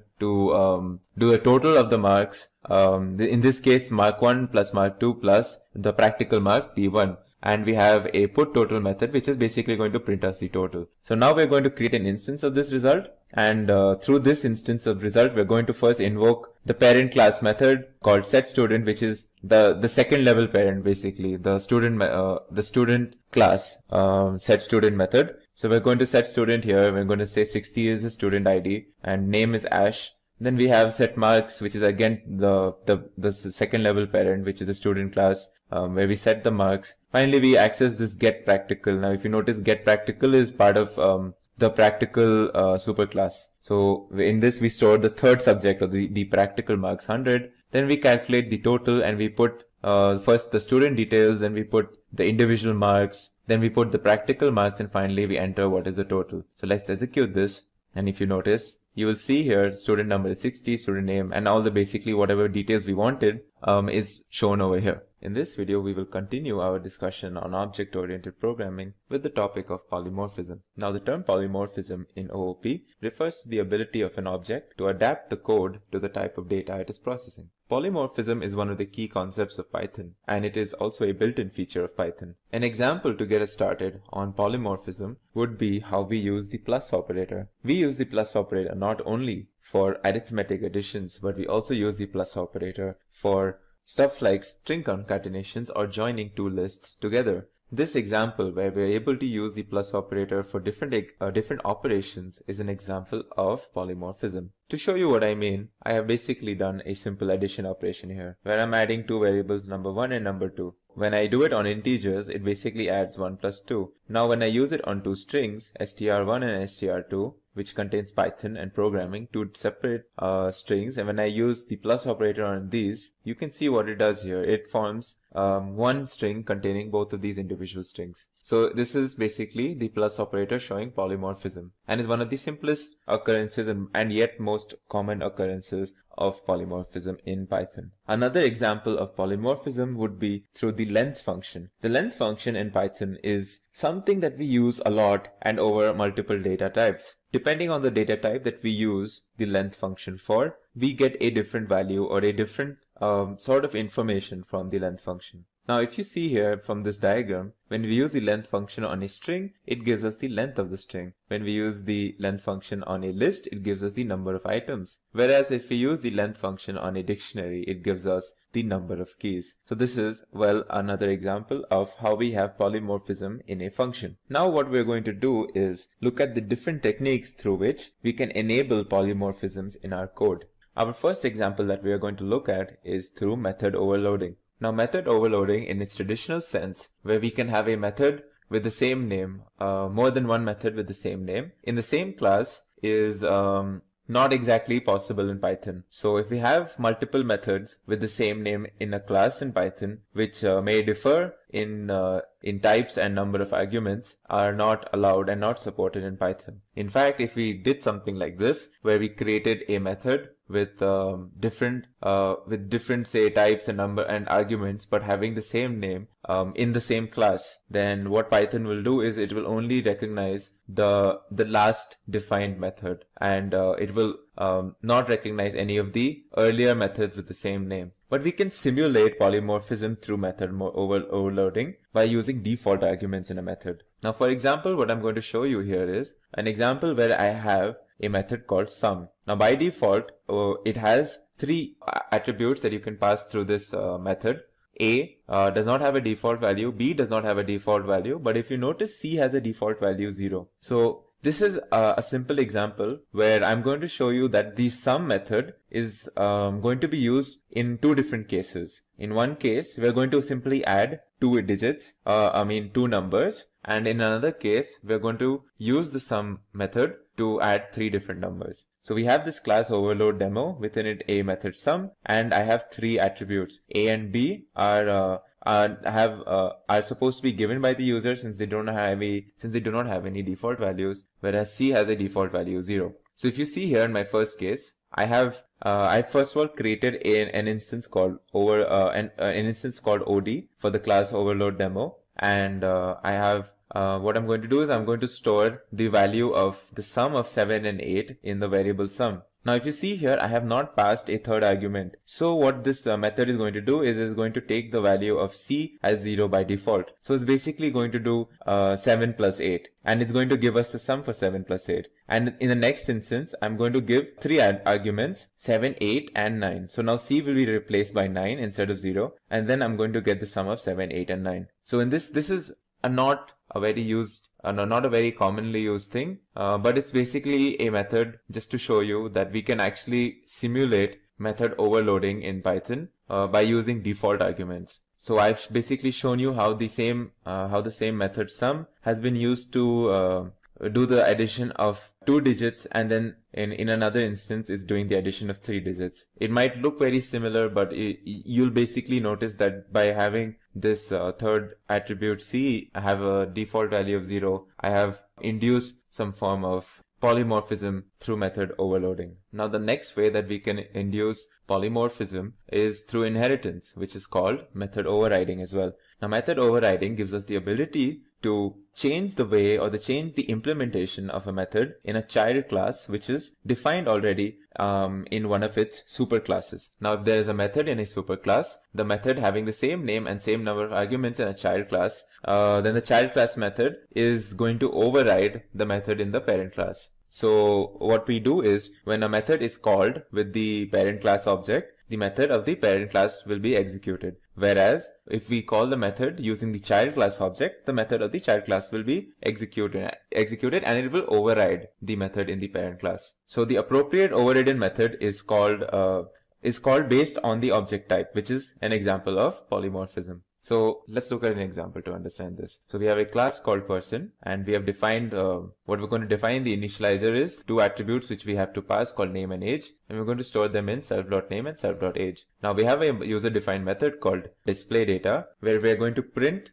if this display data has been called through the parent called person. If it's going to be called through the parent class object, then we're going to print in parent class display method, and then we're going to print the name and age that we have entered. Now we have another class called employee, which is going to be a derived class on person. So it's going to so it's also going to have an initializer, and this constructor will basically what this initializer will have is it will have an constructor for the superclass, where we're going to do this the same initialization that we do in the superclass, but we're also going to store another attribute called id in self.employeeID. And if you see here, we also have another method called display data, which is the same named method from person. But now if you see in display data, I have almost the same information. I'm going to print the name, I'm going to print the age. But if you see the first statement, I'm going to say, if I'm going to call this method from the employee object, then I'm going to say in child class display data method instead of in parent class display data method, to say that basically I'm invoking this method from the child class object. And I'm also going to print on top of the whatever I'm printing before, I'm also going to print the employee ID. So if you see here, I have created an object called person, which is an object of the class person with the information of name John and age 40. And then I'm going to display this. Now next I'm going to create an object called emp, which is the child class employee object, which is going to now have the same information of John for the name and age 40, but now it's going to have an employee ID. And then I'm going to store this in emp, and I'm going to display the data for this child class object, and we will see the difference in how the display data is differing from the earlier case. So when I execute this, you see in the first case it says in parent class display data method. So this display data has been called through the parent class object, and I'm only going to show the information of name and age. Whereas when I invoke this method from the employee class object, it's going to say it's going to specifically say that it's a in child class display method, and then I'm going to say the name, age, and also the employee ID over here. So this is the difference between how display data has been used in its parent and its child class, and this is basically the example of method overriding. Now our next example of polymorphism is going to be through operator overloading. And operator overloading is the ability to overload the operator to provide extra functionality in addition to its real or core operation. And operator overloading is also an example of polymorphism, as the same operator can perform different actions. The earlier example of where we use the plus operator for different operations is an example of operator overloading polymorphism. Now when is operator overloading required? Well, anytime you want an operator to perform a different function for you in your custom objects, you would basically do operator overloading. Now an example of this would be what I'm going to show you below. So if you see this class called point, it has an initializer where I'm going to store two attributes x and y in self.x and y, and in self.x and self.y. Now I'm going to create one object called p1 where I'm going to create point 1 and 2. So you can think of this object as basically like a coordinate, x coordinate 1, y coordinate 2. This is one point, and another point called x coordinate 3, x coordinate 4. I'm going to call that p2. Now I want to print p1 plus p2. Alright. Now if I try to execute this, you will notice an error. It says unsupported operand types for plus, point and point. This basically means that plus does not know what to do when it's given an object of this type. It has no idea what to do. Whereas what we want it to do is add the x coordinate from this point and the x coordinate from this point. So we want it to do 1 plus 3, and we also wanted it to do this y coordinate plus this y coordinate, or 2 plus 4. And then we want to print basically like something like 4, 6, or the addition of the 2 points, or the vector addition of these 2 points. So this is what we want this plus operator to do, but the Python does not have any inbuilt feature for the plus operator, and we are going to have to basically do some operator overloading to create a polymorphism on this. So let's see how we can do that. So to do that, first of all, we have to understand that all operators in Python have internally defined methods to provide functionality for these operators. The operator or the special method to provide functionality for the plus operator in Python is the add method. And whenever the plus operator is used, we are basically internally invoking the add method. So these sort of internal methods that provide functionality for the operators are part of a bigger class of methods known as magic methods. And these magic methods are automatically invoked whenever its corresponding operators are used. So if we want to change the operation for the plus operator in this example, we are going to have to use the add method in this case. And since it's a magic method, magic methods are also are basically what we saw earlier in the form of dunder methods. So magic methods are going to be invoked using double underscore, a prefix and suffix to it. So similarly to how we defined an init method or an str method, we are going to also invoke the add method using the same double underscore before and after its name. So now let's see how we're going to do this. So if you see this class, I have now my class point and I have the same initializer when I'm going to store x and y.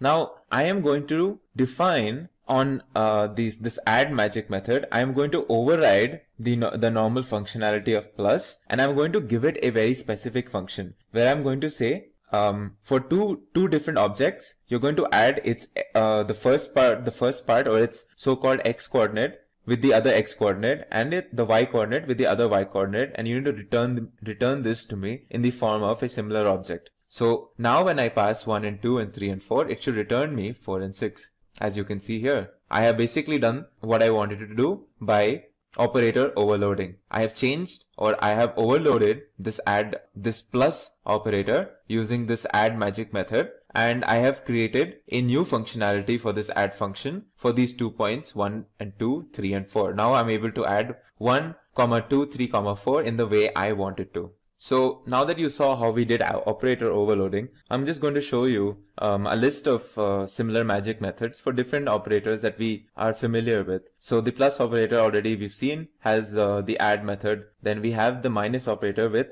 the sub method. And similarly, we have for all of these operations such as multiplication, division, we have its respective magic methods. These magic methods are again prefixed with 2 underscores and suffix with 2 underscores, and they're also called dunders in Python. So this is how we would do operator overloading in Python for whatever operator we want.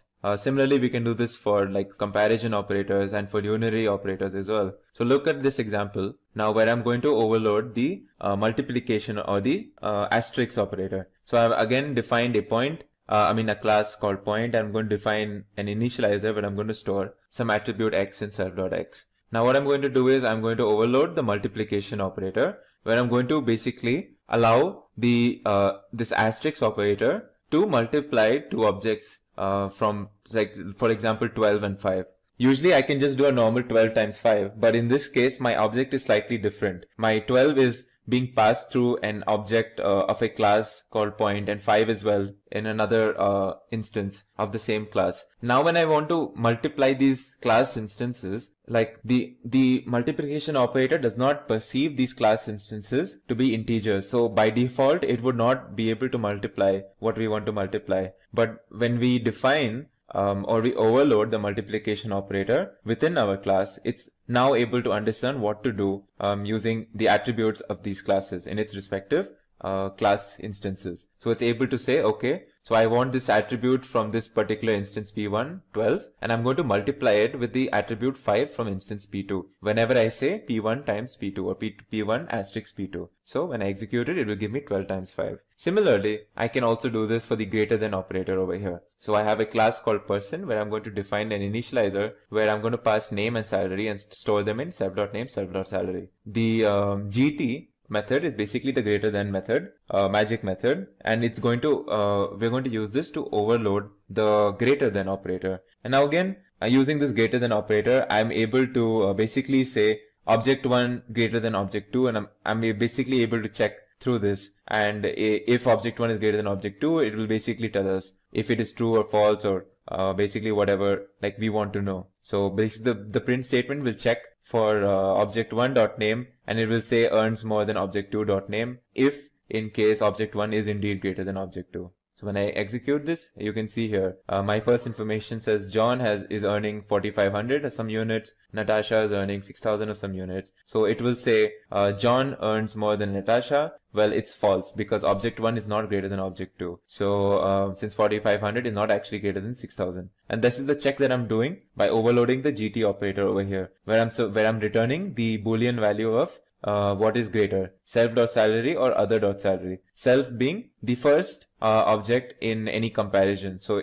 if I'm basically any comparison, if I'm doing 5 greater than 6. So what the GT will do is this will be the self object and this will be the other object. So this is what I'm doing over here. I'm checking self.salary with other.salary in the form of these objects. And it's basically the same way that we are able to do 5 plus 5 through these class instance objects that you saw earlier, or 12 times 5 that you saw earlier. So this is all examples of operator overloading in Python. In this video, we will be taking a brief introduction into what is a function. So a function in Python is a group of related statements that performs a specific task or tasks. Now, functions help do smaller and modular pieces of code, and it's very good and very convenient to use functions to make our code organized and manageable, especially as our overall program grows larger. It also helps us to avoid repetition and makes the code reusable. So let's look at the basic way of defining a function. So this is a basic function that I'm calling fun_name. Alright. Now the rest of the function, or whatever the task is going to be performed by this function, will be written over here with an indent, of course, as a standard when it comes to Python. So I'm going to define this one something in triple double quotes. So don't worry about what this is right now. This is a doc string. Don't worry about what this means, and I'll explain it to you just in a short bit. Alright. Now the rest of the statement, the rest of it will obviously be what this function will do. Let's include a simple print statement. Alright. Let's done here, and let's call this. So of course, now once you define the statement a function, to call the function you just have to use its name like this. This is how you call a function. So as you can see, when I call this function, it should print this statement hello. Now let's look at some of the like what happened over here. So we've used the keyword def to define a function. We give it a unique name, which makes it with which we uniquely identify this function. And also once we've done this, we can give this function a particular header. It's called a doc string. So what this doc string is basically something that we include in triple quotes over here just after the def keyword. And this is like a brief. We can use this to give a brief give brief information into what our function is doing. So we can say this is this function performs addition, this performs subtraction, or whatever, like some basic information as to what our function does. So we can use a doc string for that. Of course, this is an optional thing. This does not have to be, we don't have to include this as well. Alright. But for the sake of this, let's just keep it here. After that, of course, rest of the function will contain whatever task we want to do with it, and that will be indented.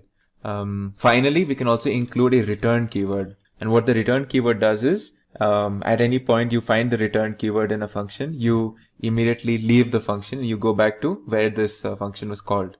Okay. So now let's see. Now there's also one more important component of defining a function, and that's parameter. Now if you've noticed over here, within these parentheses, I did not include anything. This is like an empty parenthesis, opening and closing. What if I said if I included some a and b over here? So what this means is, whenever I call this function, I need to pass two parameters, a and b. These can be like strings or numbers or whatever. But now it becomes almost mandatory that I pass these two things for my function to work. So let's define a function where I'm going to add a and b. So instead of this print statement, let's do this. I create a variable c, and in that I'm storing a plus b. Alright. And then I return c. So you can use a return, and you can return certain like variables along with the return statement. So I'm saying not only return from this function, but also give an output or return an output called c, which is the addition of a and b. Now how do we use this? Well, now instead of just calling the function like this, I'm going to include parameters. So I'm saying pass 2 and 3 to function name, where 2 will take the place of A and 3 will take the place of B. Alright, what will happen now is addition will take place and we will get returned the result. So let's see what happens now. As you can see, 2 plus 3, and I got the addition of 2 plus 3, and it returned me 5. So yeah, this was like a basic usage of a function and parameters. So of course, we can, if you want to know like what the docstring of a particular function does or says, you can use this statement. So let's say it's very important to like just keep a note in your while you're going through this or while you're learning that whenever we use some sort of a function which has double underscore, right? This is like a built-in command provided by Python within the Python library itself. So these are like built-in commands to check certain details. So I want to check what is the docstring, and this is how I do it. So let's do print. Let's print what is the docstring over here. This is a docstring. So this is basically what I wrote over here. I can change this to this, like this does addition, for example. All right. Now this will say this does addition when I execute this line. So this is the way to check what is a docstring. Anyways, so now that you have seen a basic function or two basic functions that I defined for you and how we use them, what a parameter is, let's look at another concept that we call scope and lifetime of variables. So scope of a variable is the portion of the program where the variable is recognized. All right. Now a parameter and a variable that are defined inside a function are not visible from outside the function. This is a very key thing. So if we define something within the function, we can only use it within this function, and we cannot use it once the function has already been executed, so as to speak. These variables and these parameters have what we call as local scope, since they are only recognized within a particular function. Now the lifetime of a variable is the period throughout which the variable exists in the memory itself. And it's very important to note that lifetime of variables that are defined inside a function are as long as the function executes. Once we return from a function, whatever we have defined within it are destroyed. So when we use a function, it will not remember the values of a variable from a previous iteration of a function call. So let's try to understand this example or this concept using certain examples. So out here I have defined a function where I'm going to create a variable my underscore var, my variable, and I am going to store the value 10 in this, and then I'm going to print. So whenever I call this function, I will always create this variable, I will store 10, and I will print the value of this. Alright.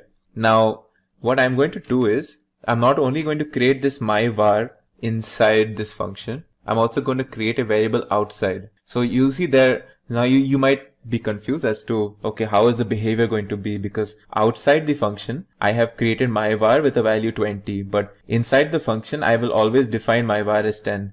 Okay. Now I'm going to print. So what I'm going to first do is, I'm going to execute this function that I created initially, where I store the value of 10 in my var, and then I'm going to print the value of my var that was present outside the function. Let's see what happens.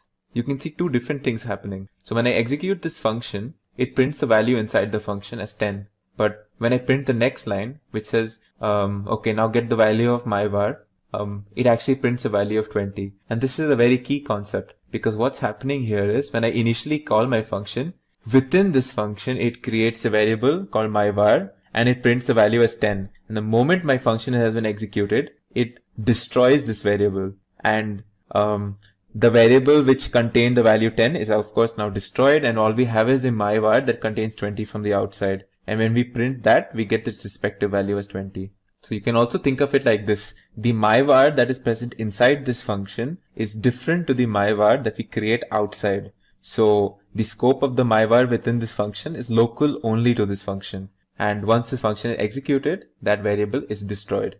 Alright. Now let's look at another case, or the other side of this case, where say we're dealing with variables that have a global scope. How do we deal with them? So let's create a variable called myvar. Alright. And I say I store 100 in this. Alright. Now if I define a function I've stored my var. Let's say I define a function. Define underscore, say again, same name, where what I'm going to do in this is I am going to print the value of whatever is there in my var. Okay, so let's do print value of variable is value stored in variable is. Okay, that's my var. So let's see what happens when we do this. Let's call this function fun underscore name. See what happens here. So as you can see, the value, I stored a value 100 in my var and I've called it inside the function. And this is because since I've defined it outside, I can use it inside as well. Now what if I try to change the value of this variable inside the function though? So let's see. If I did this, and now if I try to print, let's see, is this allowed? No, it's not allowed. In fact, I get an error. It says local variable myvar reference before assignment. And without going too much into detail, what it's saying is that the variable inside over here is still local to this function. And I have not defined this myvar as a global variable. So I cannot make changes to it within this function right now. And to change that, I can use the global keyword. What if I did global over here? So if I did global, and now if I said, okay, global myvar, and I declare this variable as a global variable. Now if I do this, now if I do the same incrementation, now let's see what happens when I'm trying to do this. You see, I get the value 101. This is exactly what I wanted. And that is because I've defined my variable to be a global variable within this function. So I can, in fact, make changes to it within this function. So this is how we use the global keyword and global variable. Also, just to make a quick note, there are three types of functions. The three types of categories in which we can divide functions. First one being built-in functions. These are the ones that are built into the standard library of Python. The other is user-defined functions. That is the ones which we define ourselves. And the third type is called anonymous functions. They're also known as lambda functions, and this is something that we're going to cover in a separate video.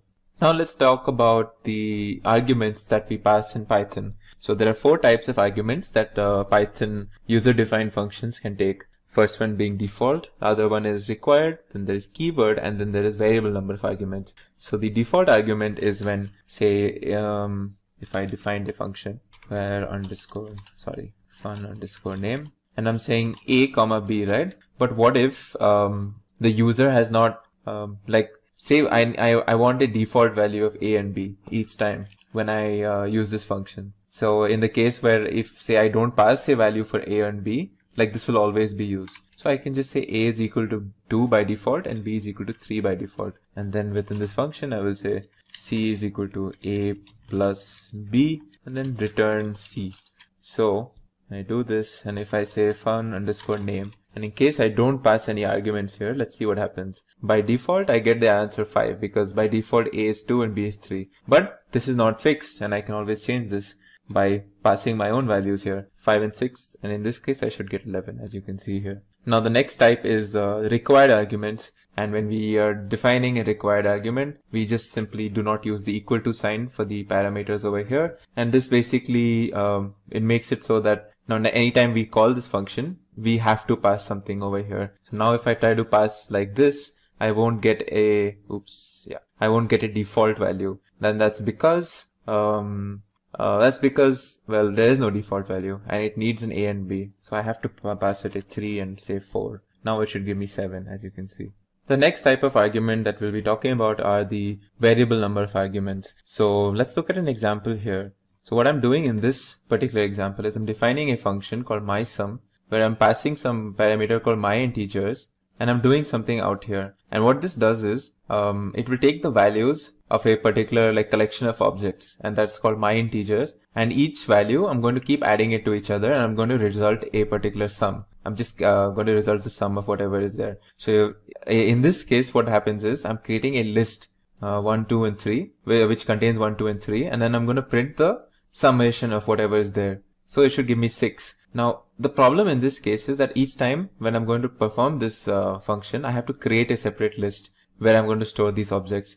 But what if I do not know what exactly I'm going to pass here? What if I don't know if it's going to be a list of objects or what is it going to be exactly? Well, in that case, I can use a variable number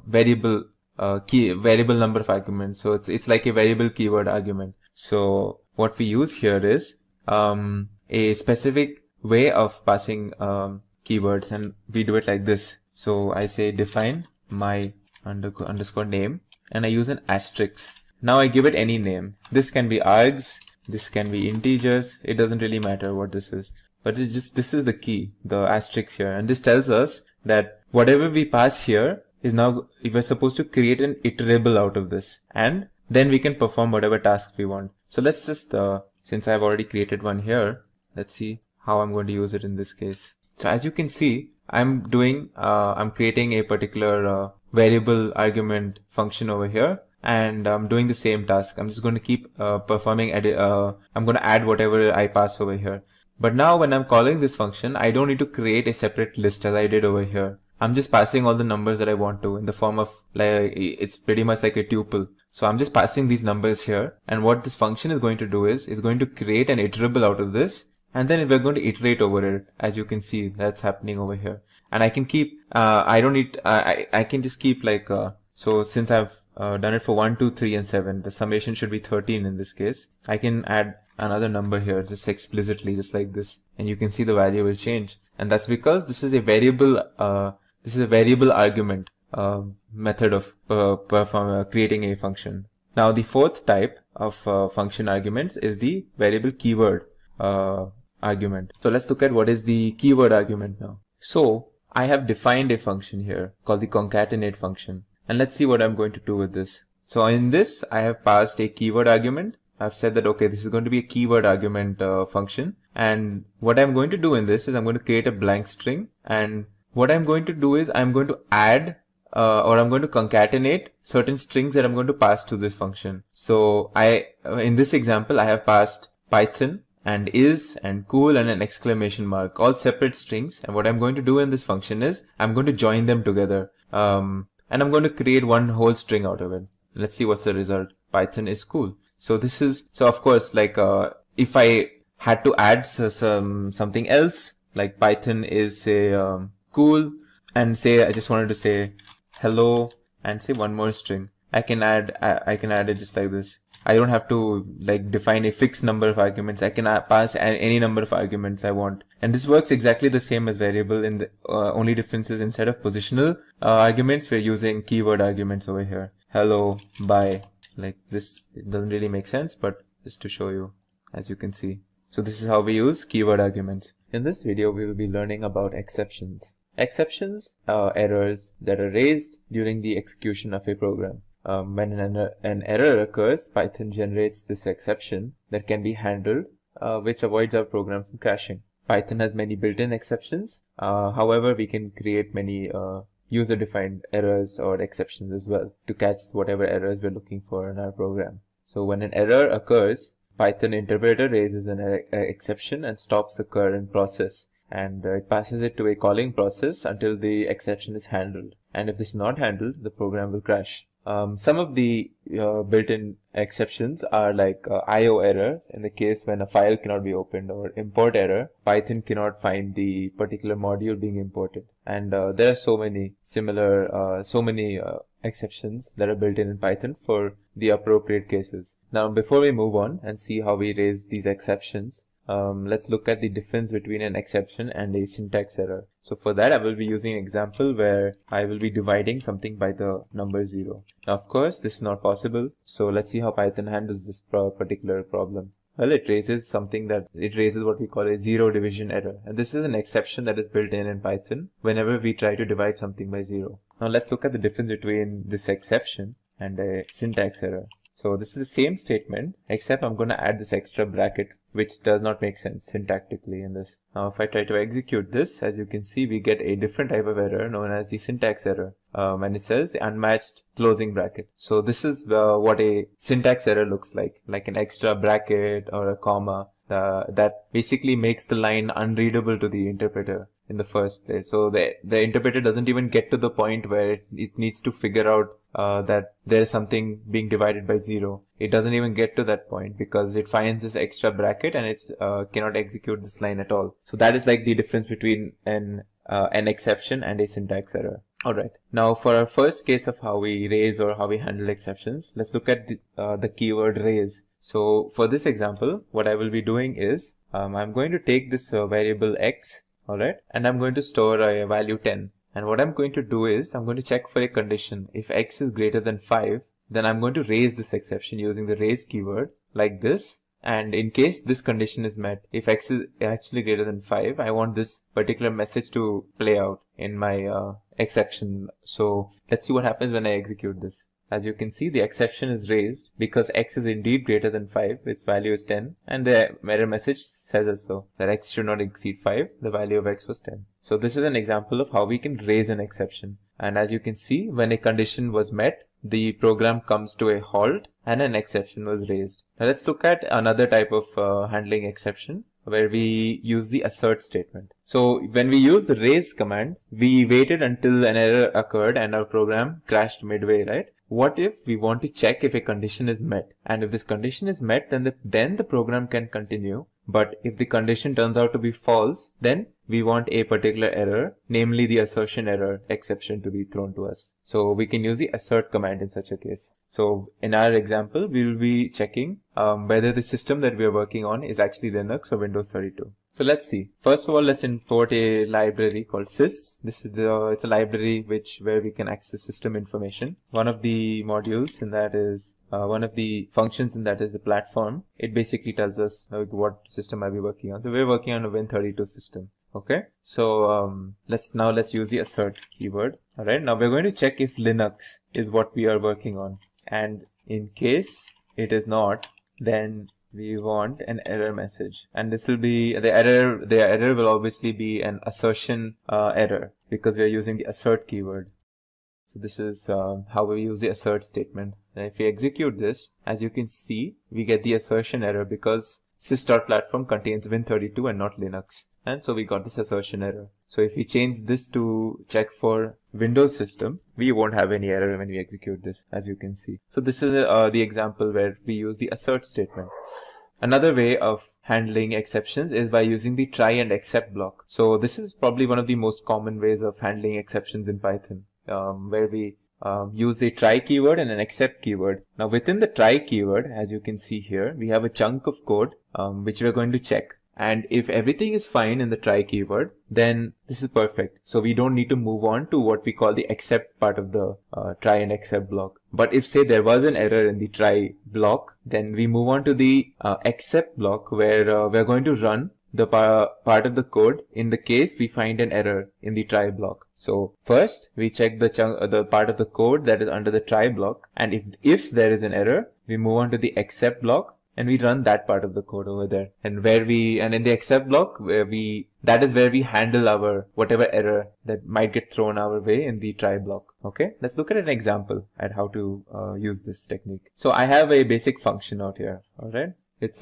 defining a function called Linux interaction. What this is basically doing is that when I call this function, I want to do an assert check. I'm going to check if Linux is the system I'm working on, and if it is not, then I want this error to be thrown. Okay, and so yeah, let's see what happens in the case. And if this assert statement is actually passed, then we will move on to this statement. So you look at it like this. If when I call this function, it will first check for this assert statement. In case something wrong happens and we get an assert error, then we do not move on to this line. So we only get this printed. But if this assert statement passes, then we move on to this line and we get print doing something. Okay, so let's see. Now I'm going to call this function out here. Let's see what happens here. As you can see, I get an assertion error because obviously this is a Windows system and not a Linux system, and I get this message. Okay, now let's see what happens when we use it in a try and except block. All right, so now I have a try block over here in which I am going to try this function, Linux underscore interaction. If in case I find an error, I immediately jump from the try block into the except block. Now you see the slight difference in how we handle this.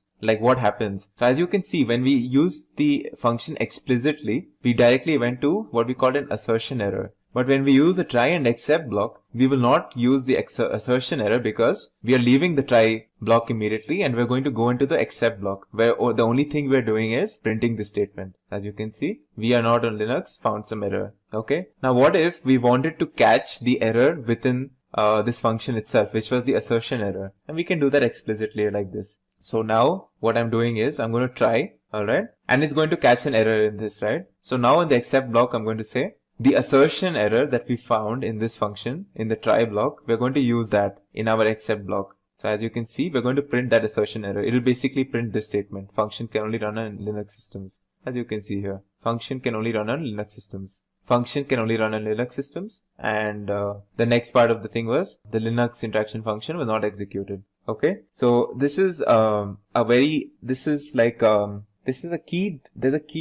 something very important happening here. When we use this assert statement, the whole program is actually getting executed, right? But when we're using the try and except block, we are immediately jumping on, like the moment we catch an error, we are immediately jumping onto the except statement. And all the handling of the exception is done in the except block and not in the try block anymore. So we have to think of it like this, that the try block is only to check if a particular piece of code is does it have any errors or not, and in case it does, then all the handling that we do is in the except block of this particular statement. Now let's look at another example. In this example, I'm going to try opening a particular file. Now this file does not exist, so I will get a file not found error, and this is a built-in exception. And I'm going to catch that, and I'm going to print that error over here in the except block. Alright, so as you can see, file not found, and whatever error I have, I printed over here. Alright, so this is another a file not found error that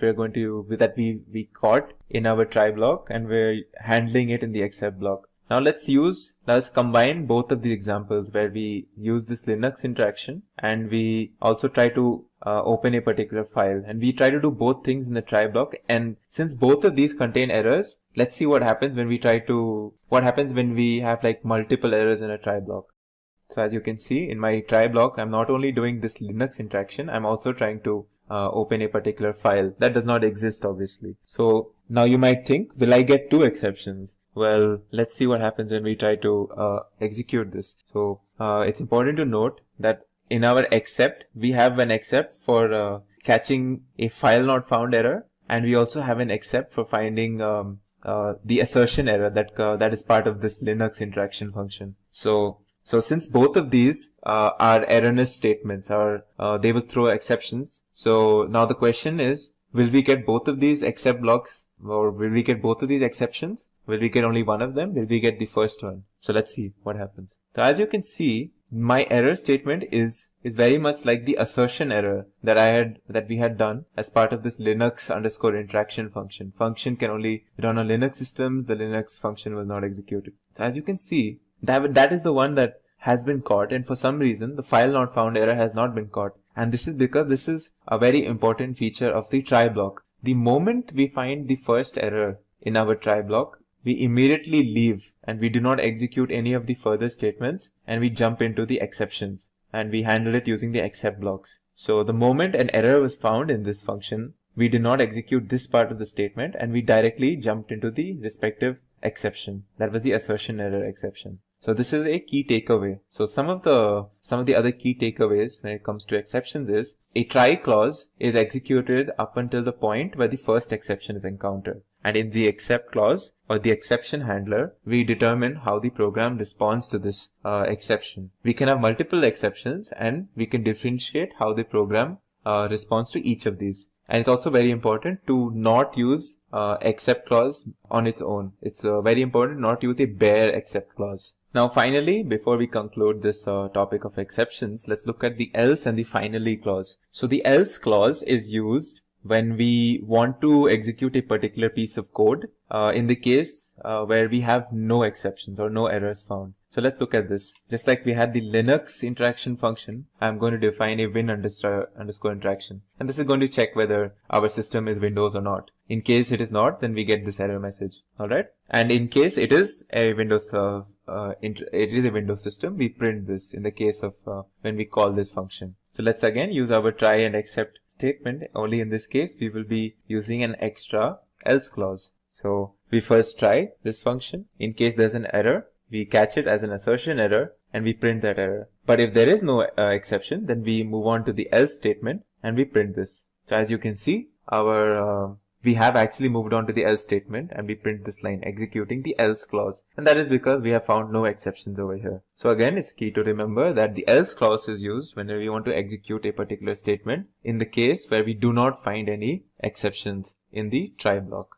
The finally clause is used when we want to execute something regardless of whether we have an error or an exception or not. So no matter if an exception happens, is raised, or if it's not raised, we want this finally block to always get executed. And let's look at let's look at an example of it being used. So I have this block where I'm doing a lot of things. The first thing that I'm doing is I'm going to check for this Linux interaction function, which is going to check, of course, whether it's a Linux system or not. This I'm doing the try block. Now, if I catch an error, I want to handle it by simply printing the error over here. And in the event that there is no error, then I will move on to the else statement and I will try this particular block of my statement, which is again that where I'm trying to read a particular file that does not exist. And it's very important that you note that within the else block, I have another try and except block, and this is perfectly legal and it's perfectly valid in our program. We can do this. So think of it like this. I'm first trying this. If I have an error, then I do this and I don't execute this. But if I don't have an error, then I execute this whole statement, which contains its own try and except block. Alright. But regardless of whether I get an error here or not,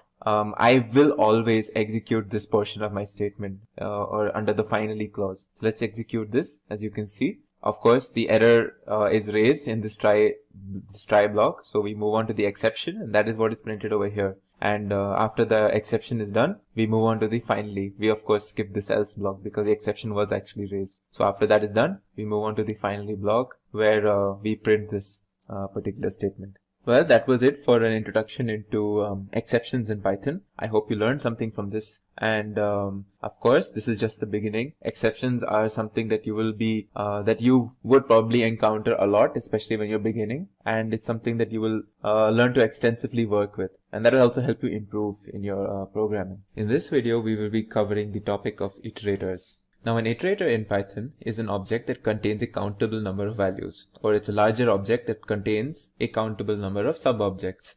An iterator is an object that can be iterated upon, and what that means is we can traverse from each value and we can manipulate or perform certain functions or operations and tasks using each of the sub-objects or values within this larger collection called iterator. Now, when we're looking at it technically, an iterator is an object which implements the iterator protocol in Python, which consists of the methods iter and the method next. So to begin with, let's look at a simple iterator. We're going to see the example of a list where we're going to traverse through the objects of a list using the for loop. So we have objects 1, 2, 3, 4, and I'm going to print each of these values one by one, as you can see here.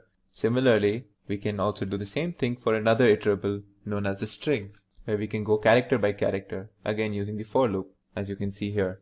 Another example of an iterable in Python is the dictionary. So let's say I have a dictionary where I have two key value pairs. Key x, which contains the value 1, and key y, which corresponds to the value 2. Now, when I'm going to do a for loop through this, by default, I will be traversing through the keys x and y, as you can see over here. And of course, the other types of iterables in Python are like sets and tuples as well. Alright. Now let's look at what this iterating protocol is in Python. So first of all, we take an iterable. It's an object that contains, it's a collection of objects that contain sub-objects. And when we use the iter function, it creates an iterator out of it. So we can, one by one, we can traverse through each of the objects and we can manipulate each of the objects that is contained in this. And anytime we want to move to the next object, we use the next function. And when we have finally completed all of the, or we've manipulated or traversed through each of the sub-objects, we encounter the stop iteration exception, which tells us, okay, there are no more objects to be manipulated or iterated upon. So as an example, I will create a list where I will store the values, some simple values, integers 1, 2, 3, 4, 1, 3, 4, 5. Okay. I'm going to create an iterator out of this where I will use the iter function. And I'm going to say this is, let's say this is called my iter. Okay. And I'm going to use the iter function as I had mentioned, and I'm going to pass my list in this. Now if you see what is my iter, it should be a list iterator at a particular memory location. Now let's use the next function to keep going through whatever is there in this. So of course the first object should be 1, as you can see. Now when I look at the next, it should be 3, then I should get 4, and now I should get 5 as I use the next successively. Now since I've reached the last of my objects in this collection, now the next time I use this next function, I should get a stop iteration exception that is raised, as you can see here. So this is the basic iteration protocol in Python. Now you might have already gone through the for loop video, and in that I have spoken in quite a bit of detail as to how a for loop performs this this iterator protocol and how it creates an iterable object out of, say, a list or a tuple, and how it internally performs the next function, and it breaks out of the for loop once it encounters the stop iteration exception. So for loops are like, they're very, very similar to your standard iterator, and they use pretty much the same protocol for its functioning. Now let's do a basic comparison of what is a basic comparison between a generator and an iterator in Python. So in generator, we use a function. We define it using the def keyword, and we define it under one function to create a generator. Whereas in the case of iterators, we use two separate functions, the iter function and the next function. The generator makes use of the yield keyword, whereas the Python iterator does not. In generators, we save the states of the local variables each time we use the yield keyword, and we pause the loop temporarily. Whereas in iterators, we do not make use of any local variables. All we need is an iterable like a list to iterate upon. We may use any number of yield statements in generators, and we do not use yield statements in iterators. Generators are not memory efficient, whereas iterators are very memory efficient. So this is like basic comparison between generators and iterators.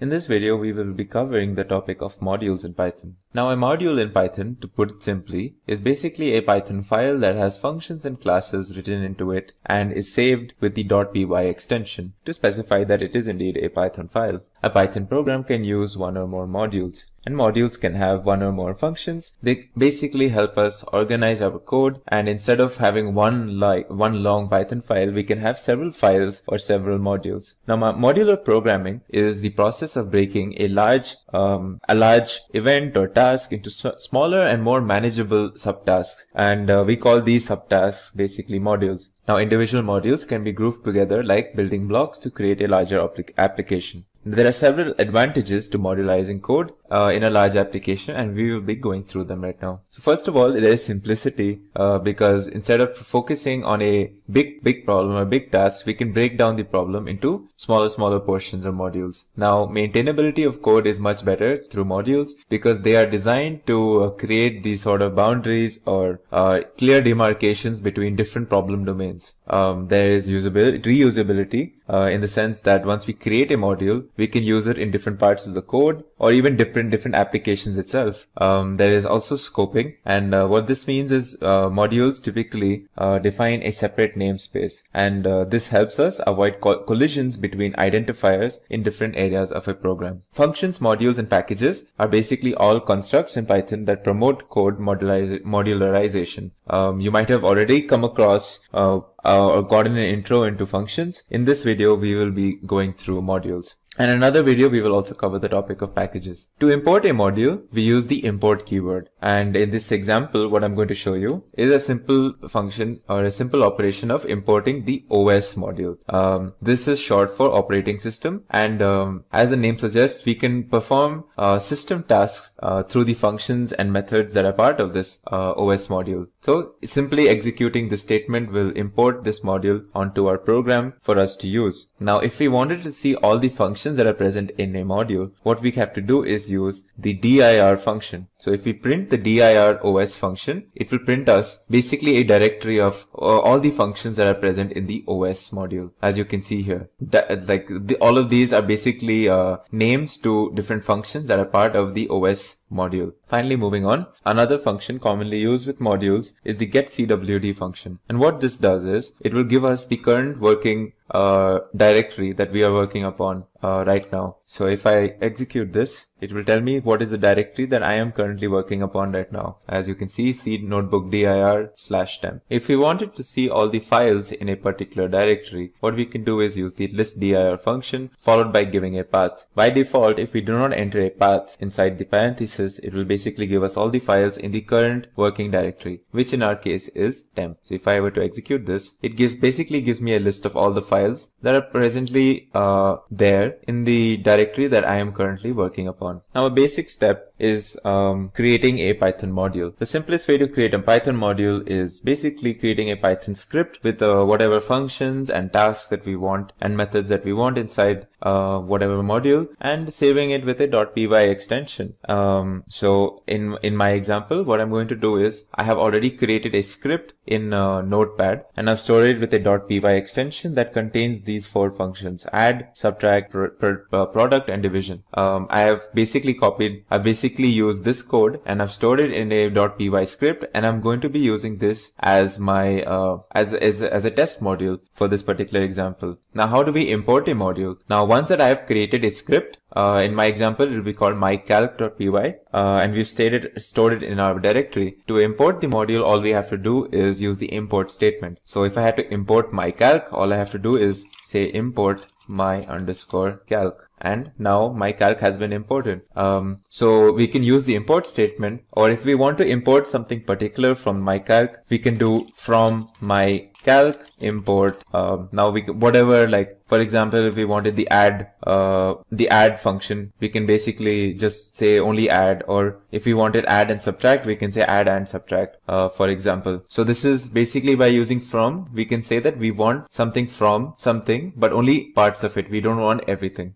We can also use from mycalc import, and we can say asterisk to basically say import everything that exists in mycalc right now. So this is another way of importing something from a module. Now, to access contents in a module, we have to use the dot operator, and I will show you how right now. So what I'm going to do is, in my example, I'm going to import mycalc as calc. So now since this is the original folder or the original module, but I'm going to give it a shorthand name so that I can easily use it in my code, and I don't have to type out my_calc every time. So now I'm going to import this as calc. So anytime I have to refer to a particular method or function inside this script or this module, I will just use this placeholder, this variable name. So now I have 2 variables, a and b, and I'm storing 20 and 30 in them. So my first what I'm going to do is basically 4 operations. I'm going to print the addition of a and b, then the subtraction, multiplication, and the division of these 2 numbers. And each time to do this operation, I am going to use the add function that is present in the mycalc module. So to do that, I have already imported mycalc as calc. All I'm going to do now is invoke these functions using the dot operator that we are already familiar with. So I'm going to say calc.add, and then I'm going to pass these 2 arguments or these 2 variables to say that I want to add these 2. And similarly, I'm going to do it for subtraction, multiplication, and division. As you can see, these are the results of my tasks. Now, if I had to do a directory operation on the module calc, it will basically give me a bunch of inbuilt or dunder methods that are already a part of any Python script by default, such as built-ins. So if I execute this just to show you what happens when I use the dir function, it will basically give me all the functions that are part of this Python script. So these double underscores that you see are basically denoting magic methods or dunder methods, and these are like inbuilt methods as a part of the script. And if you see here, add, division, prod, and sub, these are the methods that we have defined earlier on in our script ourselves. Now, to go slightly deeper or in more detail into what happens when we do a module search, let's actually look at what happens. So what happens is when, for example, we execute the statement import mycalc as calc, as we did over here. So the steps that actually take place are the interpreter executes the above statement, and it searches for this Python script in a list of directories assembled from these following sources that you see here. So it takes the directory from which the input script was run, or the current directory, if the interpreter is being run interactively, which is the case right now.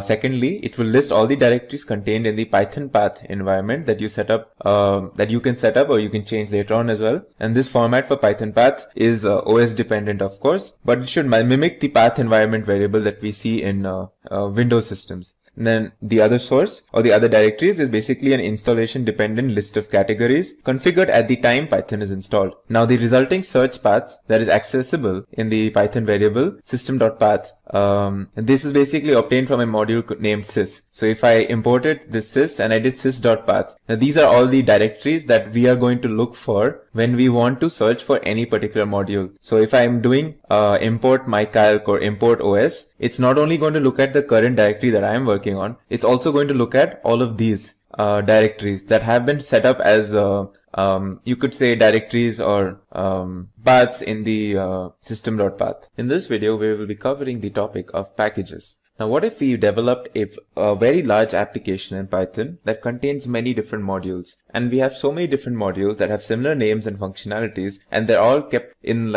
or dumped in the same location, that it becomes very difficult to track these modules? What if there was a way to organize and access these in a much simpler and more organized manner? Well, packages allow us to do just that. Packages are a hierarchical structuring of the module namespace using dot notation. And this is the same dot notation that we use when we want to access methods or functions that are part of other classes or modules. So let's look at certain examples to understand what we mean. So I have a directory called pkg. This can be basically treated as what we call a package. Now in our package, we have two modules, mod1.py and mod2.py. And what we're going to store in mod1 and mod2.py are the follows. So I'm going to define a function called foo, and I'm going to print this particular statement, mod1, and then I'm going to basically say foo. And then I'm going to say in class foo, I'm going to have an empty pass command. Similarly, I'm going to define a function called bar in mod2.py where I'm going to print this statement. So basically mod1.py has a simple function where I'm going to print this statement, and mod2.py has a simple function that I'm going to print this statement. And I'm going to store them in mod1 and mod2.py respectively.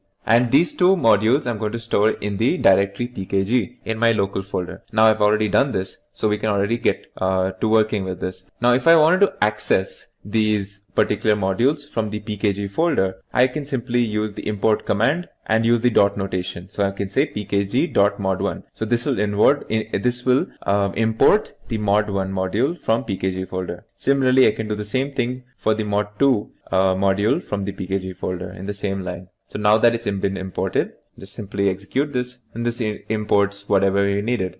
Now, if we wanted to perform a function that was a part of mod1.py, we can just extend the dot notation and use the function as over here. As you can see, it performs this print command, whatever it was supposed to do. Similarly, I can invoke the function that was part of the mod2 module by extending the dot notation to it in the same way. Now, another way that I can invoke I can import a package is by directly importing the package itself by using import pkg and not accessing any of the specific modules within it. Now let's see what happens when we do this. So just for this example, what I'm going to do is I'm going to restart the kernel so that the pkg modules that were already imported get cleaned away. So we see what happens when we execute this on its own.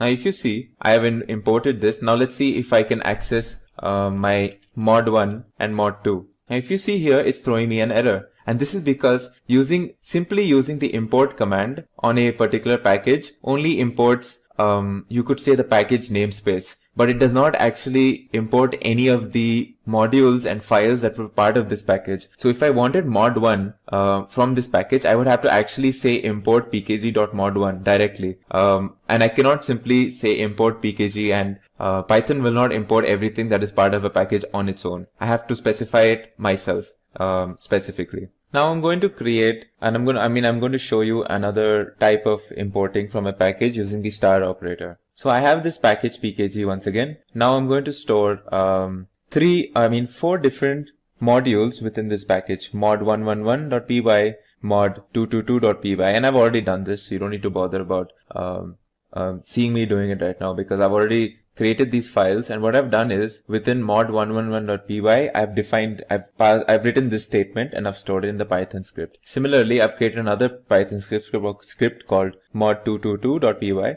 and I have basically written this in the code. And I've similarly done this for mod333.py, and I've done another for mod4.py. Now, once I have done this, I've stored these Python scripts into my package or pkg package. So now what I'm going to do is I'm going to execute this command. If you see this, from pkg.mod333 import star. So once I execute this, now I'm going to say print directory, and print directory basically will tell me all the functions that exist in my current directory. If you see here, there's this baz function that was a part of mod333 module. Now if I change this and if I imported mod111, and if I did the same thing, you will see foo has now been added as a part of this directory. And these are all functions that were part of these different modules where I'm importing from. And that is what the star function does. What the star function will do is it will basically tell Python, okay, so the statement is saying from pkg.mod111. So it's saying that,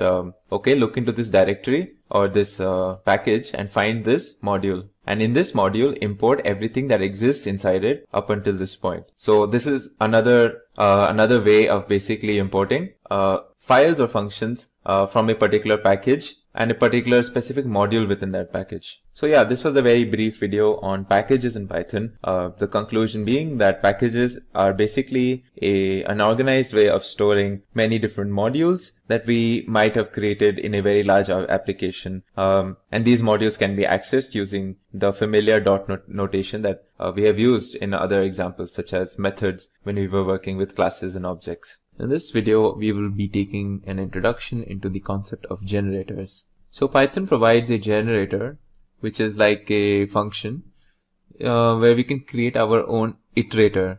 In a generator function, we use the yield statement instead of the return statement that we use for standard functions. So let's look at a simple generator first of all. So out here, I have defined a generator called myGenerator, where I'm doing like there are three functions or three tasks that I'm doing.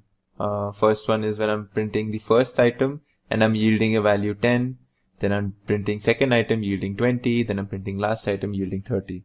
So let's see how do we use this. Now, since we know myGenerator is the function, it uses the yield keyword. Every time we use the next keyword, we will keep getting what is next in this function. So let's store the generator in mygen. So now we have stored the iterator in this function variable called gen or gen. Now let's see when we do next and we use gen, what happens. So the first task is performed, or the first iteration is performed, where we get this, the first yield command is done. Alright, let's see what happens when we do next again. Next gen. Now, as you can see, we get second item and we get 20. Let's do it for the next. Let's do it once more, since there is one more task. There's one more iterable inside. You can see this. Now, a valid question is what will happen if we do next gen again, since there is nothing after this. Well, let's see what happens. We should get an error. As you can see, stop iteration error. This is another built-in exception that happens when we have reached the last object of an iterable. So we get a stop iteration error. So now a key difference between a generator and a function is that when we execute a function, the moment we hit the return statement in a function, or when we execute a function, like whatever variables that were stored inside are lost and they're destroyed unless they were defined as global. And the function is completely done executing and we leave the function completely. Whereas when it comes to a generator, when we hit the yield function, we don't actually completely leave this function. So the first time the yield is found, we get 10, but the generator remembers its position inside this function. So the next time we use the next, we actually move on to the next iterable, and then we move on to the next iterable.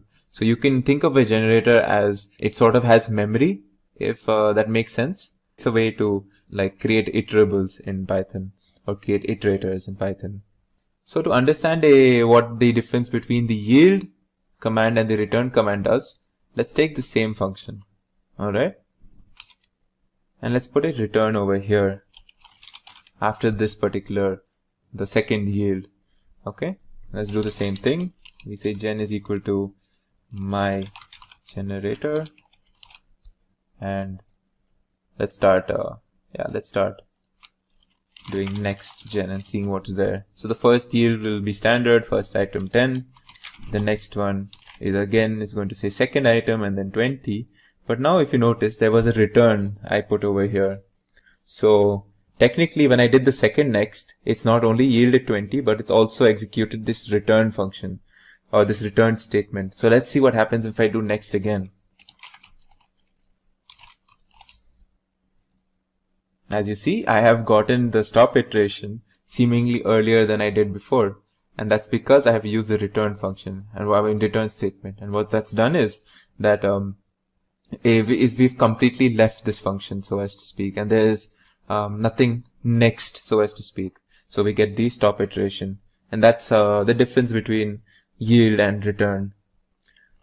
Now in the next example, I'm going to show you how we use a generator function in place of the for loop, or for a for loop. So let's take this, what I have over here, and I have defined a function called getSequence up to x, and what this will do is basically it will keep printing the printing numbers up until whatever we have entered in place of x over here. So if I said, say, sequence is equal to, let's copy this, all right, and say I want sequentially, I want every number up until 10. Well, not including 10, of course, because Python starts with 0, right? So let's do this, and now let's see. So the first number will yield 0, and now if I did this again, it should give me 1, 2, and I can keep going until I will stop at the value 9, as you can see here. So 8, 9, now I should get the stop iteration error, because that we have reached the end of our iteration. So this is a way of using generator functions for loops.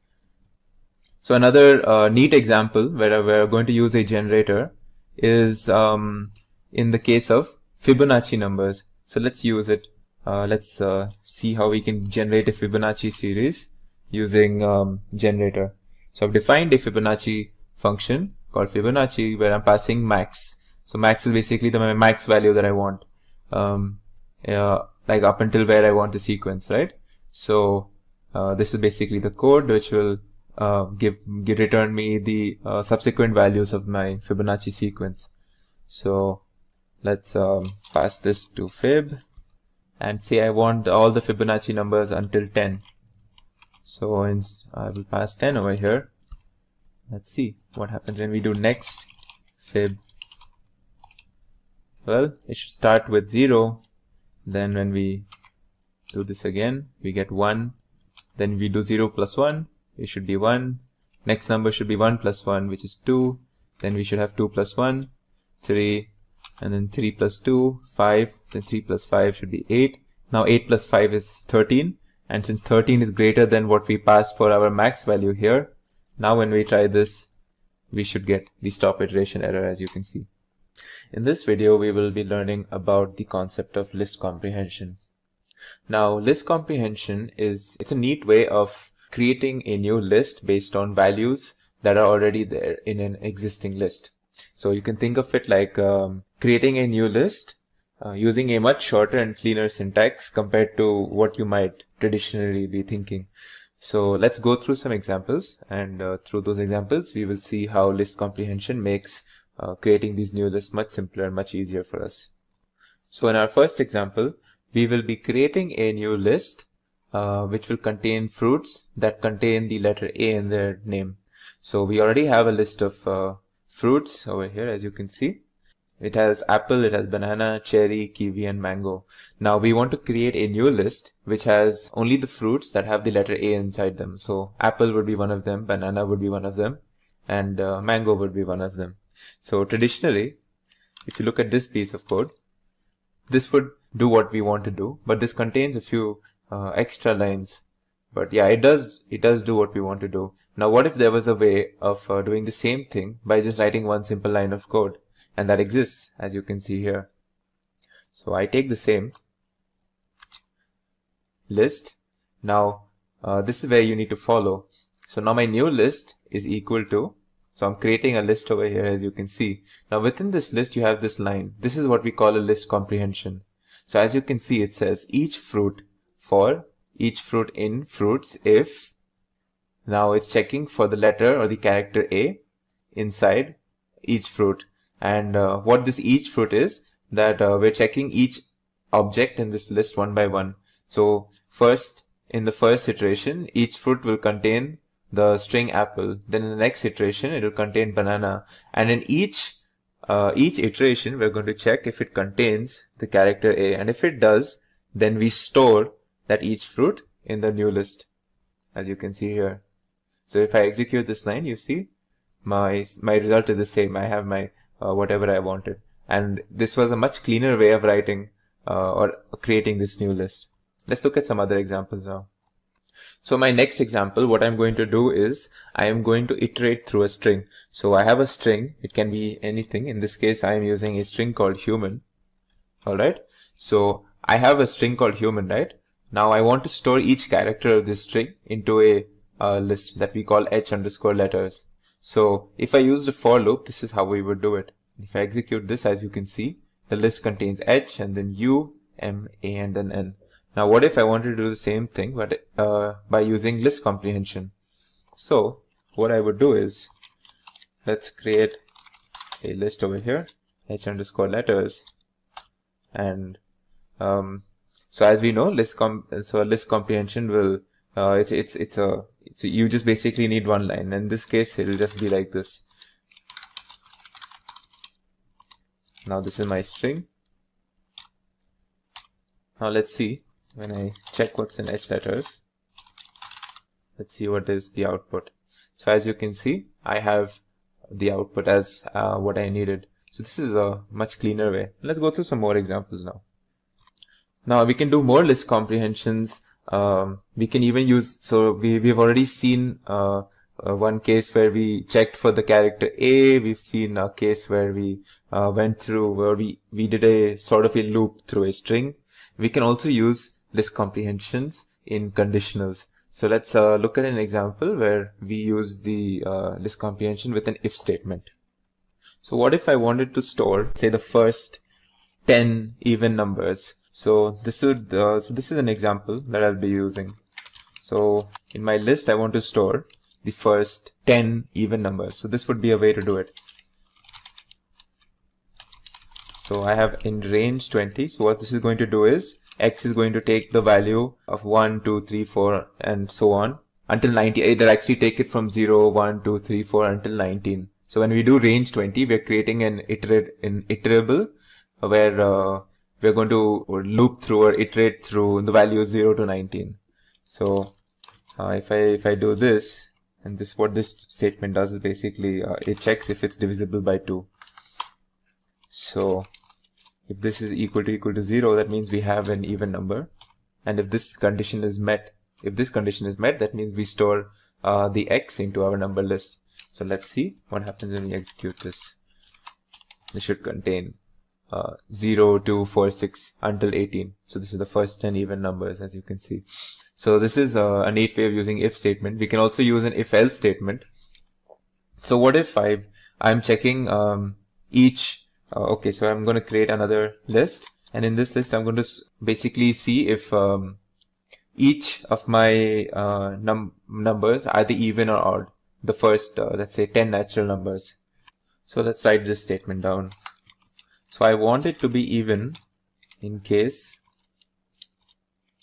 the I that I'm checking, I being every number between, like say the first 10 natural numbers, as I said. Now let's check if it is divisible by 2. Well, if it is divisible by 2, of course it's going to be even, right? Else, we say that it is odd. And then we check for I in, say, the first, let's say the first 20. Okay. So now when we do this and we check what's in the list. So as you can see, the list contains like even, odd. It's basically saying the number 0 is even, then the number 1 is odd, then number 2 is even, and so on and so forth. So this is an example where we used the list comprehension with if-else statements. So another neat thing that we can do with list comprehensions is that we can use it along with functions. So let's look at this function. In this example, we have a function called double x, where we define this this double function to take an input, to take an argument x, and what we return is the square of the argument. So let's use this in our list comprehension. So what we do over here is that we're checking. What we're doing is for every x bit in range 10. So we're taking the value 0, 1, 2, 3 until 9, and we're passing it to this function double x, and we're going to get the square of them, and we're going to store that in a list, as you can see here. Let's call this list x. Let's just call this list let's call it y. So now let's see what's in y when we check. It should be 0, 1, 4, 9 and so on. So wait, let's check again. Does this square? No, this is actually 2 times. So let's make it square, as you can see. So you can see 0, 1, 4, 9 for the first 10 numbers, 10 natural numbers. Now what I've shown you is obviously list comprehension, but we can also do set and dictionary comprehensions. In fact, set comprehensions work exactly the same way as list comprehensions. The only difference is the set comprehensions will make sure that there are no duplicates inside the set. So you can't have like duplicate items, which you can in the case of list comprehensions. So let's just take a look at an example. So here in this example, what we're doing is we're going to check. So we have this string that we're storing in the variable text, and the string is something like life finds a way. So whatever this is.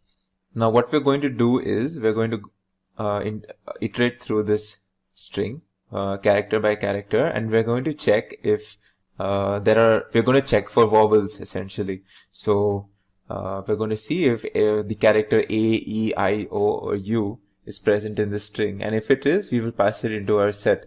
Now if you look, you will find there are multiple I's, right? And there are multiple A's as well.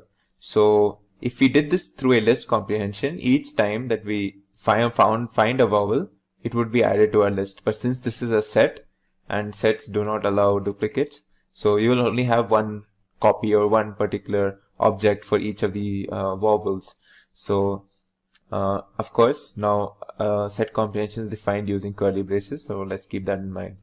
So now if I check what's in this, I will see A, E, I and U. Even though there are multiple A's or multiple E's or I's and U's, since this is a set, we don't have duplicate copies of any of these. So this was just a small example for showing you set comprehensions. Similarly, we can do the same thing, this comprehension for dictionaries, and we call it dictionary comprehensions. The only thing that we have to worry about when it comes to dictionary comprehensions is that we have to define a key when it comes to this. So let's look at an example. In this, what we're doing is, again, dictionary comprehensions are also defined using curly braces, just like sets, except in this case, we will define a key, and that separates it from a set comprehension. So in this case, what we're doing is that I'm checking, I'm going through a list of numbers from 0 to 9, right? This is what the range 10 function does. And what I'm going to do is, I'm going to create a key, which is going to be like 0, 1, 2, 3. And the value of each key would be its square, as you can see here. I'm doing I times I, or just to make it a little more clearer, as you can see, I'm doing I square over here for every value from 0 to 9. So what I should get is like a dictionary where the first key is 0 and the value of that key should be 0 as well, because 0 square is 0. Then for 1 it will be 1, and then for 2, 4, and then 3, 9, 4, 16. So let's see what happens. As you can see here, this is the result that I wanted. So just to summarize, let's go through some key points to remember when it comes to list comprehensions.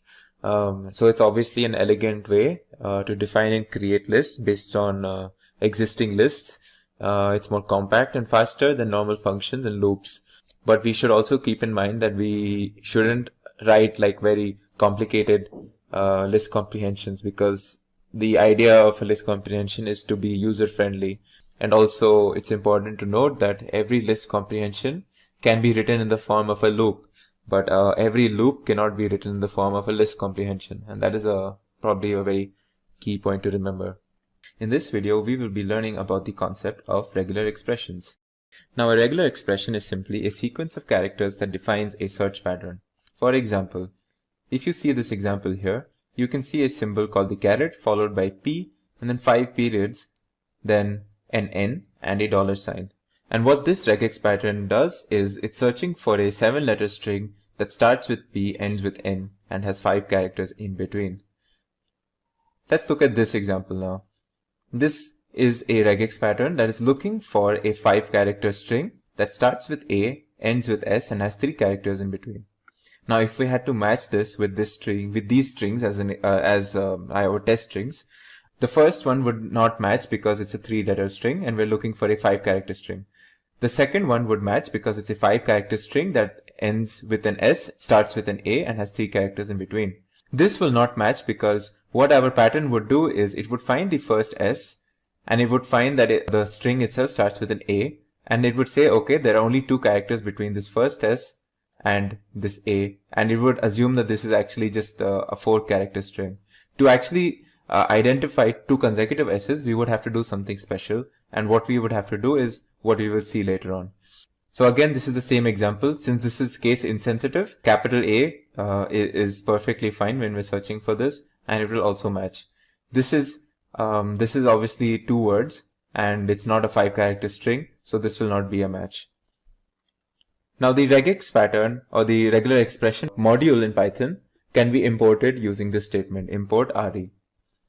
Now, once we've done this, we can actually use our regular expression tools and methods to do pattern recognition, character recognitions, and to identify different sequence of characters in our strings. Let's try to understand a bit more in depth about regular expressions now.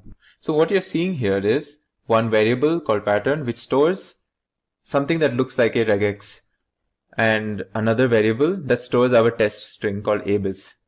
Now what we're going to do is we're going to use the match method of this module re, and we're going to check whether this pattern or whatever we are trying to search using this regex is in fact, does it match with our test string.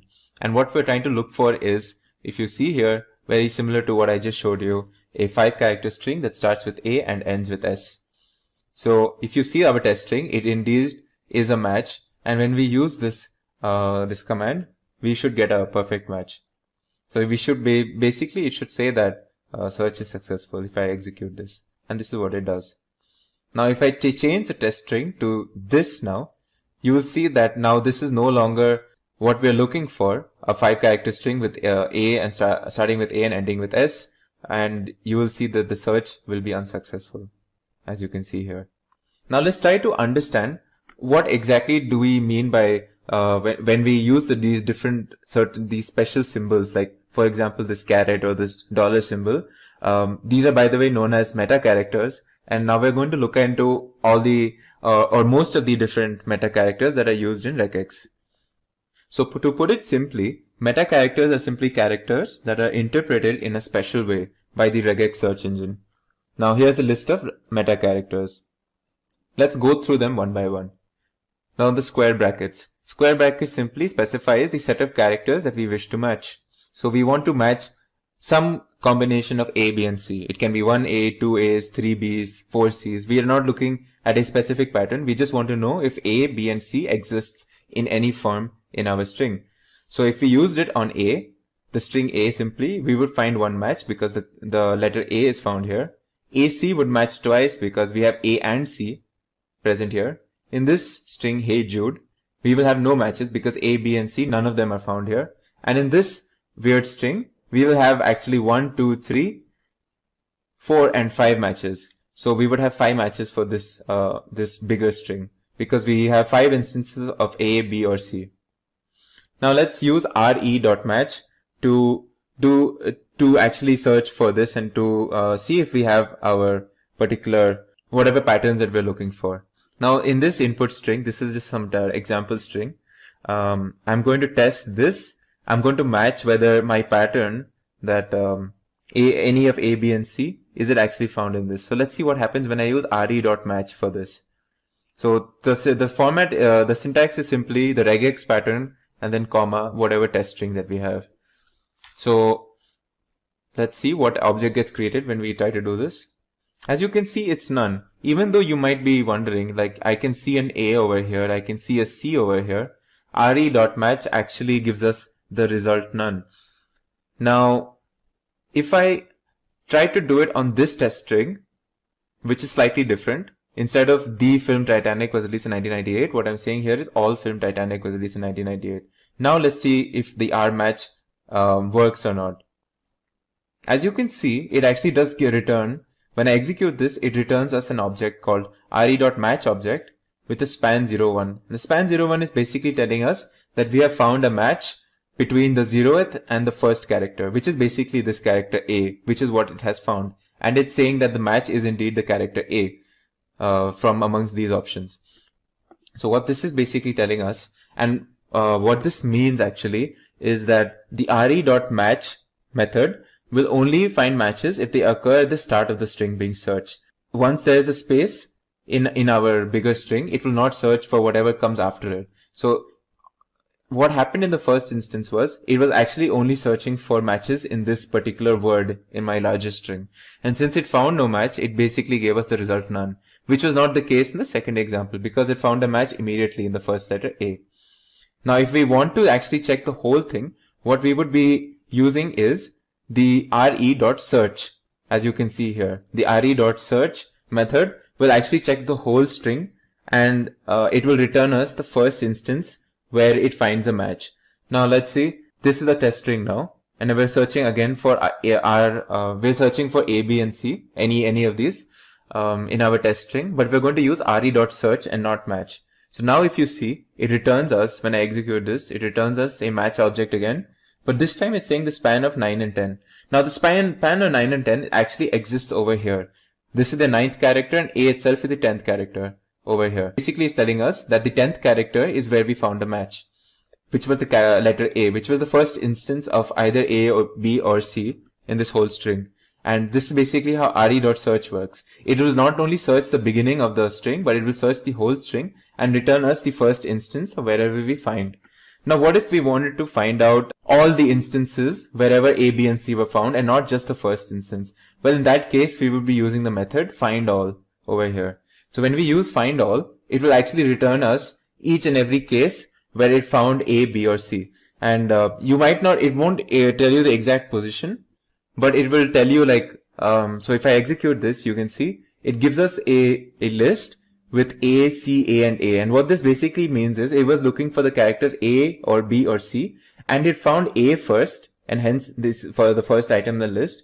And then it found a C, and then it found two A's successively. So this is actually how findAll works, where it will actually find all of the instances of our regex pattern. Now that you've seen how the square brackets work and how the re.search and re.match and re.findAll methods work, now we're going to go through all the other meta characters that we saw above. So the period. Now period matches any single character except the new line. New line is basically /n or a break. Now if you look at this picture, what it's going to do is this expression basically saying that do we have two characters, like sets of two characters in our string. So this is a single character string, and obviously a single character string is not a double character string. And this expression, this double dot, is basically asking us, do we have two characters present in our string? So if I had to match it with this A, it will obviously be a no match because A is one character. If we checked it with AC, it is a match because A and C are two characters. A, C and D will also give us only one match because it will find A, C and then it will leave D as a single character. But when we check A, C, D and E, or this string in particular, it will find two matches because it will consider A and C as one of the matches and D and E as one of the matches. So below is basically what we're doing. Basically the same thing, we're just using re.search for each of these different examples. So if you see when I use findAll on A, C, D, E, and when I'm searching for a two character match, you will see that it will return me A, C and D, E, as you can see here. And similarly for something like this, it will return me again whatever like two character patterns it finds successively.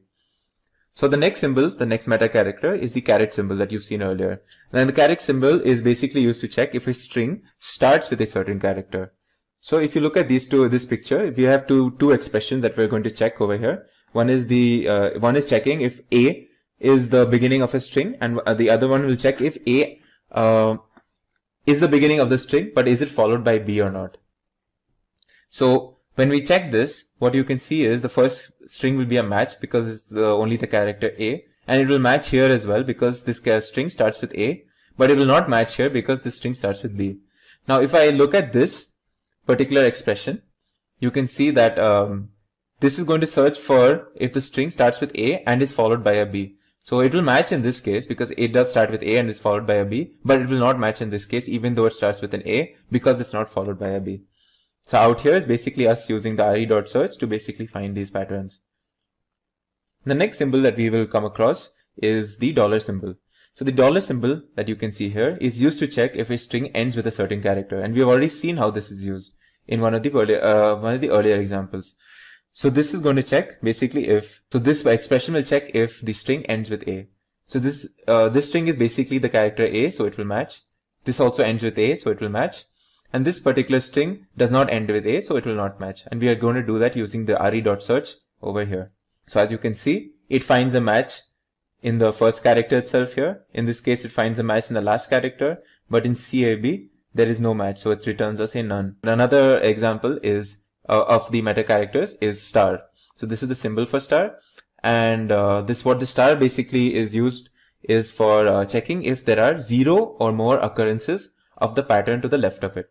So now if you see here, what this will check for is there any form of M and A that occurs before N? And it's very important to note that the N has to follow the A in this case. So let's look at these examples and what will happen. So if I checked it with M and N, this is actually a match because N is followed by 0 occurrences of M and A, which is, it might seem a little weird, but it is technically the truth, because the star symbol doesn't check for the existence, it just checks for if N occurs, it must occur after an A, or the A should not be there itself in this particular string. So as you can see here, the N occurs after an M, and it's fine because there is no A. Now you will see when it will not work.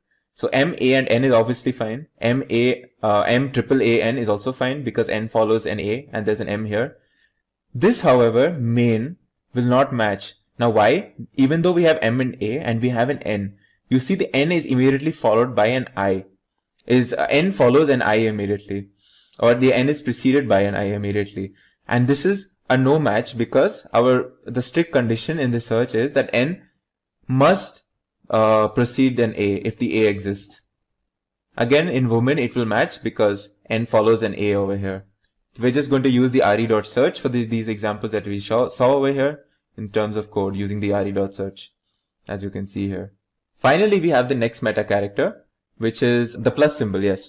So the plus symbol matches one or more occurrences of the pattern left to it. Now this is very similar to what we saw earlier in terms of the star, except now in the plus, the key difference is we're looking for one or more occurrences instead of 0 or more occurrences that we were looking for in the case of star.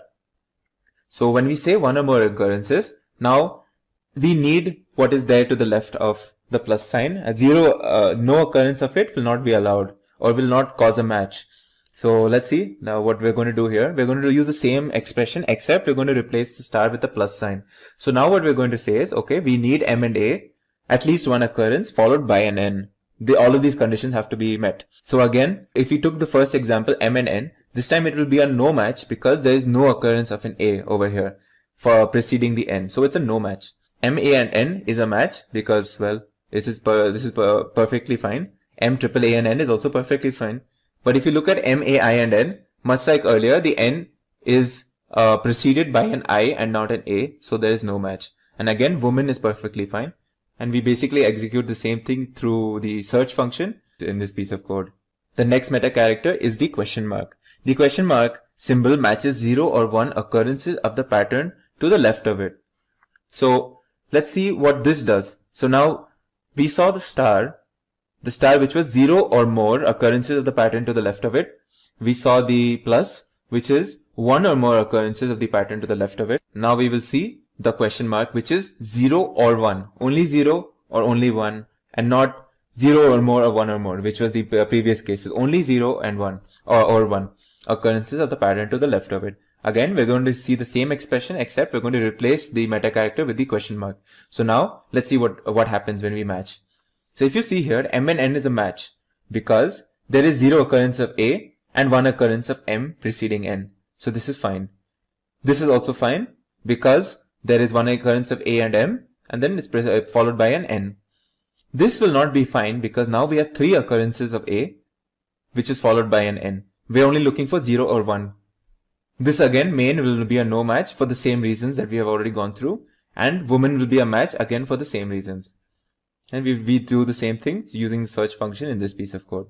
The next meta character is the braces character.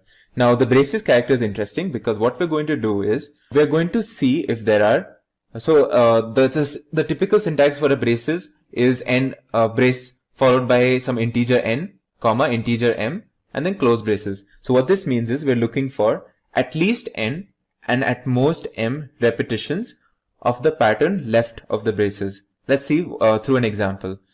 If you see this expression, we're looking for at least 2 and at most 3 occurrences of the character a in our test strings. So let's see what happens in the first case. We have no matches in this case because this part of the string contains only one a, and even this part of the string only contains one a. We're looking for at least 2 and at most 3. This part will contain one match, the second example, because the second part of the string actually contains 2 a's for two repetitions of a's consecutively. But this in the third example, you can see both the strings actually contain matches, so we get 2 matches because, as you can see here, there's 2 a's here followed by 3 a's here. Now when we look at this particular string, let's look at what happens now.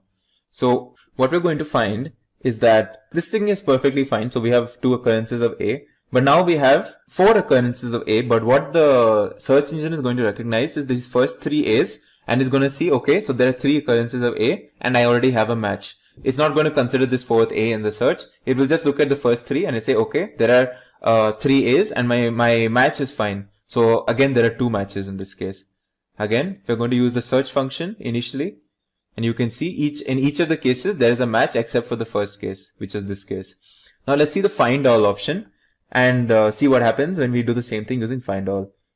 So when we use find all, it basically gives us each of the instances where the match has occurred in each of these lists.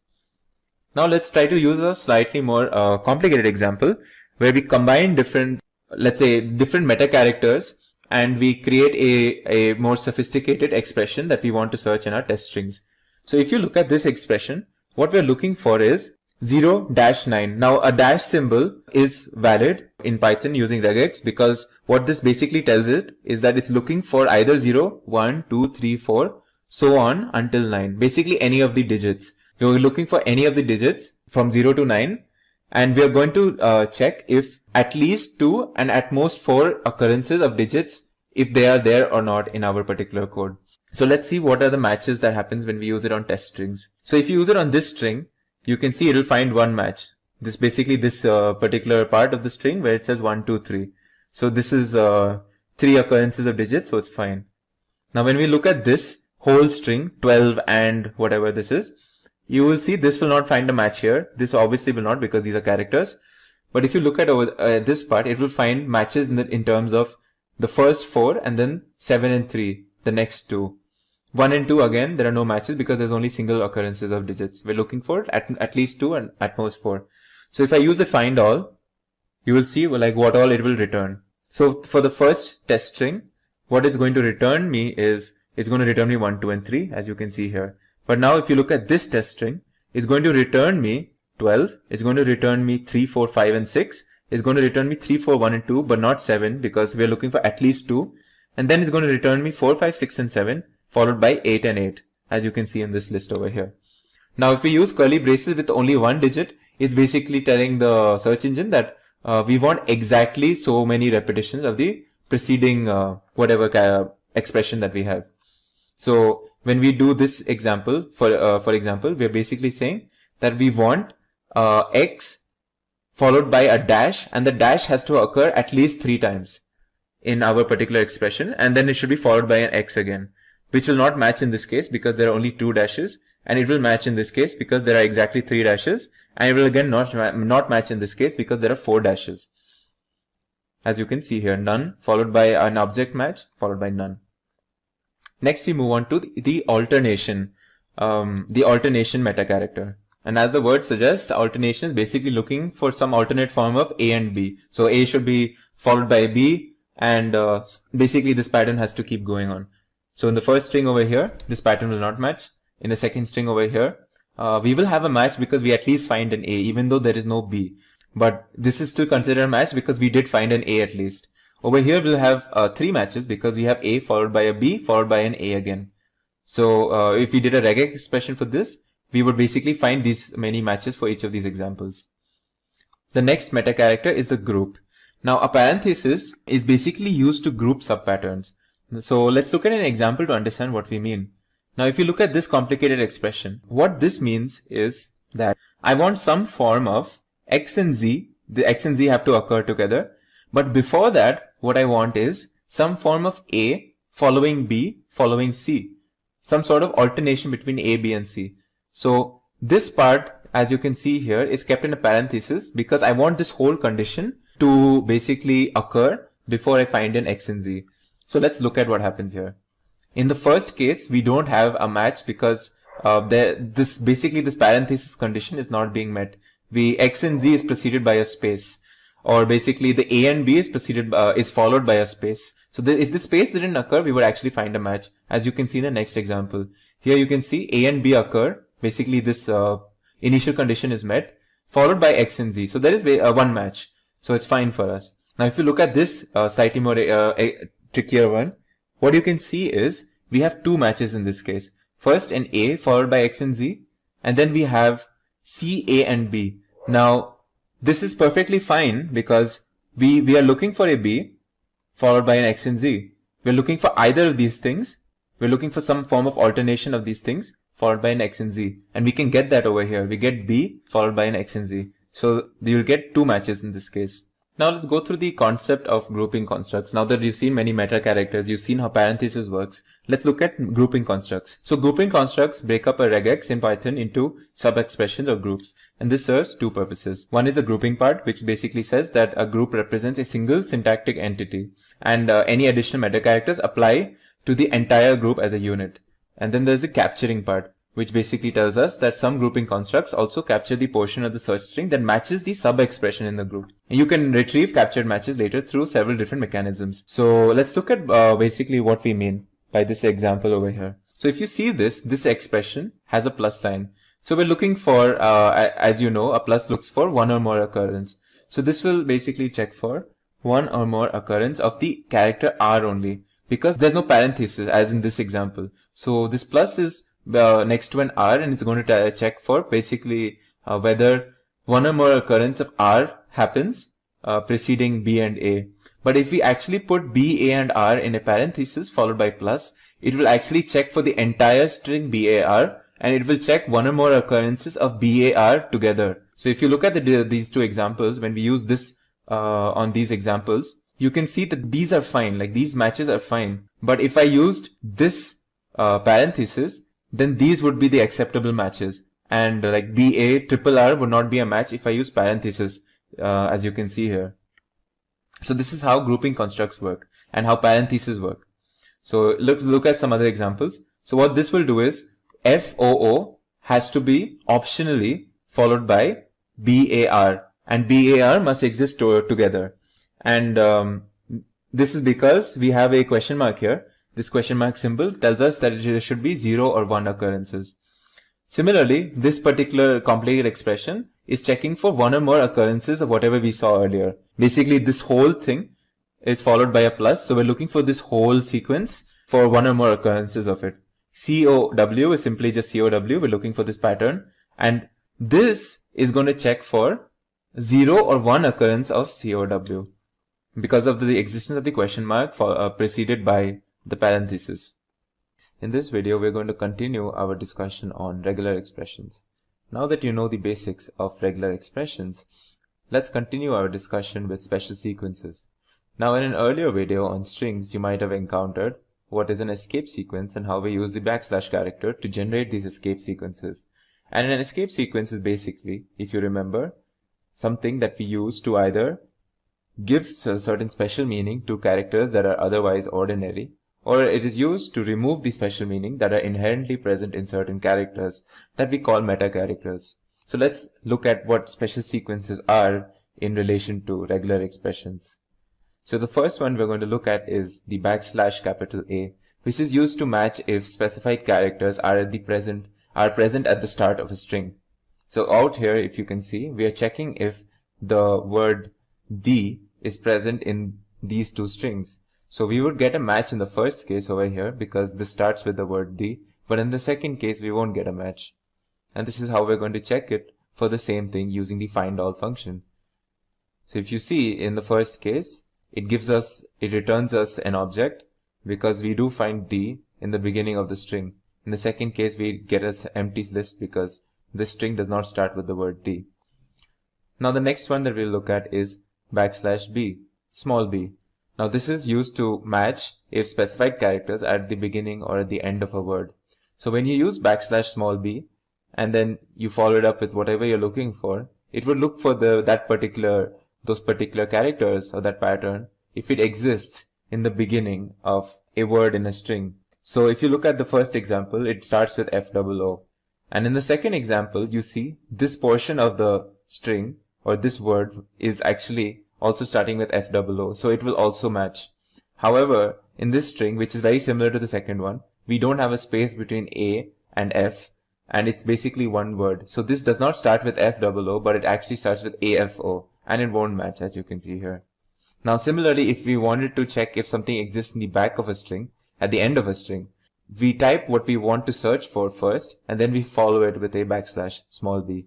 And then if you see here, it will match in this first case, it will match in the second case because this part of the string ends with FOO. But it will not match in this case because, well, we removed the space, so now this whole thing becomes the string that we're looking for, and it does not end with FOO anymore. And this is basically us just checking it through the findAll function. Now the next special sequence that we will be looking at is the slash capital B, which is basically the opposite of what we just saw. This matches only if the specified characters are not at the beginning or the end of a word. So if you see here, this is checking if FOO is not at the beginning of these strings. So in this case, there will be a no match. In this case also, there will be a no match. And this third case, there will be a match. Similarly, if we wanted to see if something does not end with a particular string, we would type that whatever pattern we're looking for, followed by a backslash capital B. And then we can use the findAll function to generate us lists wherever we find such objects, find such matches in our particular test strings, like we have done over here. So the next one that we're going to look at is the backslash small d. And this matches any decimal digit, which is equivalent to doing a square brackets 0-9. As you must have seen earlier. So if we did a square bracket 0-9 and if we did a search or a findAll or a match, it would look for any of the digits between 0 and 9. So a similar thing can be done using a special sequence backslash small d. So as you can see, there will be 3 matches in this case because 1, 2 and 3 digits exist. Whereas in this case, for the word Python, there will be no matches. So these are certain examples where we are doing the same thing using the backslash d. Now we have another one, which is the backslash capital D, and this is just basically the opposite. It matches for any non-decimal digits. It's also equivalent to typing a caret inside square brackets with 0-9, which if you remember from the previous video, is basically asking us to check for anything that is not the digits 0 to 9. So this is basically, we're going to check in these two strings if there is no digits and no non-decimal digits. So if you see here, we will find 3 matches, A, B, and the double inverted commas. And in the second string, we will find no matches because this is fully just digits. Next, we have backslash small s. Now this matches where a string contains any white space character. So this is equivalent to doing a check for all of these. So this is like backslash small t is a check for tab space, backslash small n is a check for break line, and then backslash r, backslash f, backslash v are their own checks for different sorts of white space characters that you can see by just looking it up, honestly. But yeah, so if you simply do a backslash s, it would actually be the equivalent of searching for any of these white space characters that we generate. So if you see here, when we do a \s on this string, you can see that there is one space over here. So it will give us one match because there is one white space, which is just the normal space here. And in the second example, there is no match because there is no white space here. Similarly, /S now, as you might have noticed, is basically checking for a string which does not matches in a string wherever there is no white space characters. So it's basically the same as doing *t/n/r/f/v in a square brackets. So this is basically a simpler way of doing the same thing using square brackets and a caret symbol. So if you see this expression, \S, now we're looking at A space B. So over here, if you see, it will match for all the non-spaces. So it's going to match for A and B. So we're going to get two matches here. Whereas an empty string does not contain, well, it does not contain any non-white space character, since an empty string is basically a white space character on its own. So this will give us a no match. So the next special sequence that we're going to look at is the \w. This matches any alphanumeric character, which is the equivalent of doing A to Z in small and then capital A to Z, and 0 to 9 and also an underscore check in square brackets. It's important to note that the underscore is considered an alphanumeric character, hence why we include it over here. But yeah, this is this \w, small w, which basically checks for any alphanumeric character and matches it in a string. So if you see in this first case, it will find 3 matches at 1, 2, and also at the letter C. These others are not alphanumeric characters. Whereas in this string, none of these are alphanumeric characters, so we will get no match. Again, much like the other examples, there's a \W, which will check for any non-alphanumeric character, and it's the equivalent of doing whatever we did before in the square brackets, just with preceded by a caret sign. So if you see here, we have this string where we have a bunch of characters. Well, yeah, only one of them, this percentage symbol, is a non-alphanumeric character. So we will get one match over here. But in this case, in this string Python, we will get no matches because they are all alphanumeric characters. We're just doing the same thing here with a bunch of different examples using the findAll function. Now the \Z matches if the specified characters are at the end of a string. Now don't confuse this with \small b, because the \small b checks for a string and it checks each and every word in the string individually and checks if any of the words ends with a particular thing or starts with a particular thing, but it checks each word individually. But in this case, the \Z will check the string only and not each word. So if you see the difference here, when you use \Z, it will match in this first example, but it won't match for the next two.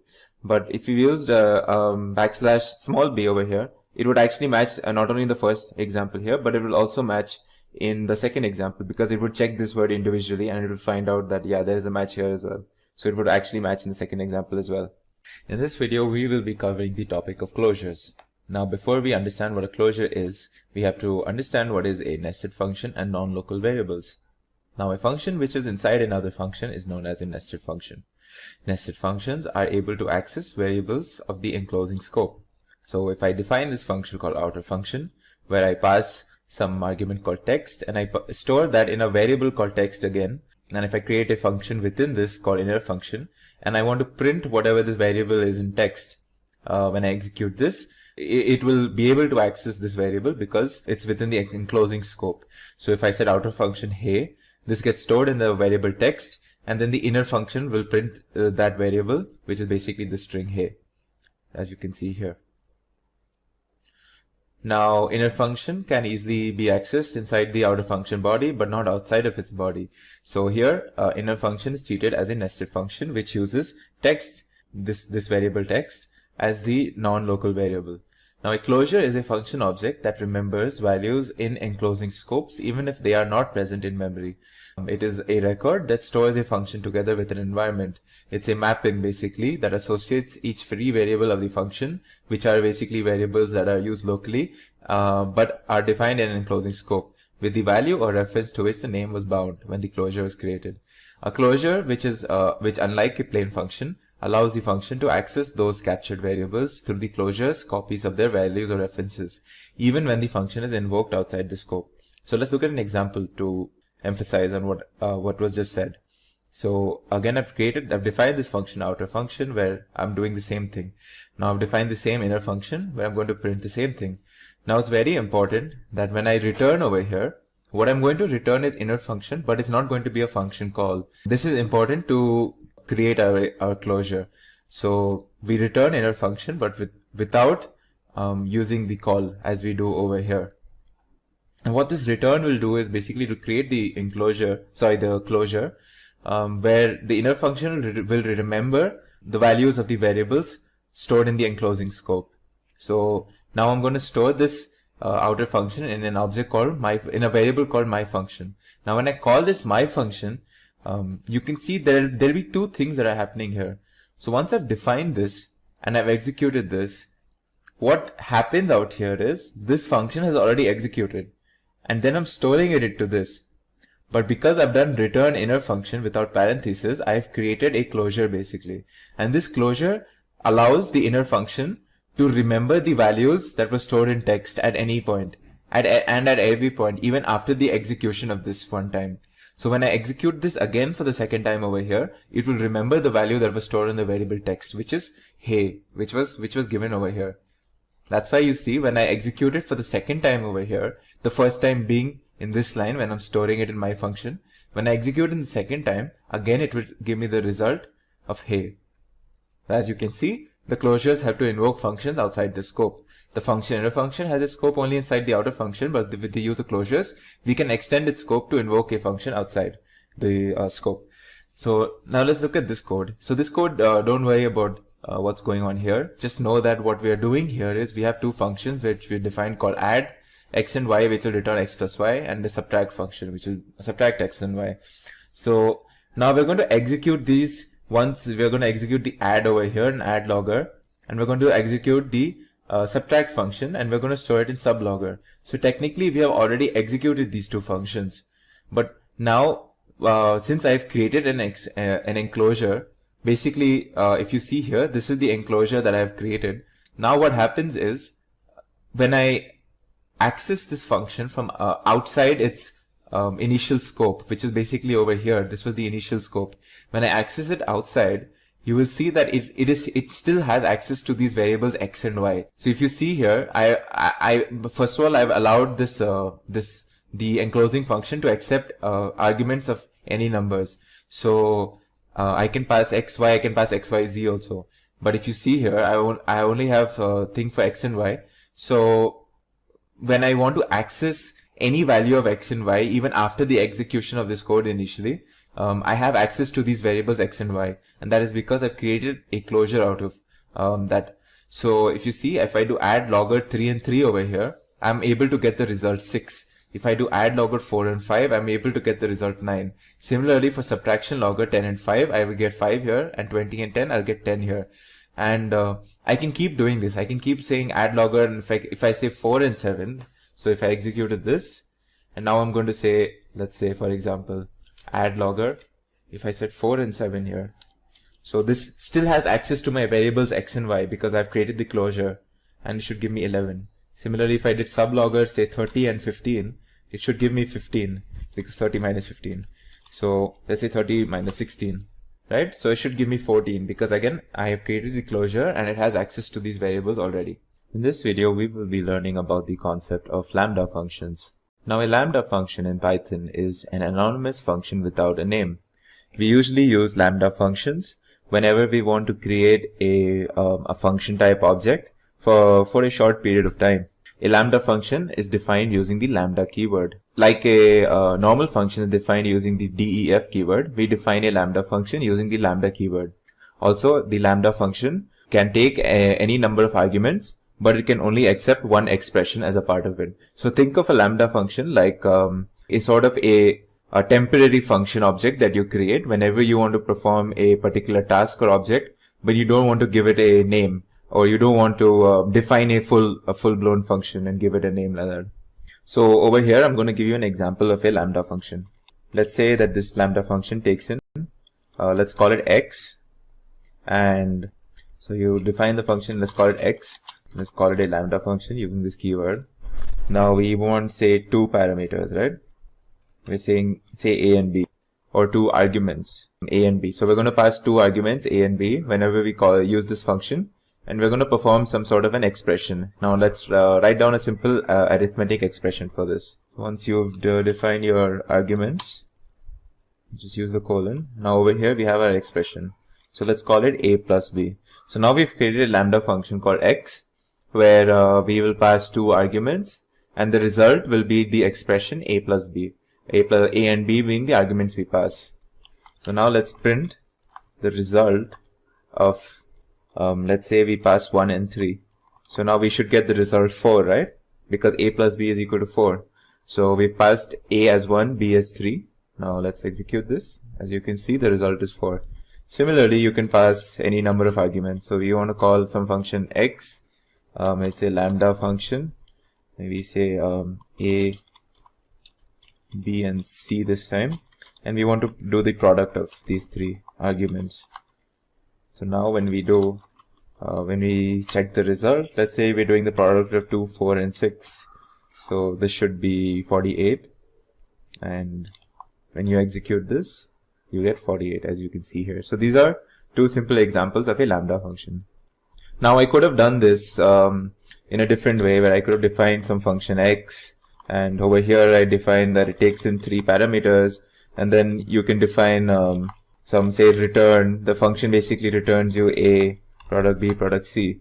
But many a times you don't need to define a full function called x. You don't want to assign some function with this name. You just want to create a temporary or a short time anonymous function with some name just to perform a simple expression. And in that case, we can use lambda functions. That's an example, by the way. You can use lambda functions in multiple places. So let's move on now.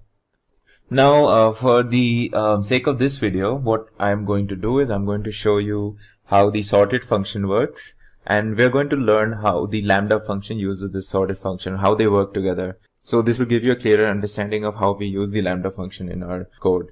So to start off, sorted function returns a sorted list from the items in an interval.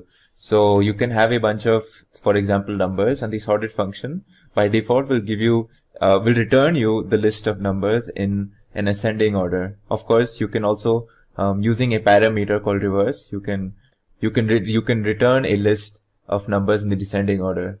You can also do this for strings, characters. So if you give it a bunch of characters, say A, E, F, G in the alphabet, it will give you, if you use a sorted function, it will give you the characters. It will return it in an ascending or descending order depending on the parameter you give. So basically this, the sorted function, the syntax is, you use the keyword sorted, then you pass the iterable, which is basically some list or some tuple.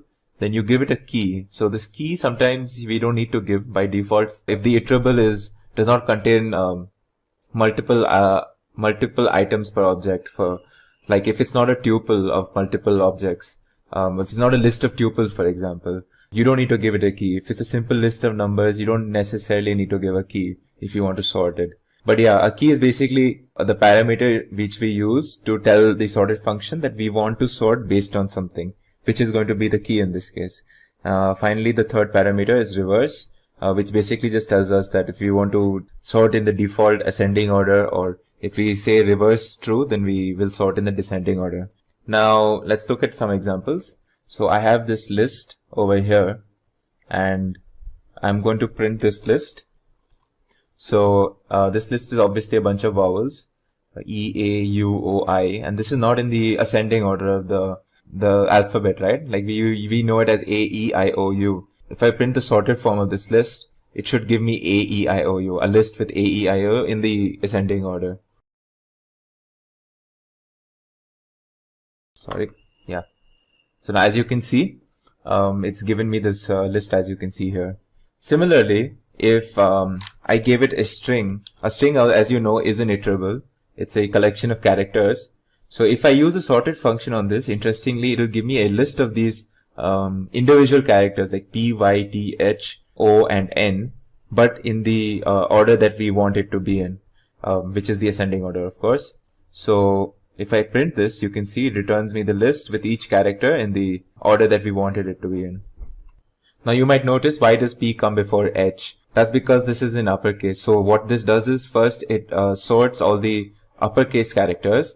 Since there's only one, so it just places it in the first object of this list, and then it sorts all the lowercase characters that you see here.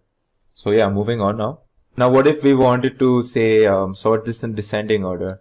So we have this list, and now we want to sort this in a descending order. So in that case, we have to give the parameter reverse, and we have to assign the value true.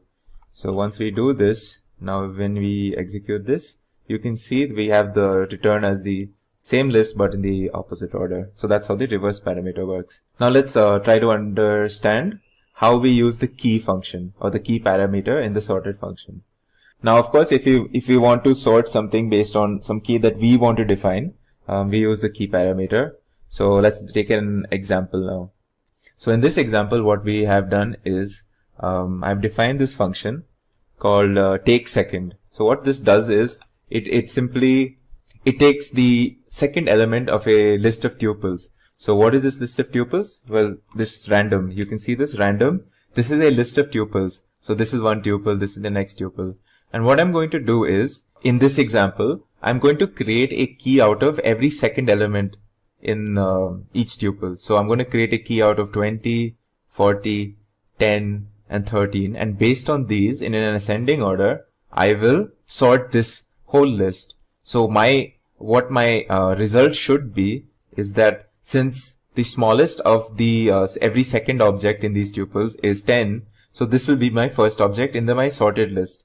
Then it should be the one with 13 because this is the next highest number. So then this will be the next object. Similarly, this will be the next object, then this will be the whole next object. So you see I'm using every second element of the tuple as my key. And for that, to create a key basically, I'm creating this function which will basically return every, it'll iterate through all of these and it will return each of these second elements. So let's actually do this now. So what I have here is I am going to create a sorted list which is going to use a sorted function on this iterable, which is a bunch, which is a list of tuples. It's called random.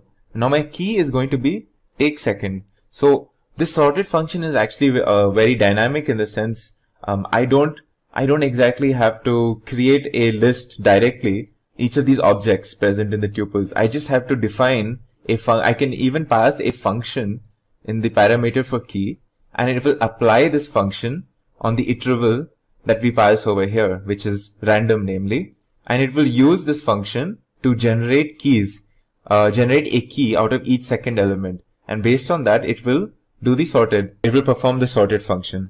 So now if I check what's my sorted list, you will see that as I had mentioned, now it's using the second objects or the second each second object of the tuple as the key. So since 10 is the smallest, this whole object is the first object. Then 13, so we have this object here, and then so on and so forth. So this is how we've used a key to do the sorting function, a key that we've defined on our own. Now similarly, we can use multiple keys as well. So just to quickly go over through this, we have this some list where a bunch of names, a bunch of tuples you can see, right? Tuples with 3 objects each within it. Each first one is always a string denoting someone's name, some student's name. The second is the marks out of 100, and the third is their age. So what we have here is, what we want to do is we want to sort these tuples in the order of first marks, and in case the marks are clashing or they are the same basically, we will sort by the age. So what we want to do is we want to first sort by these marks as you can see here, but in case they clash, for example, like say this 75 and 75, they're the same marks. In that case, we want to sort it by the age, which is 12 and 20, which is different. So in this case, we're going to use 2 keys. One for the first key will be given the highest priority, and then if there is a clash, then we use the second key. So how do we do this? Now let's define some function like how we defined this take second function here. This will be our function that we will pass to the key. This function basically what it does is it gives us who has the highest marks.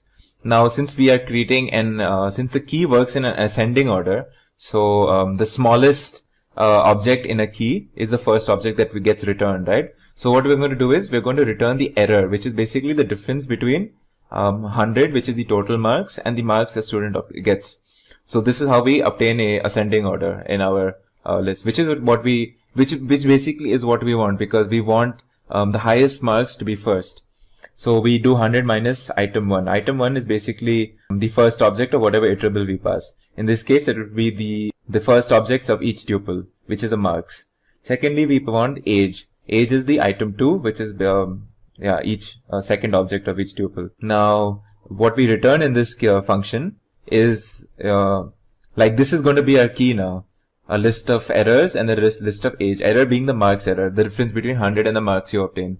So now what it's going to do is it's going to take the marks as the first key and the age as the second key when we pass this to a sorting function. So if you skip this, you don't have to look at this, but if you look at this now, we have the sorted list, which is going to be the result of the sorted function on top of what we pass, which is the participant list. Now we're going to use the key. We're going to use the key as the sorter function. So we're going to use the sorter function as the key. And when we print, if you see, we get, let me just execute all of this.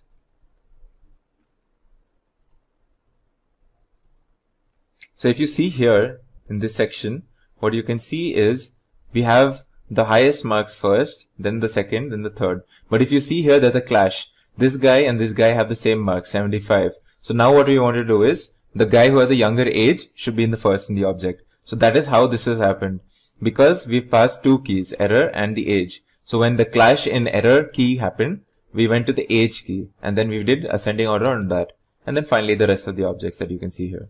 So now that we've seen how the sorted function works, now let's look at how the lambda function works using this sorted function, which was the main goal of this video, right? So let's see. So now some of you might have figured out where this lambda function will be used, right?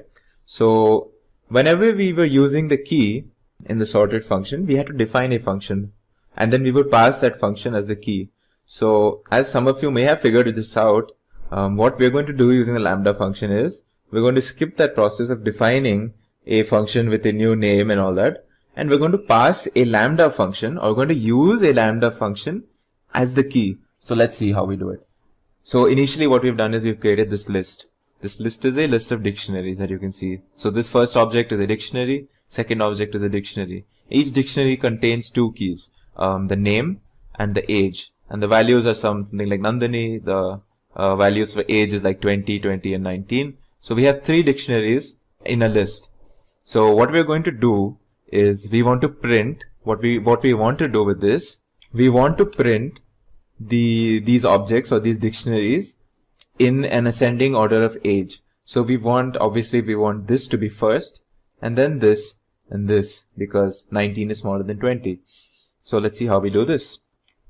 So if you go here, what we're going to do is we're going to print the sorted function, or the result of the sorted function being applied on this list. So this is our iterable.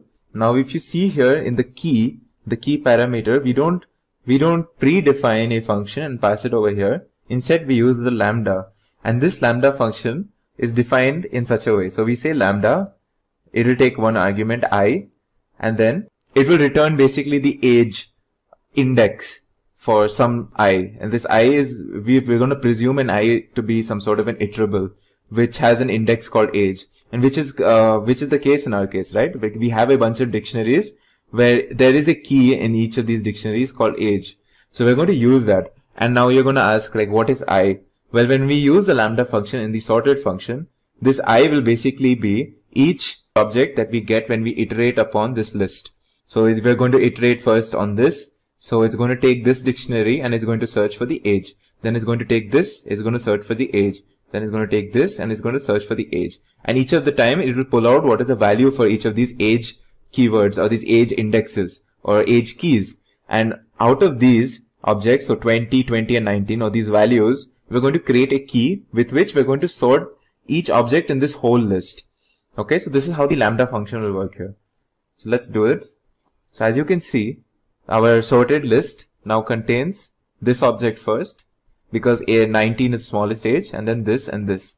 Now you might see that there are two 20s. So how do we control which one comes first? Well, by default, it will just give us the result in the way we passed it in the original list. So since Nandini came before Manjeet, in the result also Nandini will come before Manjeet. But what if we wanted to sort it even more? What if we want to sort it in such a way that first we go by age, and the second key will tell us that if there is a clash in ages, we have to go alphabetically by the name. So in this case, we will create a second key. And how we do that?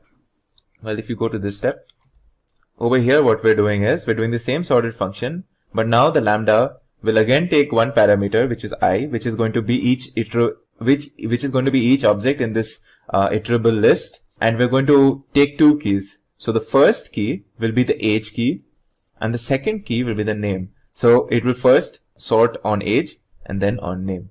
So now if you see, the result should be that Manjeet will come before Nandini, even though the ages are 20, because M comes before N in the alphabet.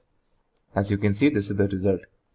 Now, if we wanted to do the same thing, but in a descending order, all we have to do is after this key parameter, we have to give another parameter called reverse. And we have to give it true. So if we did this, now you see this, or if we do it on this one, to be more clear. Now if I execute this, basically this whole, whatever result we get will be backwards now.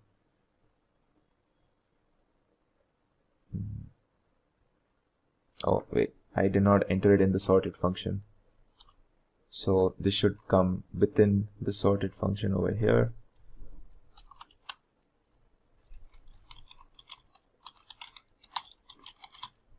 So now if we execute this, you will see Nandini comes first, Manjeet comes second, and then Nikhil comes third. Because we've done the reverse, we use the reverse keyword as true, reverse parameter as true. What's in it for you? Now we're going to go over what is NumPy, installing and importing NumPy, NumPy array versus Python list, basics of NumPy, finding size and shape of any array, range and arrange functions, NumPy string functions. And then in part 2, I'll move on to cover axes, array manipulation, and much more. So let's start with what is NumPy. NumPy is the core library for scientific and numerical computing in Python. It provides high-performance, multi-dimensional array object and tools for working with arrays. And I'll go a step further and say there are so many other modules in Python built on NumPy. So the fundamentals of NumPy are so important to latch onto for the Python, so that you can understand the other modules and what they're doing. NumPy's main object is a multi-dimensional array. It is a table of elements, usually numbers, all of the same type, indexed by a tuple of position integers. In NumPy, dimensions are called axes. Take a one-dimensional array, or we have, and remember dimensions are also called axes, so you can say this is the first axis, 0, 1, 2, 3, 4, 5. And you can see down here it has a shape of 6. Why? Because there's 6 different elements in it in the one-dimension array. And they usually denote that as 6 comma with an empty node on there.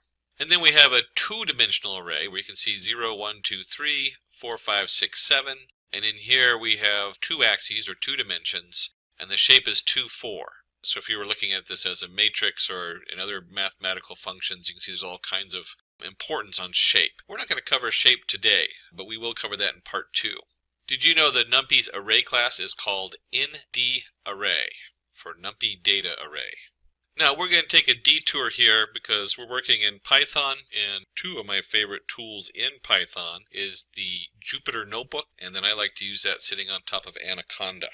And if you flip over to jupyter.org, that's jupyter.org, you can go in here. You can install it off of here if you don't want to use the Anaconda Notebook.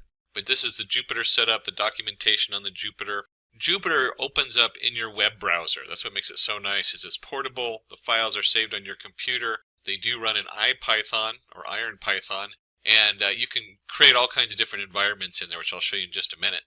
I myself like to use Anaconda. That's www.anaconda.com. If you install Anaconda, it will install the Jupyter Notebook with the Anaconda separate. And you can install Jupyter Notebook and it'll run completely separate from Anaconda's Jupyter Notebook.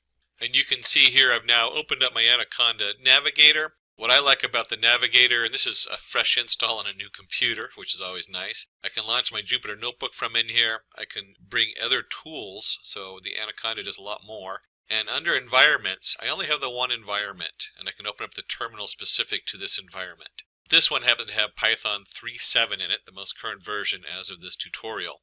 And then you open a terminal if you're going to do your pip installs and stuff like that for different modules. You can also create different environments in here. So maybe you need a Python 3.6, Python 3.5. You can see we're having a nice framework like Anaconda really helps. So you don't have to track that on your own in the Jupyter Notebook and your different Jupyter Notebook setups. We'll go ahead and launch this Jupyter Notebook. And then I've set my browser window for a default of Chrome. So it's going to open up in Chrome. And you can see here, this opens up a folder on my computer. We have a couple different options on here. Remember, I set the environment up as Python 3.7. You would install any additional modules that aren't already installed in your Python on this. And it keeps them separate, so you do have to, for each environment, install the separate modules so they match the environment on there. And in here we have a couple things where you can look up what's running. You have your different clusters. Again, I just installed this on a new machine, so I just have a couple things in here that were run on here recently.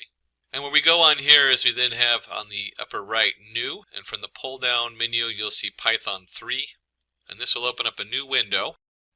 And now we're in Jupyter Python, so this is a Python window, and we'll just do a print.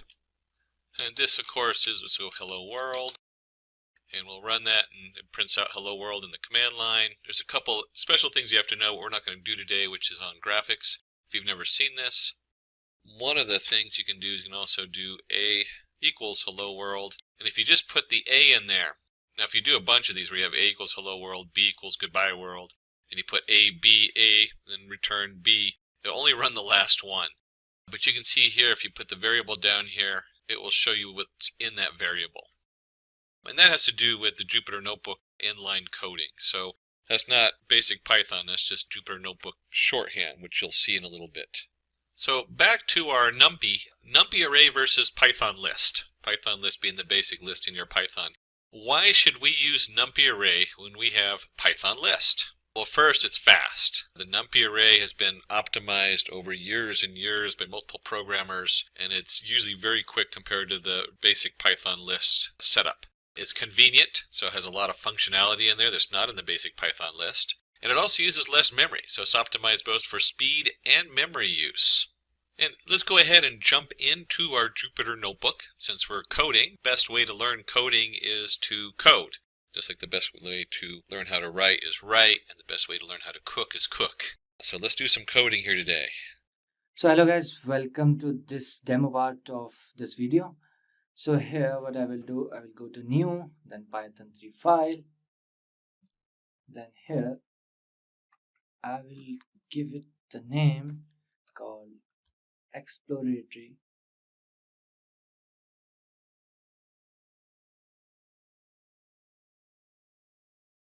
data analysis. Basically we have one dataset file of roller coaster basically, so we will be using that, and you can download that file from the description box below, from the below link, drive link.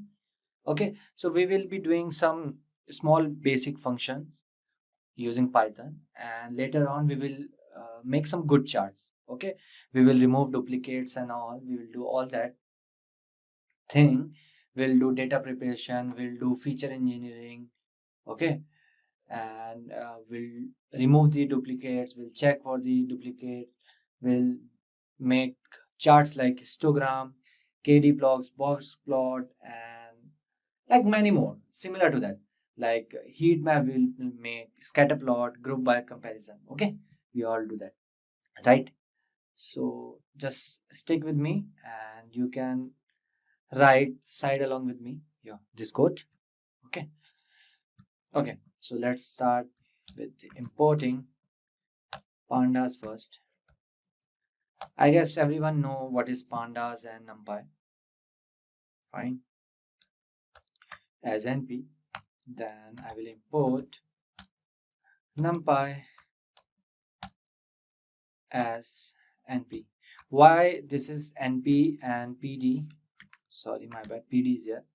because I don't want to write again and again this pandas, this numpy. So basically I can write this small version. Okay. Yeah. So if you guys don't know what is Panda, so Panda is very popular library for working with data. Okay, its goal is to be the most powerful and flexible open source tool. Okay, so it has these that goal. So data frames are the center of Pandas. And what is data frame? A data frame is structured like a table or a spreadsheet. Okay, the rows and the columns. Okay, whereas NumPy is an open source Python library again that facilitates efficient numerical operation on large quantities of data. Okay, so there are many functions in NumPy as well. Those we can use in the pandas data frame. Got it? So we'll import one more dot pyplot dot pylab, okay, as plt. Okay, there is one more library, matplotlib, for plotting the graph, and there is one more, import cbon as SNS. So what is cbon? Cbon is again the Python data visualization library based on matplotlib. Okay, it provides a high level interface for drawing attractive and informative statistical graphs. Okay, then I will write here plt dot style dot use, will write ggplot. Got it? ggplot. Fine. So yeah, let me run it. So what is ggplot? So ggplot is this is an open source data visualization package for statistical programming. Okay, so yeah, you can say, or a general scheme for data visualization which breaks up graph into semantic components such as scales and layers. Okay, matplotlib.py. Okay, it's pylab. P. Okay, yeah. So now we will import our data set. Df means data frame. You can write any word of your choice. Then pd, again pandas dot read underscore csv, used for reading csv file. Okay, Excel files. Got it? Then here I will write my this coaster dot csv. Okay, I'm not writing any path because my this data set is here itself. Coaster c coast. This is coaster.csv. Okay, if you have your data set in another location, as in like in C drive, D drive, or whatever, okay, you can give that path. Okay, let me run it. Yeah. So now we will do some data understanding. Okay, we'll see data frame shape, head and tail, data types, and describe, like small function we will use. df dot shape. Right.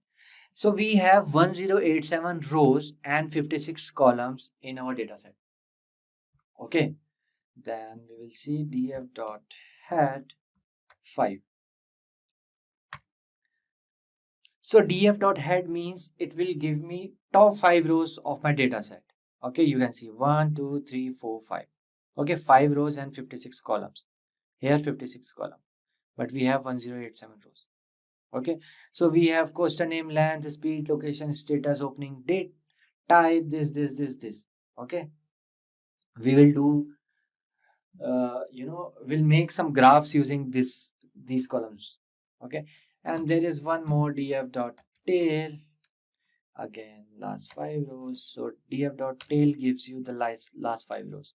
See 1086 1085. Okay, and if you want to see full data, it is here.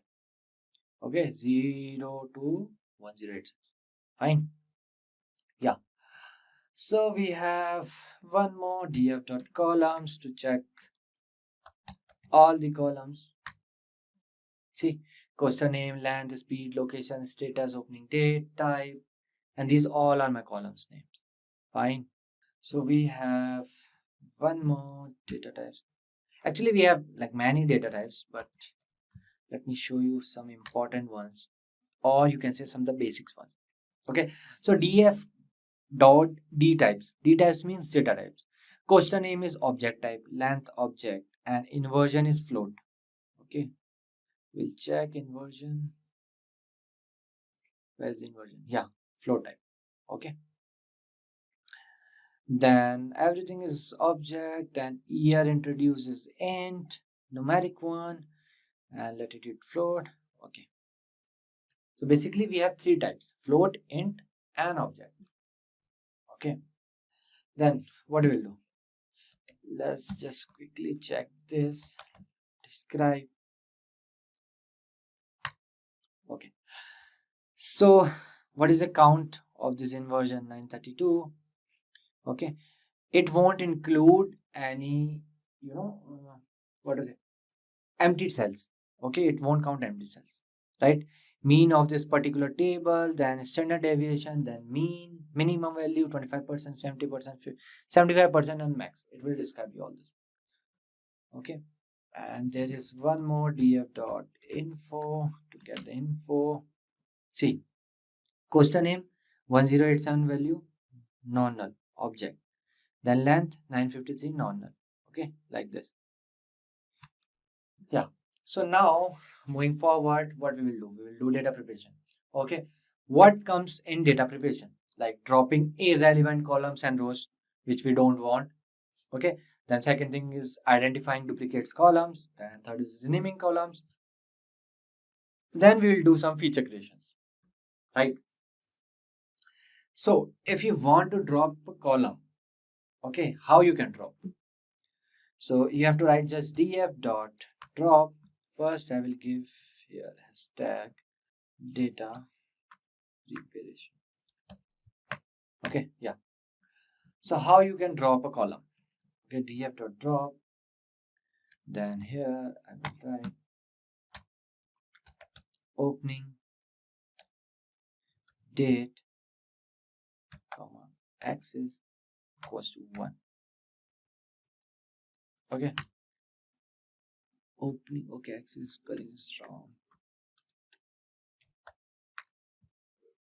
Instead of this, okay, maybe what is the opening date? Okay, O is capital here.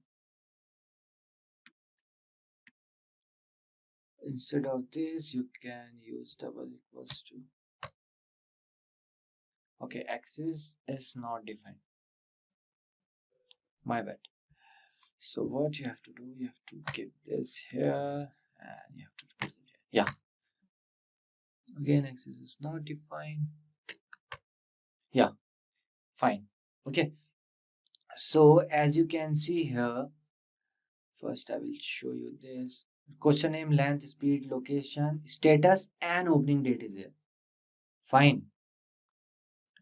So if you will go here, question name, length, speed, location, status, nothing, opening date is there, right? So this is how you can drop a table.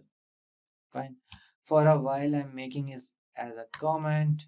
Maybe in future upcoming, making graph, I'll leave this. Okay. So yeah. So I will write here df equals to df question name, comma, location, then comma, status. Then here I will write manufacturer. Fine. Then again comma. Then I will give here year introduced, then comma, latitude. Wait, I will tell you why I'm doing this. Then longitude, latitude, longitude. Then I will give you type main. Okay. Then opening date clean. Fine. Then speed into in meter per hour. it is right. Speed into okay. And comma. What else? Then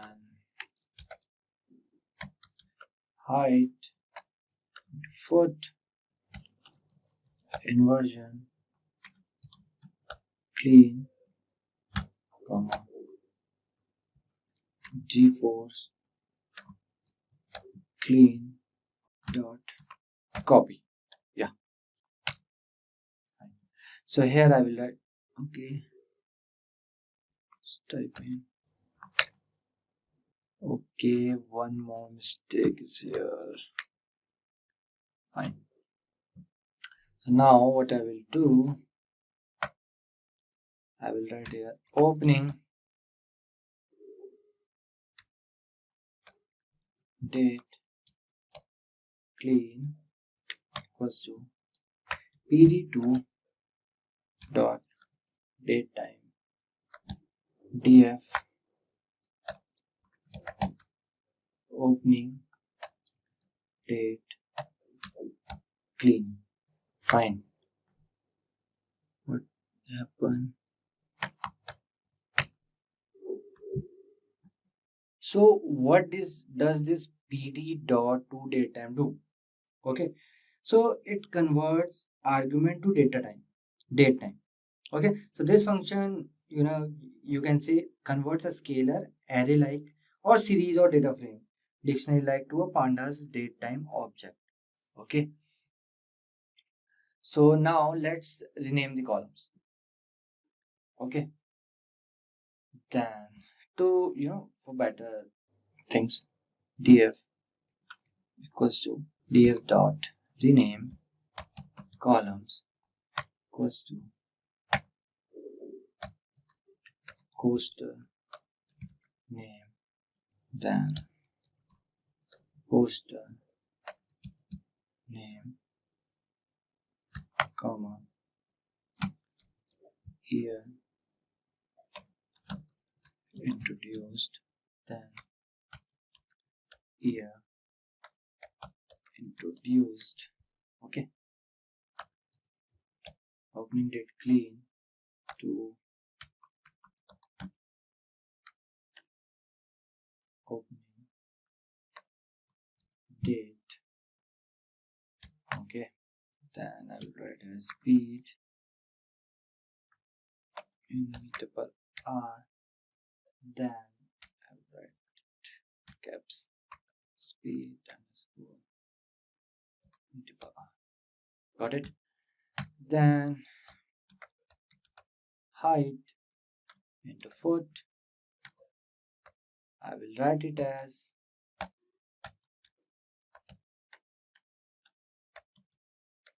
capital.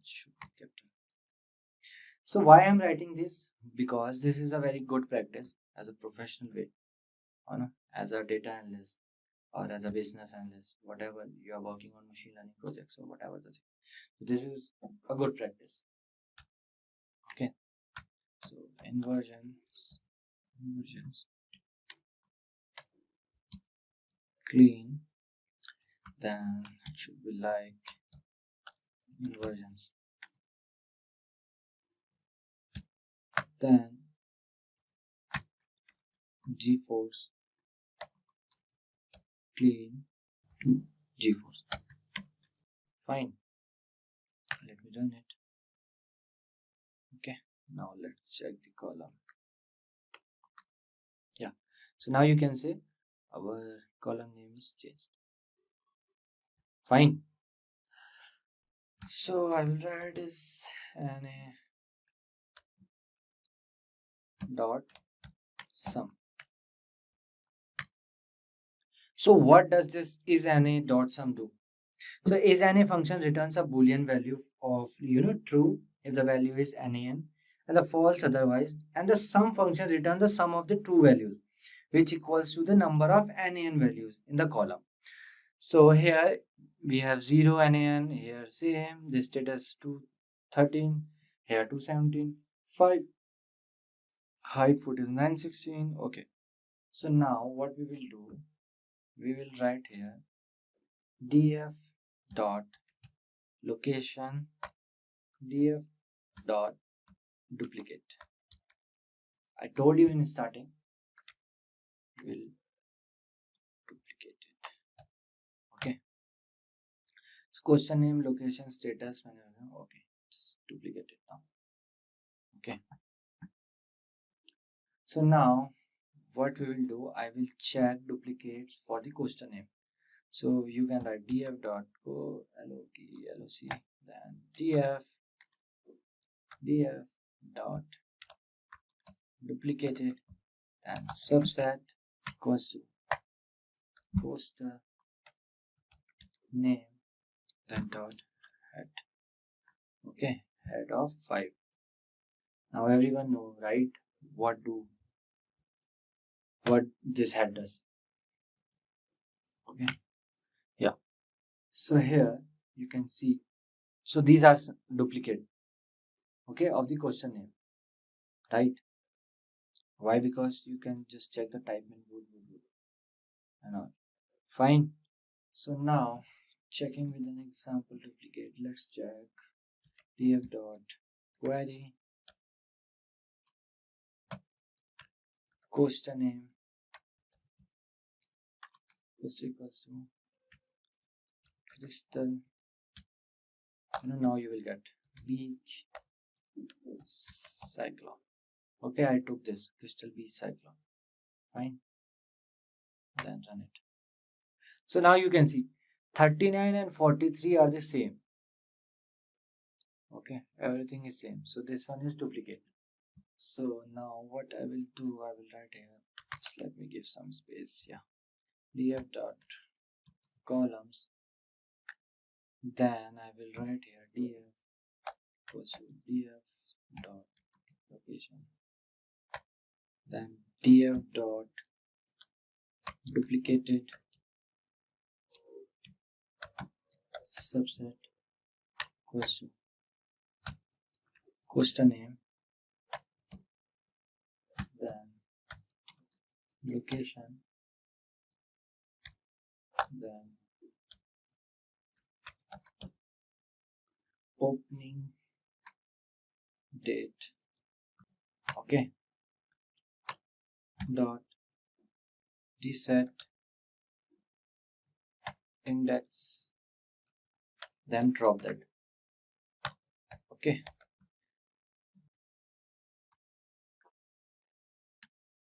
so now what we will do some feature understanding. Okay, so now we will do some feature understanding.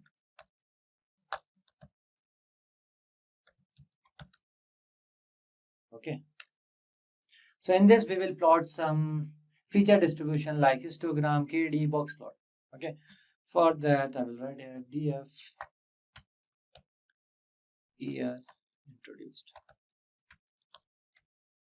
Okay, then I will write value counts. So now what I will do, let's create bar chart. Okay, ax equals to df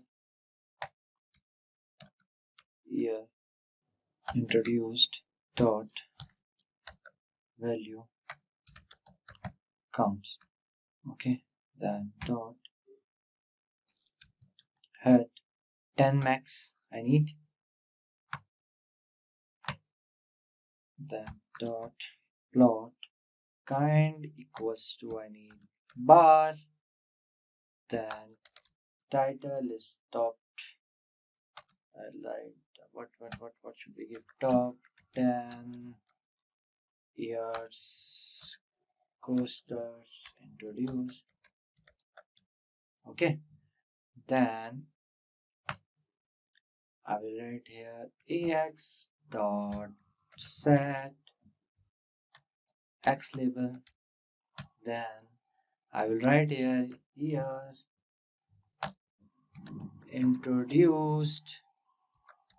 Okay, then I will write here ax dot set y label, then count. Okay, let me run it. Okay, unexpected character after line continuation. Okay, we can remove this as well. Unexpected intended. So now let me run it. Yeah. So this is our bar plot. Okay. So this is how you can create bar plot using your data. Okay. So a bar plot is, one of the most common types of graphics in this data visualization or EDA. It shows the relationship between a numerical and the categorical variable. Okay. So each entity of this categoric variable is represented as a bar. Got it? So now let's do some more. So what let's make histogram class. Okay. Histogram. So for that I will write ax equals to df speed divided by r, then plot kind equals to histogram, then comma, I will write bins here. Okay, bins equals to 20, then title equals to coaster speed, okay, in meter per hour, then ax dot set x label is speed meter per hour. Okay, forgot to give this. Okay, yeah. So a histogram displays numerical data by grouping data into bins of equal width. So here each bin is plotted as a bar whose height correspond to how many data points are in that bin. So bins, you can say, are also sometimes called the intervals or classes or buckets. Basically, it's the same. So here for this much is the bin. For this much is the bin. So this is like that. Okay. So now let's create KD plot. So for that, it's very simple. Ax equals to df. Then I can write as speed in meter per hour. Then plot kind equals to KD, comma, then title. I can write anything, coaster, speed, then ax dot set x label speed, okay, meter per hour. Yeah.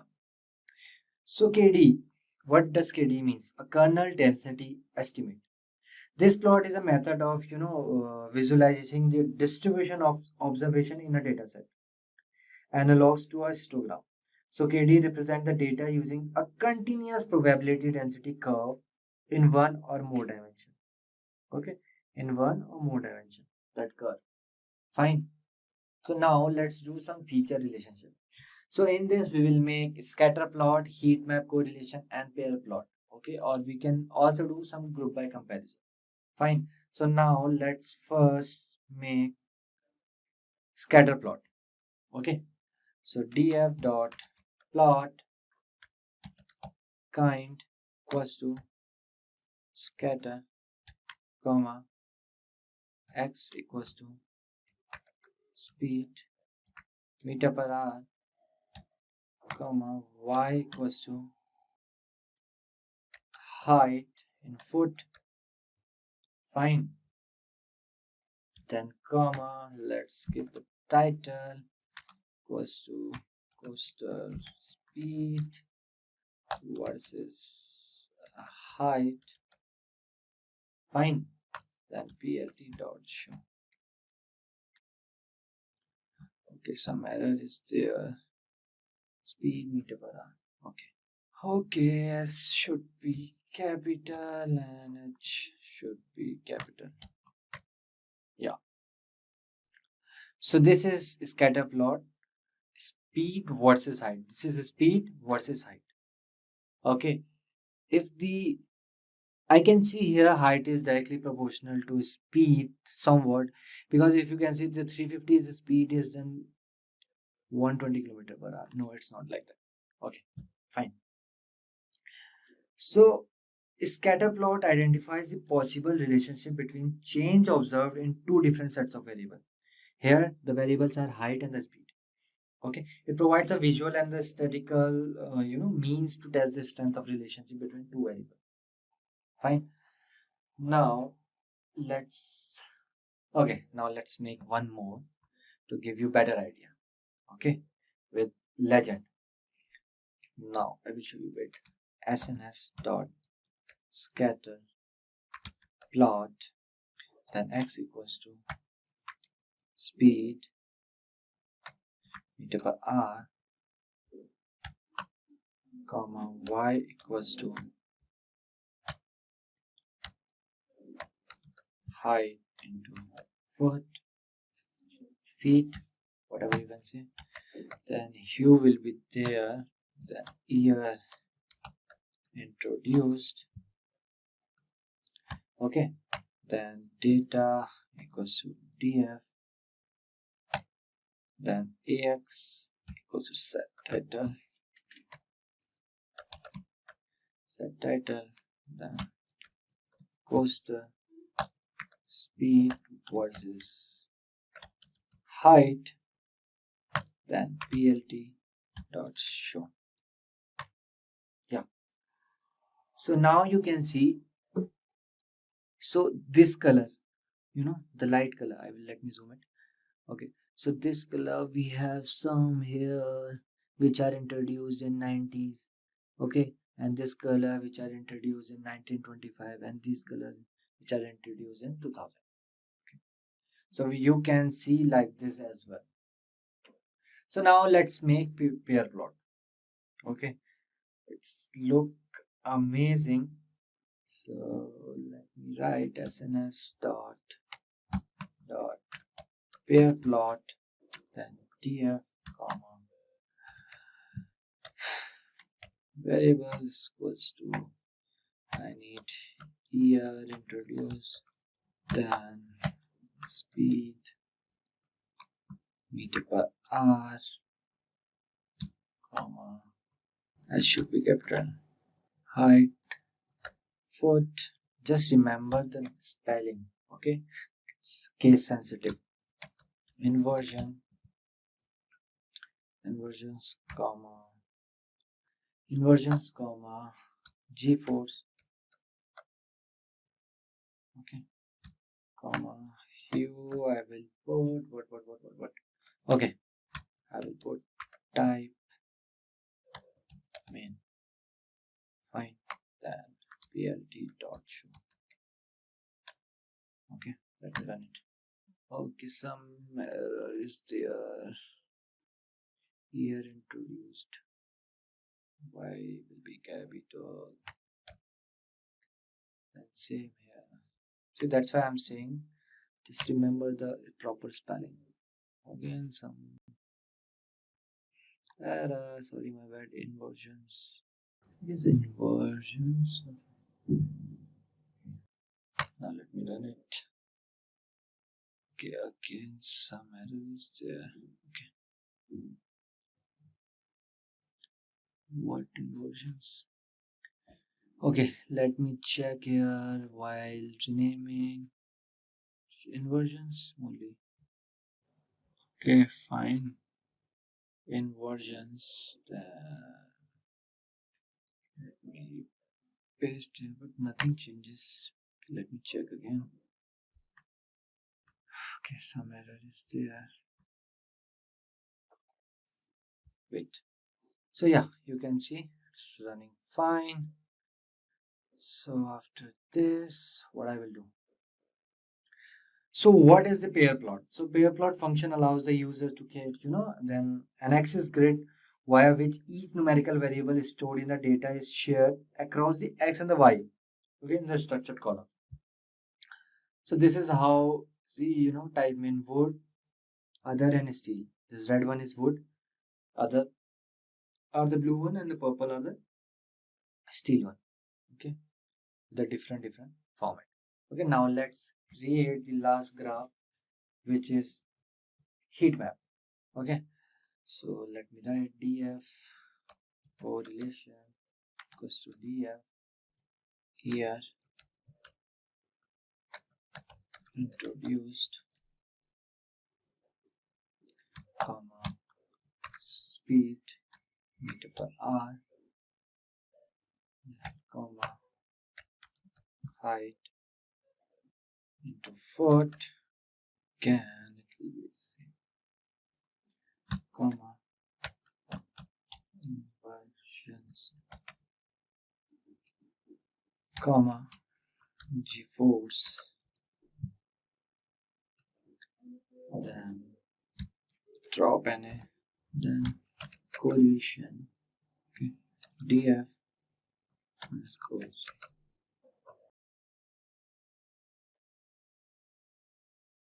here introduced ice capital yeah. So this is correlation values of all the things, right? So now let's write sns dot heat map then df underscore corr comma and not will be true. Okay, now let me run it. Yeah, so to create heat map in Python, so you can use this, okay, Bond library for this heat map. So this function takes a data frame, as an input and generates a heat map type of things as the output. Okay, so this is how you can perform EDA using any data set, or you can show your data or insights with a beautiful representation using graphs and all like this. Fine. Web scraping is a powerful technique that allows you to automatically extract data from website, turning the vast amount of information available online into something you can easily analyze and use. Whether you are gathering data for research, building a dataset for machine learning project, or just curious about how websites work behind the scenes, web scraping is an essential skill to have in your toolkit. On the other hand, Python is one of the most popular programming languages for web scraping, thanks to its simplicity and the wealth of libraries available. In this video, we will explore how to use Python to scrape data from websites, and we will dive into practical examples using Python libraries like request and beautiful soup to fetch and parse web content. But it's not just about the code. Web scraping comes with its own set of challenges and ethical consideration. We will talk about how to scrape responsibly, respecting the rules set by websites, and ensuring that your scraping activity don't negatively impact the sites you are collecting data from. So by the end of this video, you will have a solid understanding of how to start scraping data from the web using Python. Whether you are new to programming or looking to add web scraping to your skill set, this video will give you the knowledge and tools you need to get started. So let's jump in and see how Python can help you unlock the full potential of the web. So here I am using this Google Colab for the web scraping. Okay, you can use your own like Jupyter Notebook, Visual Code Studio, anything. Okay, so here I will write web scraping using Python. Okay, then here first you have to install some libraries like request, and you have to install beautiful soup, and you have to install that pandas, because we will create one data frame and we will save it, then we will check our data. Okay, and you can install some basic Python libraries like NumPy and all that. Okay, so here first I will import request. Okay, then I will write from bs4 import beautiful soup. Okay, soup. Then I will write import pandas as PD. Fine. Then now what I will do, okay, let's see what is this request and all the thing. So request is an HTTP client library for the Python programming language. So request is one of the most downloaded Python libraries. Okay, it's like more like over 2000, not exactly 2000, sorry, 200 or 300 million monthly download. Okay, so what it does, it maps the HTTP protocol onto Python's object-oriented semantics. And here, Beautiful Soup. So Beautiful Soup is a Python package for parsing the HTML and XML documents, including those with malformed markup. It creates a parse tree for documents that can be used to extract data HTML from HTML, which is useful for web scraping. Let me run it. Here, our second step will be define the URL and the headers. Okay, URL and the headers. So URL, okay, from where you want to extract your data. So I will write here Simplilearn. That is, okay, let's open this PMP certification. Okay, let's cut it. Yeah. So here I will write this. And headers equals to. So these are the headers. Okay. So like in which device or you're working on, which browser you are working on. So these are for the headers. So now what I will do, I will send a GET request to the Simplilearn page. Okay, to this URL. For that, right, let me write this, sending GET request. Okay, here write response equals to requests dot get, then URL comma headers equals to headers. Okay, let me run it. Okay, working fine. So now let's check if the request is successful or not. For that, if response dot status code equals to 200, then soup equals to beautiful soup. Okay, then response dot content comma HTML dot parser. Okay,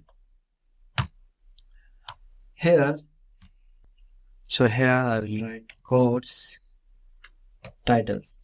Why? Because here I'm initializing the list to store our titles or whatever the things are. Okay, basically the data. Okay, why I'm writing course here? Because this is again course page, that's why, nothing else. Okay, here I will give the empty list. So now we will find all course titles based on the actual HTML structure. What is HTML structure? You have to go to the page, right click, then inspect. Okay, according to this, HTML structure means what is the class name, what is the this PMP certification is which heading, H1 heading, H2 heading, which heading it is. Okay, so let's see which heading it is. Okay, this PMP certification training H1 heading. Okay, just remember H1 heading. So here I will write for course in soup dot find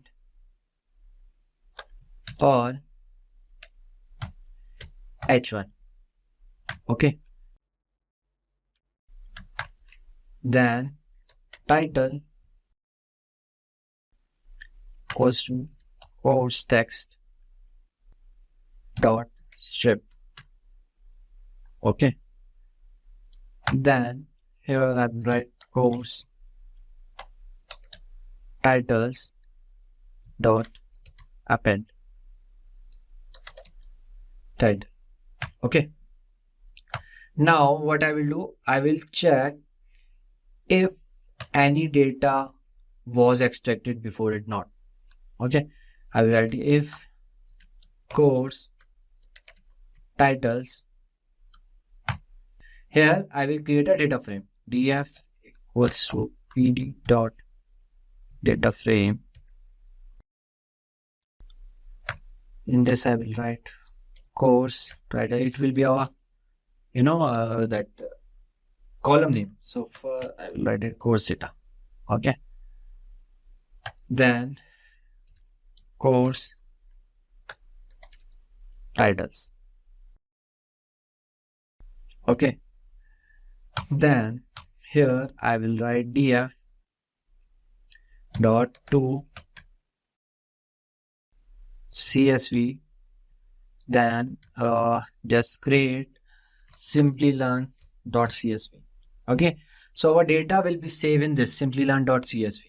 Okay, CSV. Fine. Here, what I will do, I will write index equals to false.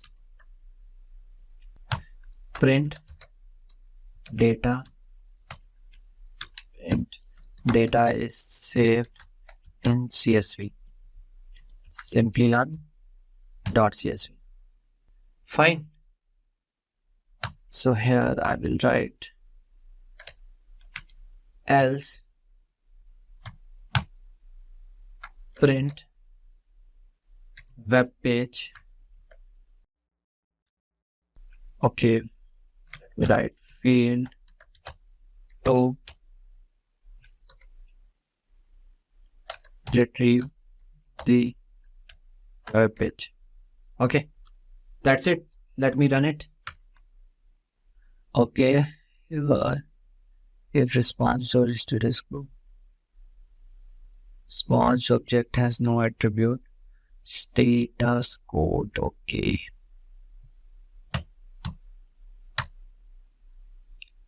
Okay, title. It is text. Some minor spelling mistakes are there. Okay, dear dot field. Sorry, my bad. Again. Okay, sorry. D will be capital, F will be capital. Yeah. So now you can see data is saved in Simplilearn.csv. So what I will do, I will write data equals to, everyone know how to read CSV in Python. read underscore CSV. What was our file name? Simplilearn.csv. Okay, let me copy paste, run it, and then find data. Okay. PMP certification training data is fetched. Okay, here you can see H1 we gave, and that's why PMP certification training came. Let's take what's in H2. Okay, in H2 there is leading premier PMI partner, something is there. Okay, I will change here H1 to H2, then I will run it. Okay, fine. See, leading premier PMI. Okay, let me make it big. Yeah. So now you can see course data we mentioned. So if you will see, this H1 didn't come. Why? Because we have mentioned H2. That's why. So these all are the H2. Okay. So what is this? I don't know. Okay. This is a time series graph. This is Google Colab thing. Okay, so this is how you can literally retrieve your data from any website. Okay, just remember that some websites don't give you access to their, for their scraping, just like Amazon don't give. So you have to use at that time API. And this is not ethical also to use someone's data, okay, without asking or whatever you guys. Today we are talking about must-have Python AI projects and how to build them so that can really help you sharpen your skills and stand out in the growing field of artificial intelligence. So let's quickly see what is Python. Python is one of the most popular programming languages for AI because its simplicity and the powerful libraries it offers, like TensorFlow, Keras, and PyTorch. Building projects using Python is a great way to get started if you want to break into the AI industry. Whereas artificial intelligence is transforming industries like healthcare, finance, and even entertainment. Companies are now looking for experts who know how to apply AI to real-world problems. In this video, we will explore beginner level to advanced level projects. So these projects are designed to give you hands-on experience in building intelligent systems, analyzing data, and even automating tasks. So without any further ado, let's get started. So let's start with beginner level projects. So number one, we have fake news detection using machine learning. So in today's world, fake news is a major concern, causing misinformation to spread rapidly across social media and news platforms. Detecting fake news is crucial to maintaining the integrity of the information we consume. So these projects aim to build a machine learning model that can identify fake news articles by analyzing their textual content, by learning from existing datasets of real and fake news. The model will be able to classify articles into these two categories, thus assisting media outlets and social media platforms in reducing the spread of misinformation. This project is perfect introduction to natural language processing (NLP) as it involves text data manipulation, feature extraction, and supervised learning. It can also be adapted for real-time use on website or social media platforms to flag suspicious articles and provide more reliable information to users. So now let's see how to build this. In this, first step is data collection. Use dataset like LIAR or fake news net that can contain label, real, and fake news articles. You can find dataset from the Kaggle. The second step is pre-processing. Clean the text by removing stop words, punctuation, and special characters. Tokenize and stem words using NLTK or spacing. The third step is feature extraction. Use TF, IDF, or bag of words to convert the text into numerical data for machine learning models. The fourth step is model training. Train a classifier like logistic regression, naive Bayes, or random forest on the dataset. The fifth step is evaluation. Evaluate the model using accuracy, precision, recall, and F1 score metrics to determine how well it classifies fake and real news. Tools you can use is NLTK, Scikit-learn, and Pandas. Skills you will gain from this are text preprocessing, NLP, classification models. And if you want to make us video on this project, please comment down below. In number 2, we have image recognition using CNN. Image recognition is one of the core applications of deep learning and computer vision, used in a variety of industries ranging from healthcare to autonomous vehicles. This project will guide you through building an image classifier using CNNs, a deep learning architecture designed specifically for image recognition tasks.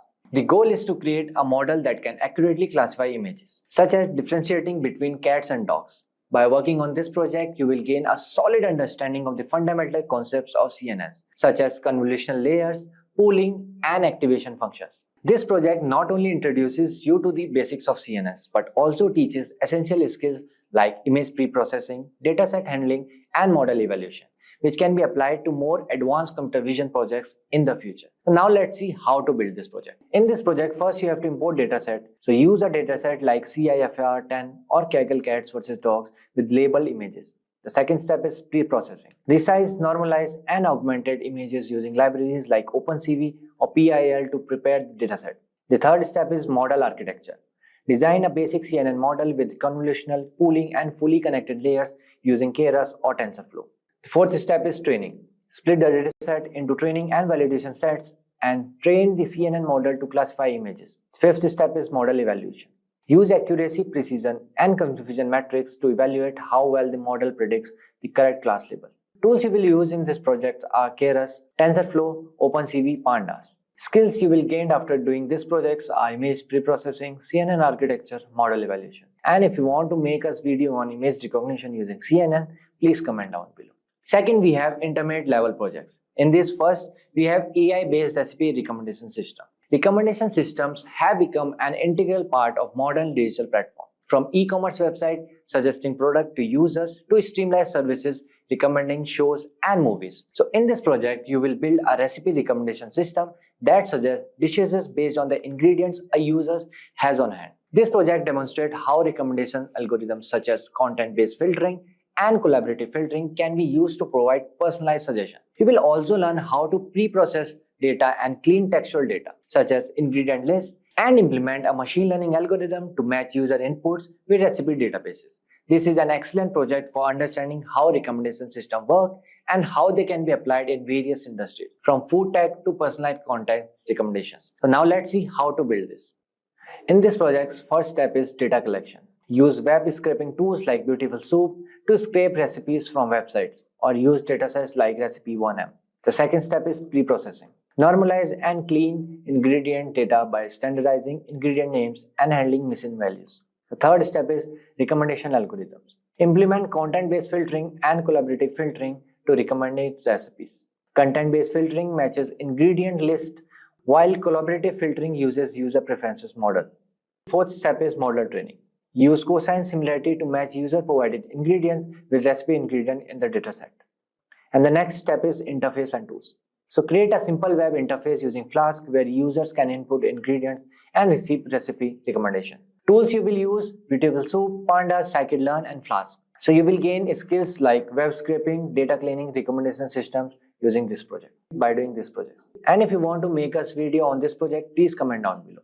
Number 4, we have chatbot with sentiment analysis. Chatbots have transformed how businesses and services interact with users, providing 24/7 support and personalized responses. In this project, you will build a conversational chatbot that can analyze the sentiment behind user inputs and respond accordingly. By incorporating sentiment analysis, the chatbot will not only understand the content of the user's messages, but also the emotional tone, such as whether the user is happy, frustrated, or neutral. This allows the chatbot to adjust its tone and responses to improve user satisfaction. For example, a chatbot could offer a more empathetic response if it detects a negative sentiment. This project will give you hands-on experience in building a conversational AI system while learning how to integrate machine learning techniques like sentiment analysis. The skills you develop in this project can be applied to customer service, healthcare, education, and more. So now let's see how to build this project. So before jumping to advanced level projects, here is a quick info for you. Dive into the future of AI with our generative AI and machine learning course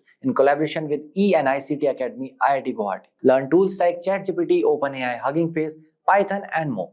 Join masterclass led by IITG faculty, engage in hands-on projects, and earn executive alumni status. This generative AI and machine learning course enriches your career journey with comprehensive coverage of machine learning, deep learning, NLP, generative AI, reinforcement learning, computer vision, and more. Combining theory with hands-on practice, it offers live virtual sessions, projects with integrated labs, and masterclasses by IIT Guwahati faculty. So find the course link from the description box below and the pinned comment. In this project, the first step is chatbot framework. Use tools like Dialogflow or Rasa to build a conversational chatbot capable of handling various user intents. The second step is sentiment analysis. Integrate a sentiment analysis model using pre-trained models like Veda or BERT. The third step is conversational flow. Adjust the chatbot's responses based on the sentiment, positive, negative, or neutral, detected in the user's input. The fourth step is integration and deployment. So build an interface, website, or messaging platform where users can interact with the chatbot in real time, and deploy the chatbot on a website or app, allowing user to engage with it and receive sentiment-aware responses.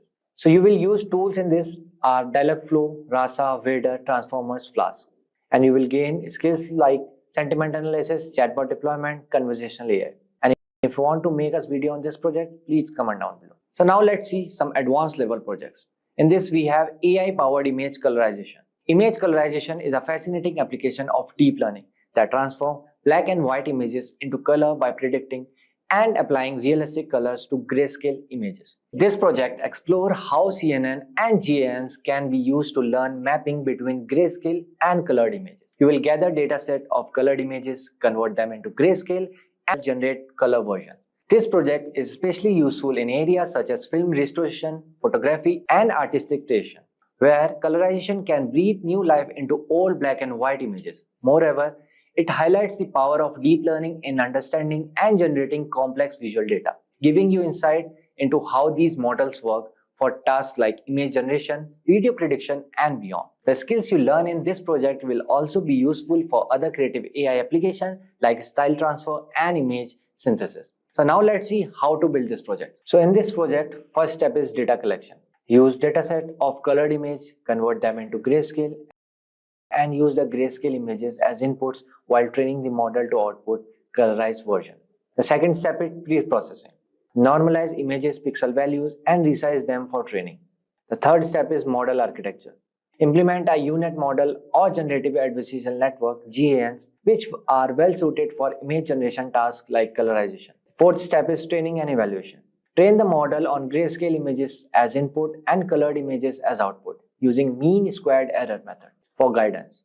Evaluate with visual inspection and peak signal to noise ratio. The last step is deployment. So create a web interface where user can upload black and white images and get them colorized. So you will use tools like TensorFlow, Keras, OpenCV, and Flask.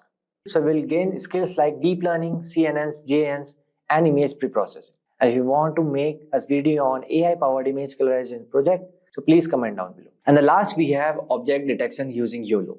You only look once. Object detection is one of the most popular computer vision applications, allowing machine to recognize and locate multiple objects within an image or video stream in real time. YOLO is a state-of-the-art object detection algorithm known for its speed and accuracy.